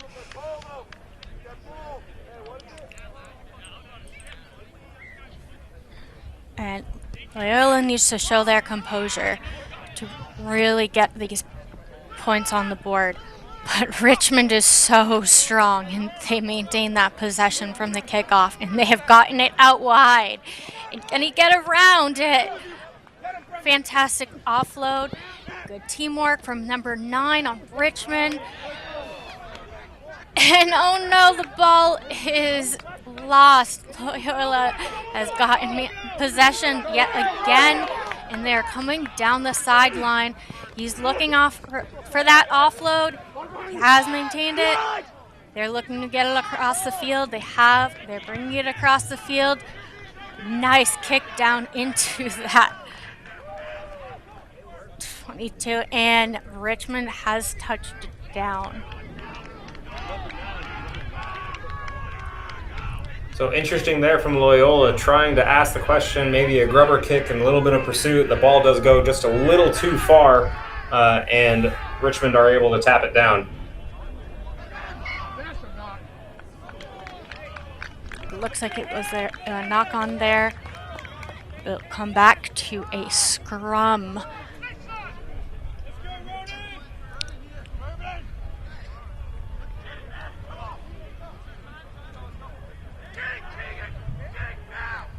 Looks like it will be Loyola's scrum.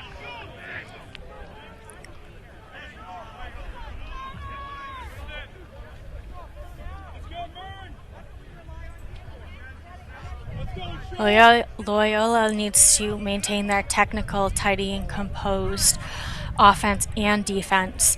They need to have smart support and clean transitions. They are proven under pressure, but let's see if they can capitalize on this. Right now, Richmond has the ball back. And Richmond will take the forward momentum. The ball is a little messy right there. And it is coming back to a scrum.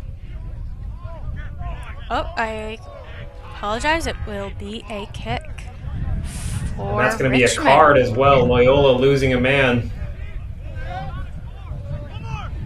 That's going to be a tough one for Loyola with that being one down. Richmond would like to capitalize this.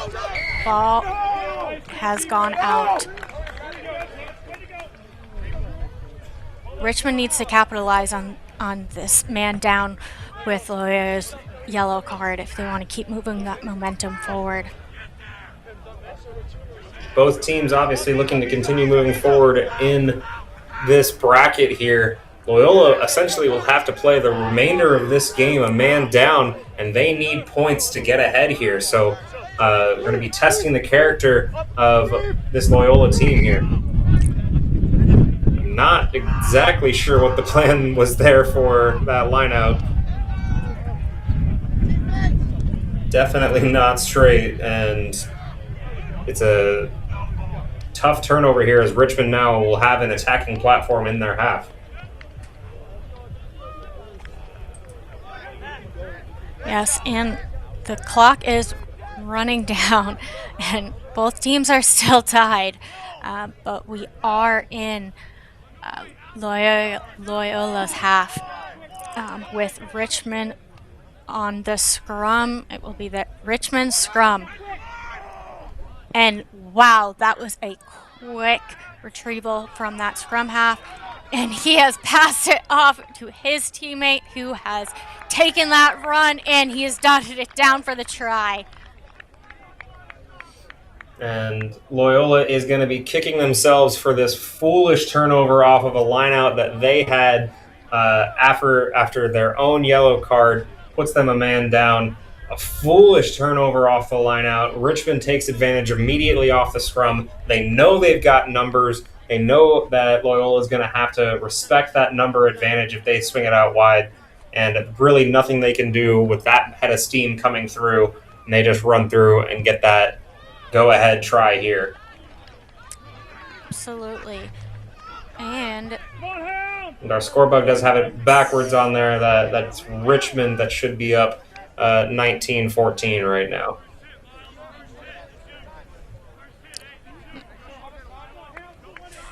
looks like that kick was not good.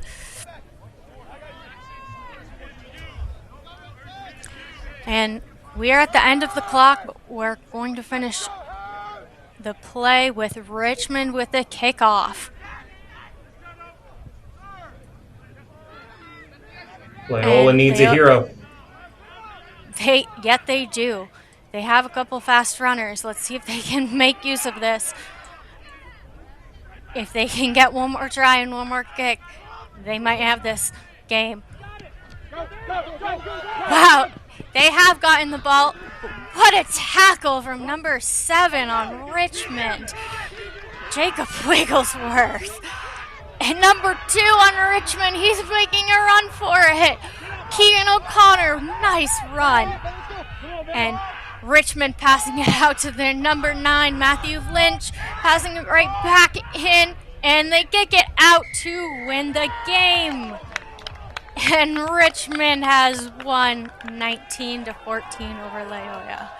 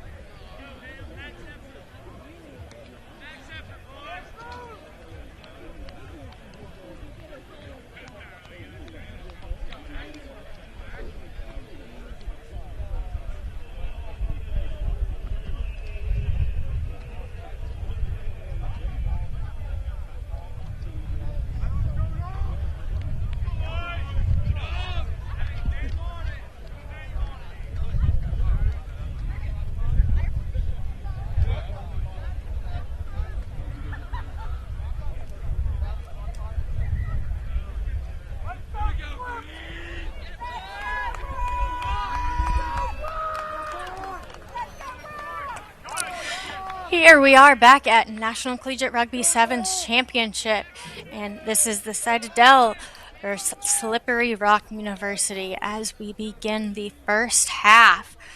And it looks like Slippery Rock will have the kickoff, and Citadel will be receiving. Looking forward to seeing two physical teams going up against each other here. They both had battles to get through the first round. We'll see which one. It could be a matter of endurance. Absolutely, and Citadel has received this kickoff beautifully. A nice kick from Slippery Rock, and Citadel needs to maintain this possession as they are in their half. And it looks like they have. Wow. Well, the Citadel making a run for it. And looks like there is a penalty against Slippery Rock. The Citadel have gone forward. They do have the ball, and they're quickly approaching the 22. And wow, what a try. He does secure that try from the Citadel. Tremendous physical start from the Citadel. That's 2 or 3 straight lines and contacts they've dominated. And then this last one, I think it's Joseph Nelson, just breaks out of the contact, manages to stay on his feet and fight his way to the line. Heck of a start, and Slippery Rock need to find an answer quickly from this restart. Absolutely. Let's see if they can... Oh, it looks like the kick was good. The score now reads Citadel 7, Slippery Rock 0, as we're approaching about 6 minutes into the first half.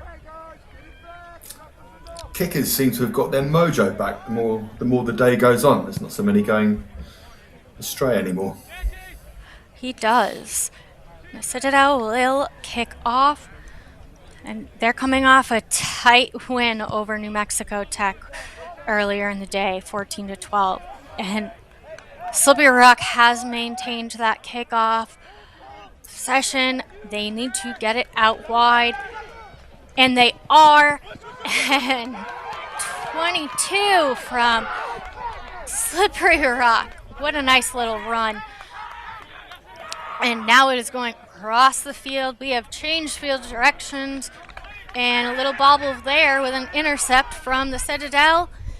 And the ball not out of touch. Getting a little messy right there. Great play from Slippery Rock right up until the final pass. Over to the right, plenty of speed. Lorenzo Fancho it was with the half break, and it goes to the left-hand side, and then a handling error just when you thought the overlap would be used for the try. Back come the Citadel, but this is going to be a good game. It's been a good start from the Citadel. It's been a good answer from Slippery Rock. This is building up nicely. Yes, absolutely. And it is the Citadel's scrum.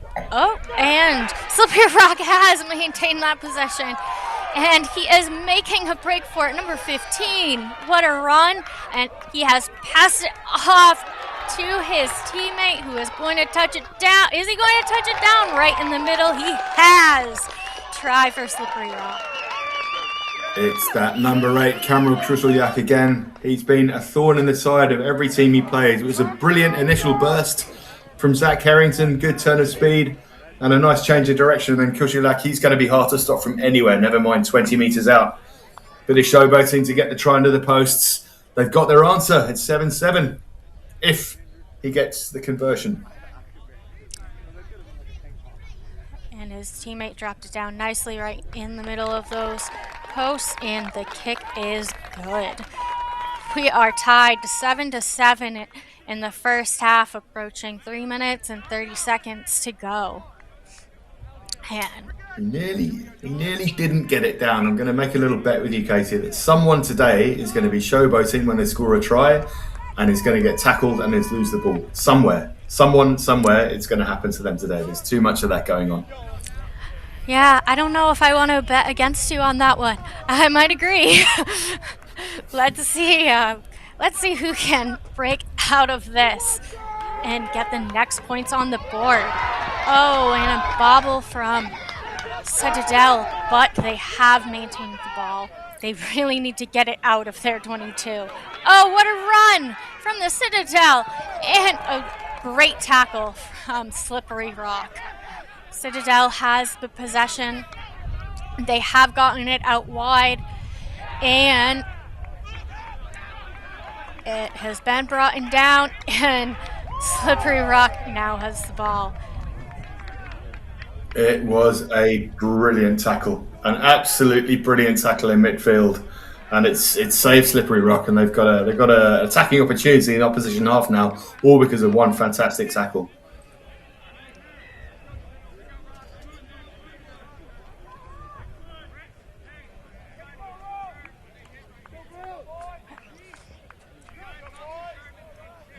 Hey, let's see what this 2022 national champion Slippery Rock can get out. Slippery Rock, a little messy in that scrum, but they have maintained that ball possession.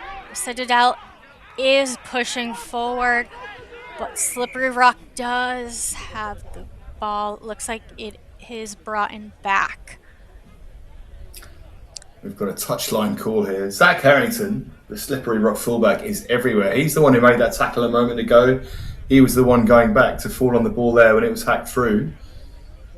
He's the one talking to the referee now, but it seems that we have a yellow card. Player coming off at the sideline. We'll get confirmation if that's a yellow card or a change in a moment, but it was definitely a player came off. It was. Looks...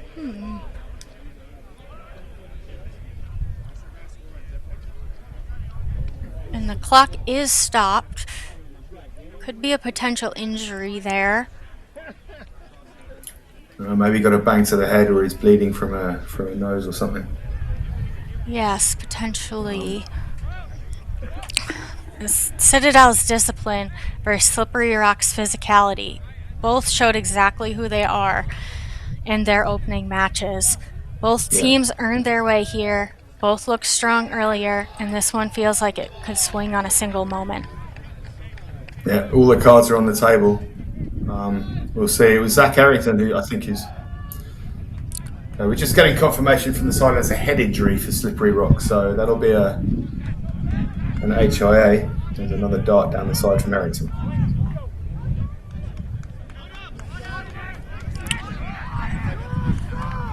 Okay, well, Slippery Rock now has the bat. Oh! And what? Oh. That could be yellow. If he thinks it was deliberate, he's reached for the pocket. He has got it yellow. He has. I thought that might have been the case. It is going to be a yellow card against Citadel. Looks like for a deliberate knock-on. Yeah, Kamar Brown. Unlucky. His arm wasn't exactly extended. He wasn't reaching out to flap it away, but it's the risk you take. If you go for the ball with one hand, you can expect a yellow card if it doesn't come off. Exactly, and now the Citadel will be down a man for the next, the rest of the game, as there's less than 2 minutes left. The rest of the half. Oh, I apologize. This game is going quick. The rest of the half. Looks like it will be a scrum. Citadel has the scrum, and we are in Citadel's half. Let's see if they can gain some momentum. Nice tackle from that scrum half on Slippery Rock number 19. Oh, and Citadel has the ball again. Nice run by the Citadel.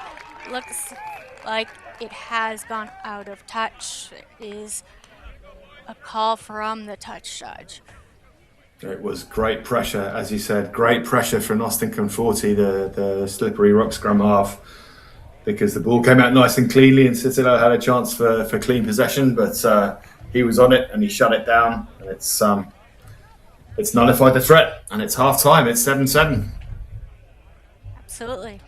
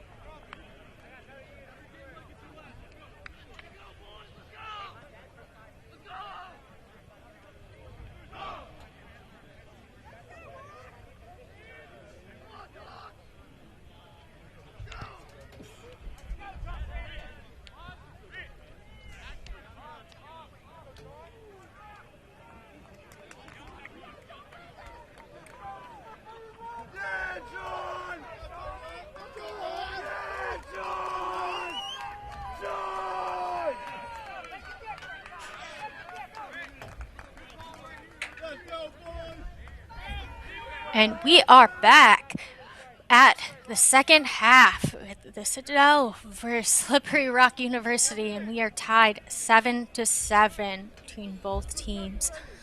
Both teams came off of a win earlier today to make it to this match, and let's see who can take advantage and get the next points on the board.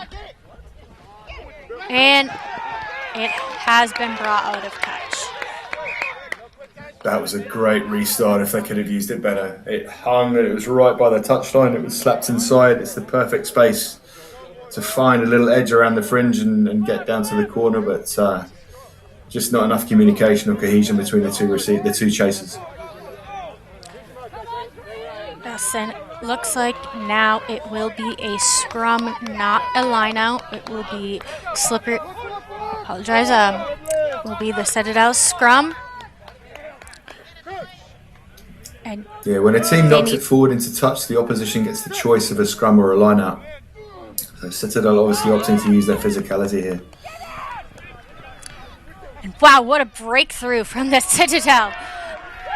Wow, what a run! What a breakthrough! Way to capitalize and touchdown for a try from the Citadel.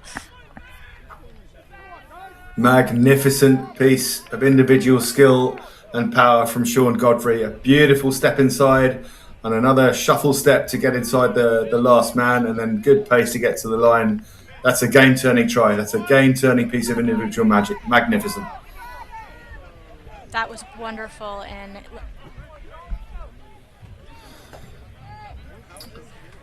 kick does not appear to be.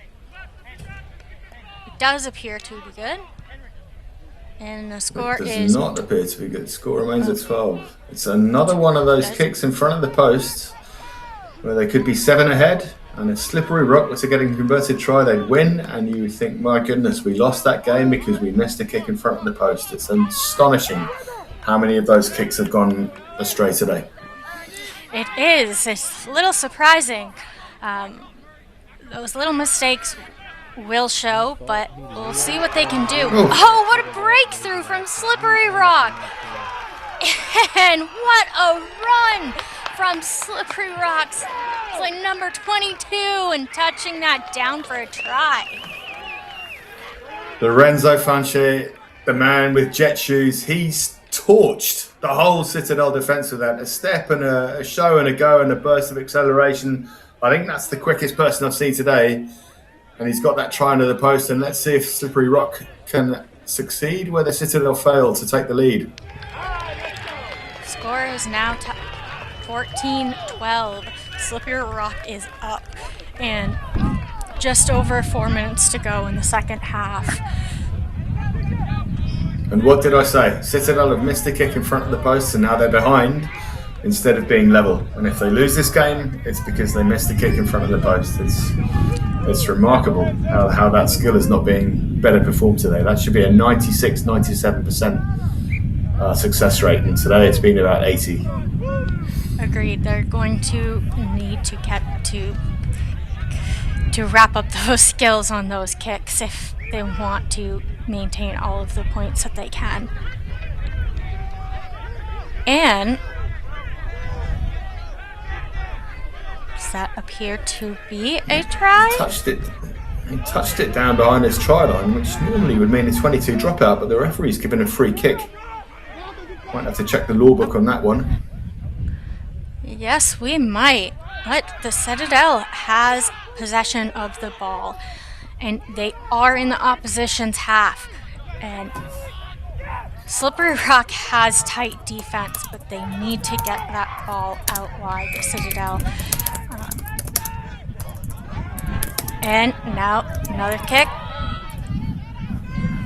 Going forward, out to his friend. Can he get it out wide? Can he get past that tight Slippery Rock defense? I'm not sure. I don't think so. What a counter, Rock, trying to maintain that possession from the Citadel, but no, Slippery Rock has taken that. Nice counter, Rock, and smart decision making from Slippery Rock. Now they have the ball in their hand and they are running towards the try line. And they are going to touch it down in the middle of the post. Another try. I think that's going to be the clincher. That's a really good cohesive piece of play, and yeah, I think you can just see the element of fitness creeping in now. The Citadel guys walking back a little bit slower to the contact point, and I think this could be curtains for their challenge. I do. Let's see how this kick. Will he make it through the post? He's right in the middle. I am not sure, but he has. The score is 21 Slippery Rock, 12 Citadel. 1 minute and 3/4 to go. Citadel need to score now with the next play. They need to catch this restart and they need to find a way of manoeuvring it down the field to score, or their race is run for this one. Do, but sevens can change so quickly. They can change it, but Slippery Rock is extremely strong and they do not look tired. It looks like the ball has gone out, but it is bringing it back for the restart. Didn't go 10, so they'll bring it back for a free kick. And the Citadel has possession of the ball. What a tackle from Slippery Rock against a big player on Citadel. That's the game-winning tackle, or the game-clinching tackle right there. That's a big guy, and he has been stopped dead and had the ball dislodged from his grasp by a really, really good tackle. That's the game clincher. I don't see a way back for the Citadel now. That was a fantastic tackle.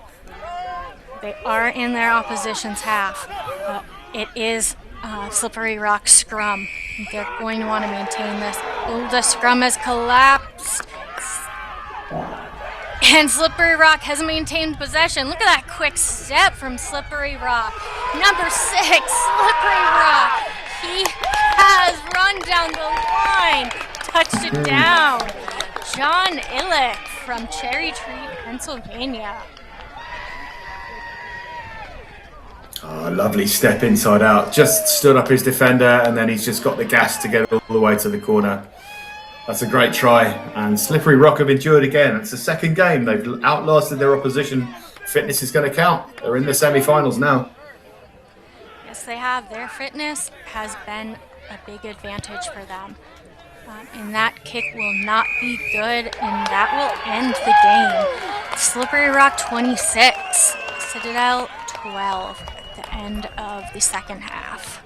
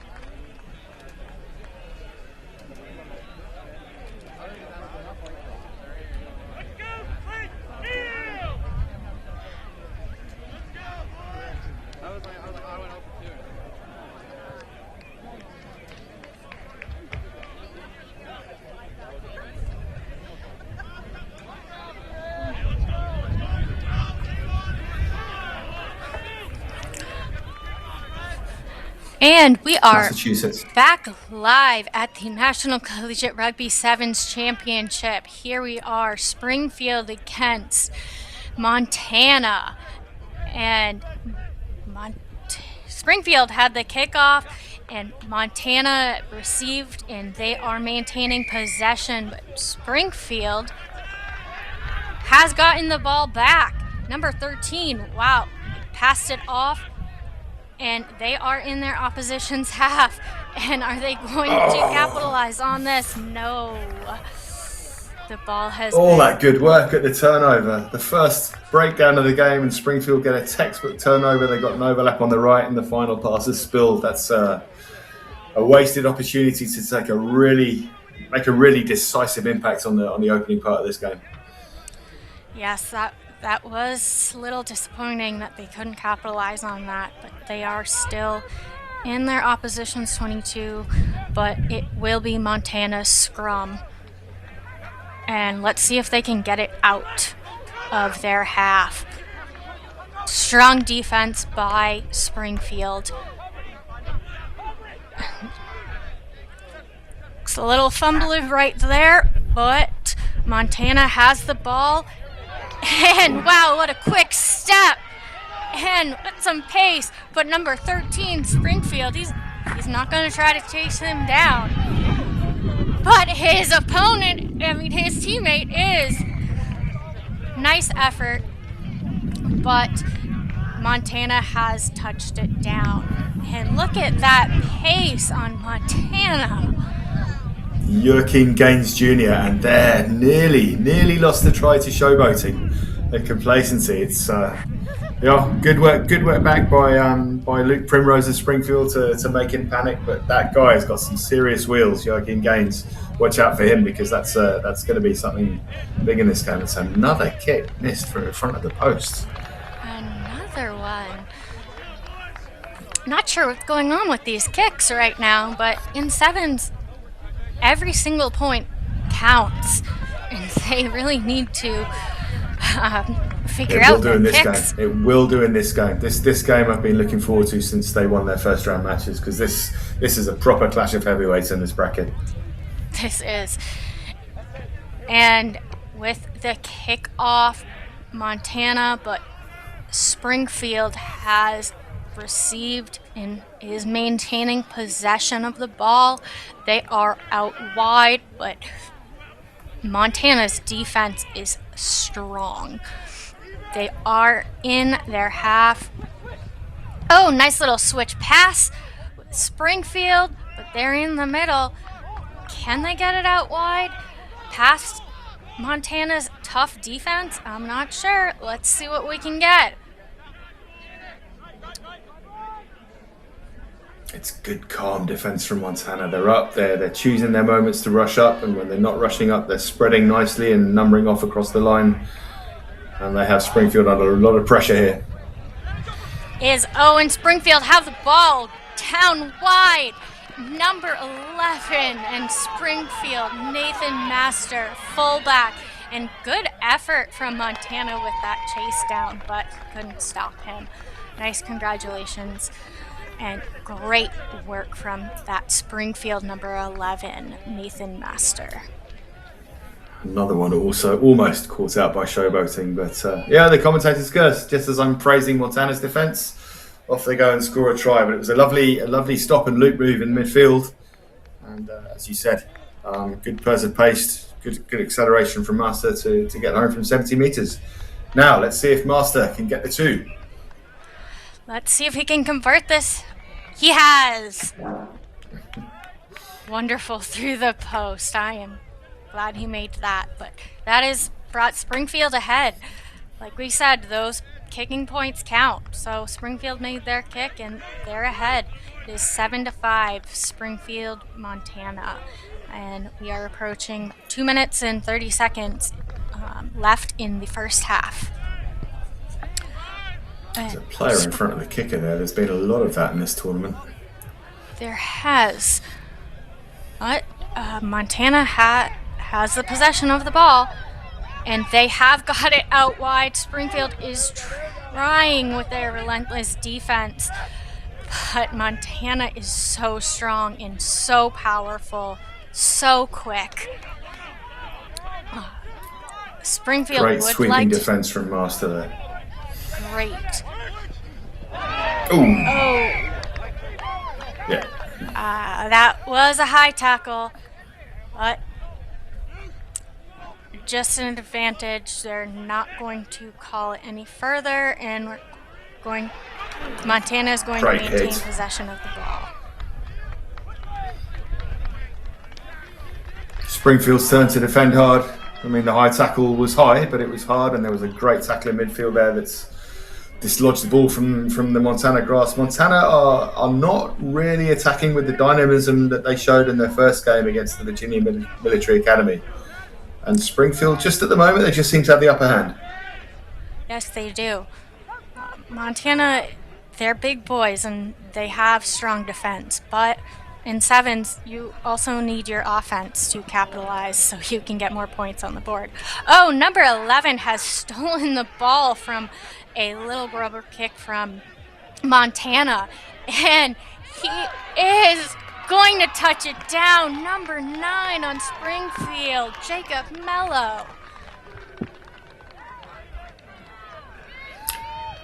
Wasted possession by Gaines. He's got all the speed on the Montana side, and he tries to thread a grubber through in his own half. It's a poor piece of decision making. He's a skillful player, but he's cost his team there, and Springfield used that ruthlessly. Great finish, but it's a mistake by Gaines that's given them the advantage. It is, and wasn't touched down quite in the middle of the post, but let's see. And no, the kick is no good. Half time. I'm not really sure what Gaines was thinking there with the grubber, trying to grab it through. I'm not sure. Didn't really seem to be much on just recycle possession and play on, but well, we'll see. There'll be a half-time talk, I'm sure. This isn't over yet. Or maybe like a half back.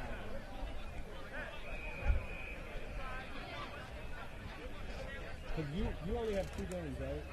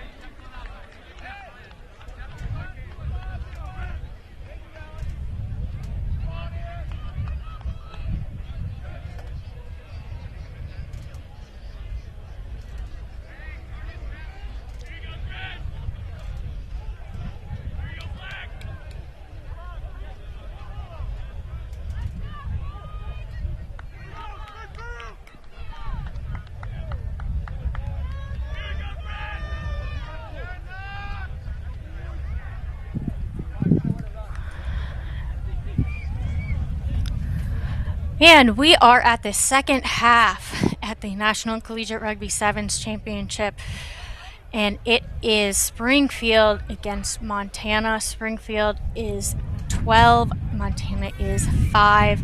Montana will have the kickoff. Springfield will be receiving. And what have they got, Montana? What have they got? I don't know. I want to see their offense move forward. And Springfield, look at their offense. They're wide open. What a run from number 9, Jacob Mello. And is he going to touch it down? Yes. Huge gap in the Montana midfield. Someone didn't talk, someone didn't call a shift, someone didn't mark up, someone didn't come across, but the gap was big enough that the 2 Springfield players got through. They had the whole field. And let's see if he can convert his, or it will be number 11 kicking off, and he has converted the try and gained those extra 2 points. 2 converted tries ahead now, Springfield. I would say that probably is a moment that tips the game firmly in their direction.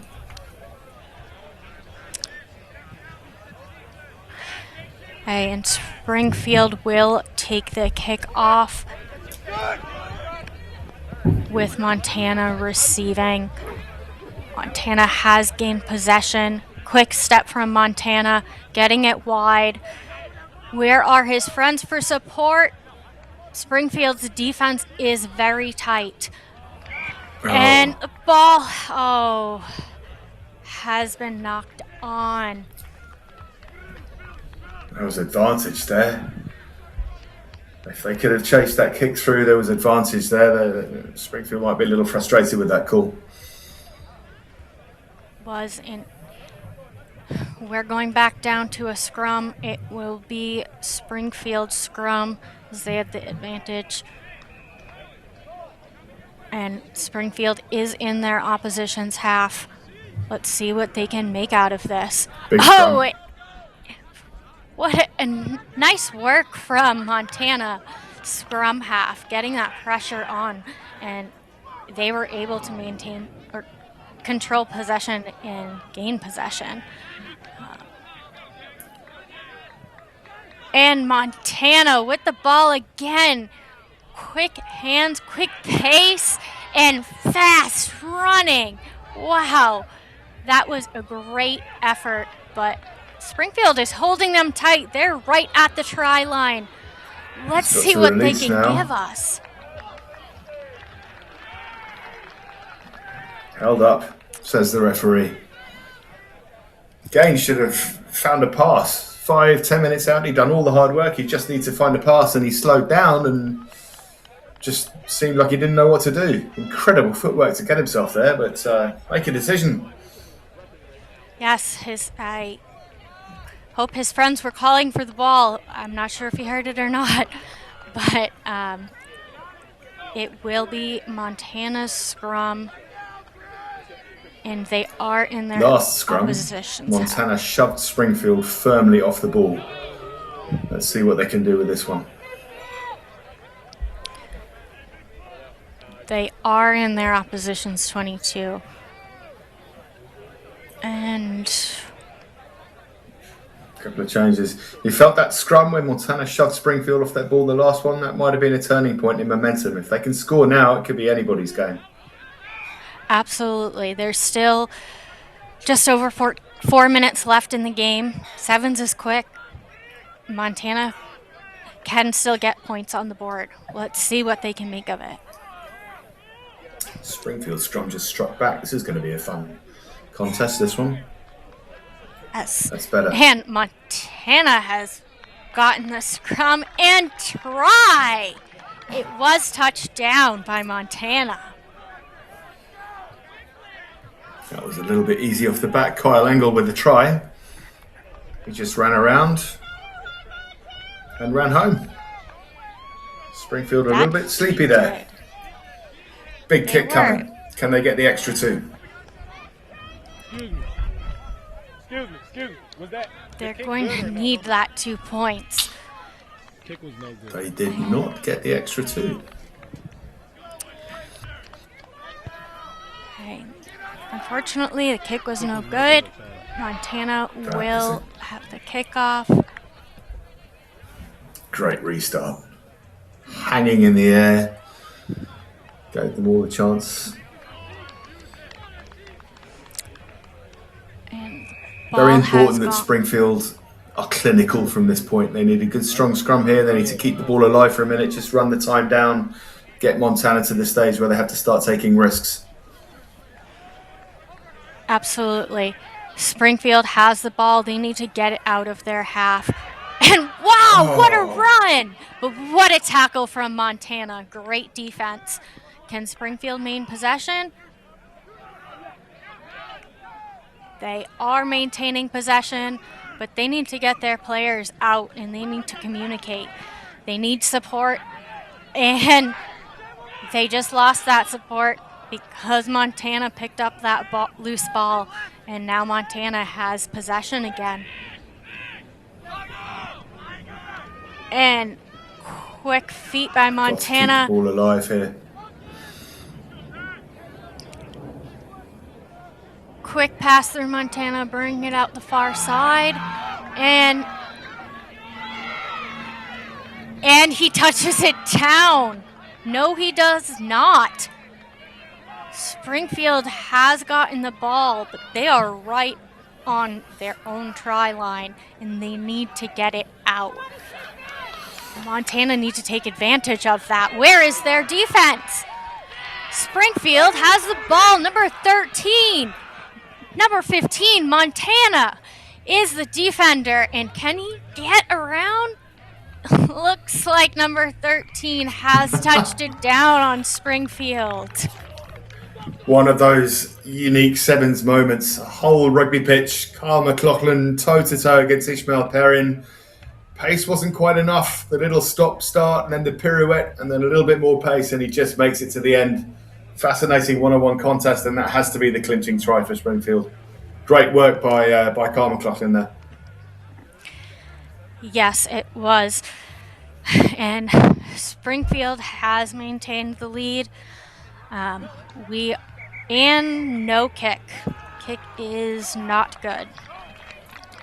14 points ahead with 40 seconds to go, though. Not even sevens changes that fast. No. Let's see. That's the end. He's blown up, I think.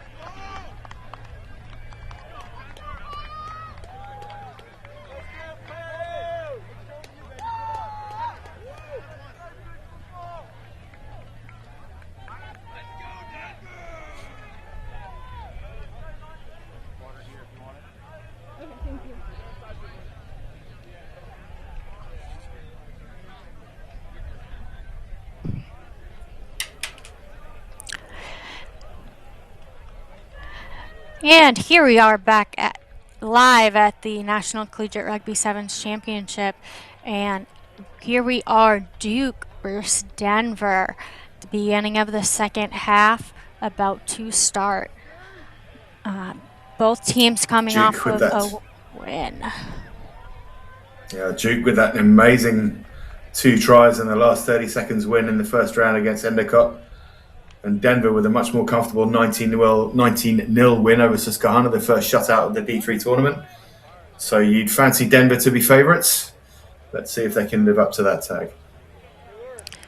Yes, I'm excited for this match and to see what each team can bring to it. Duke's structure and decision making against Denver's pace and ambition. Duke will want control. Denver want chaos. two clear identities. Whichever one shows up first usually dictates the match, but you never know in sevens. And You never know. game has started.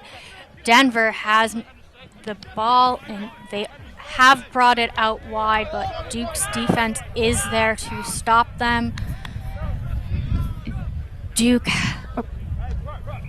Denver has the ball, quick pass, but Duke's defense is there. Can they spread it out wide? I do see some holes. Duke is trying to maintain that possession, gain the possession, but they can't. Denver has the possession now. And he is running, he is sprinting, he is wide open, and he has touched it down. Denver, touchdown for a try. Brilliant sevens try. Not just the finish. I mean, the finish there, electric pace, scorching down the left wing, but that ball came side to side. The players reset nice and deep. Good long hands, good strong passes, and good accurate start by the men in red. Yes, great start. Denver looks to be in control of this match in the first minute.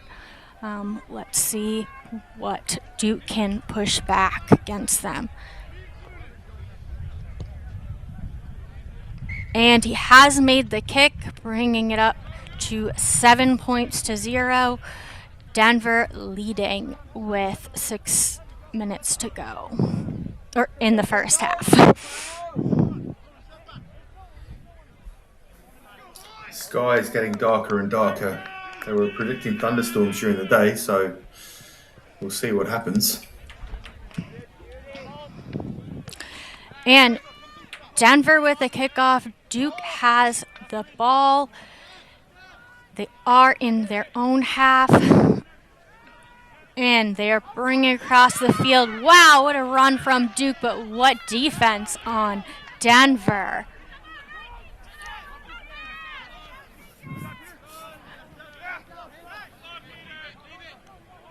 It's a little hard to tell right here, but Duke has the ball. Denver is coming up quick. Oh, that was a risky pass, but his teammate has caught the ball.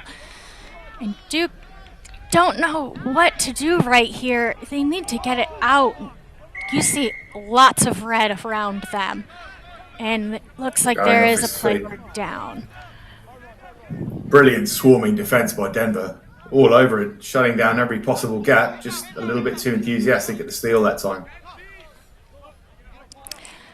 And Duke has the ball again and trying for a quick switch. Oh, now he's got it out wide, but wonderful tackle by number 3 on Denver, Kai Are. And tackling number 5, Robin Jensuek, out of touch.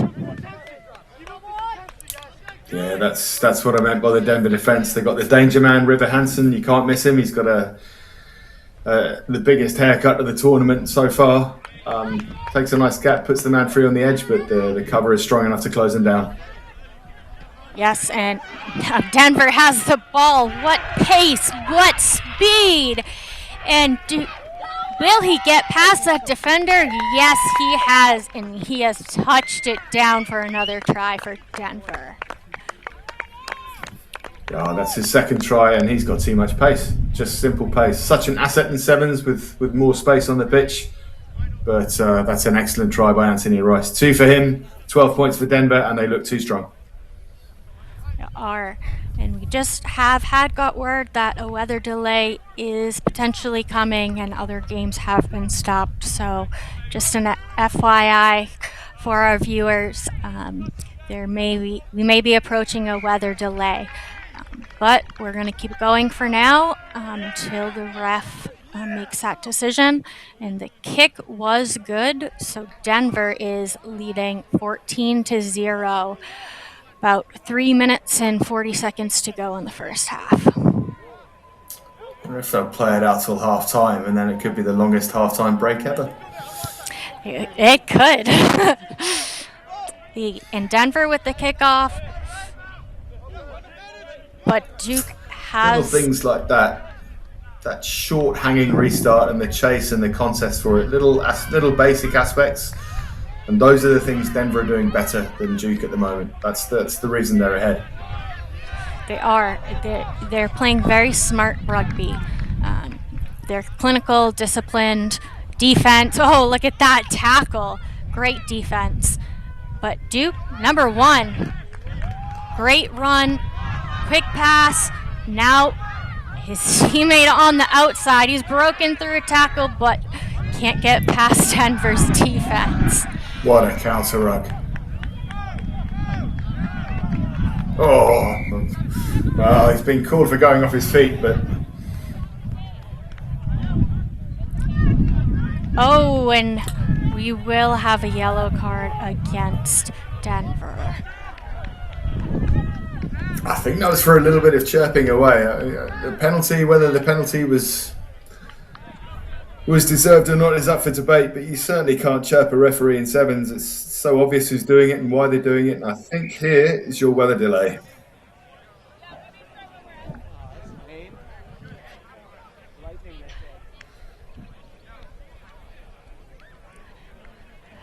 And we are approaching a weather delay, unfortunately. We have a weather delay for the next 30 minutes, so our broadcast will be off. It looks like there's thunderstorms approaching the area. The clouds are getting pretty dark. Other games have already stopped, so this game will be paused for 30 minutes.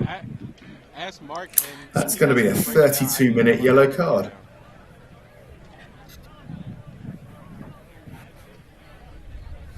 Okay.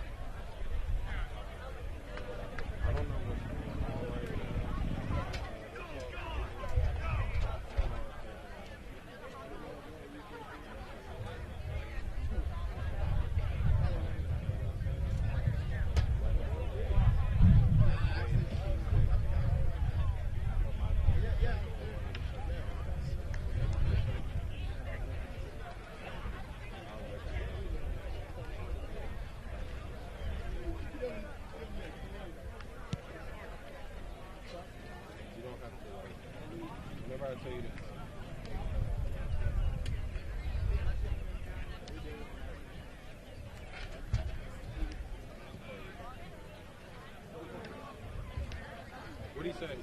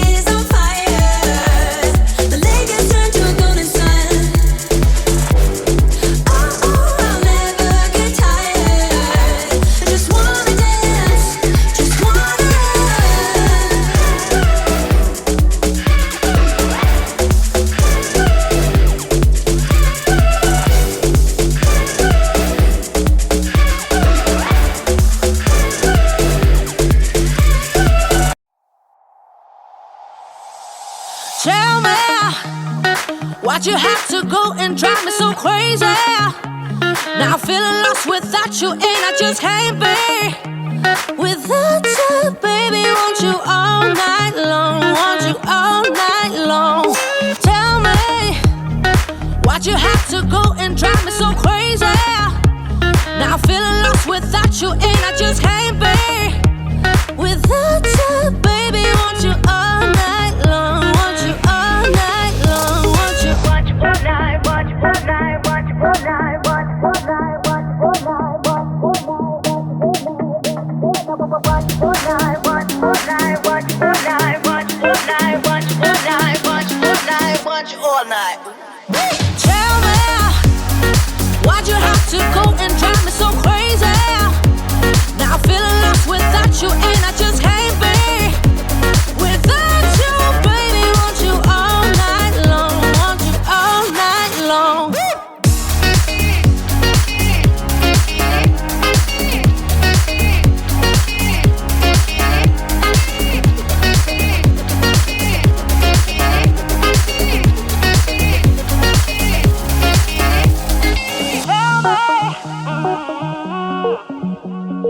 Baby, now I'm feeling lost without you, and I just can't be without you, baby. Want you all night long, want you all night long.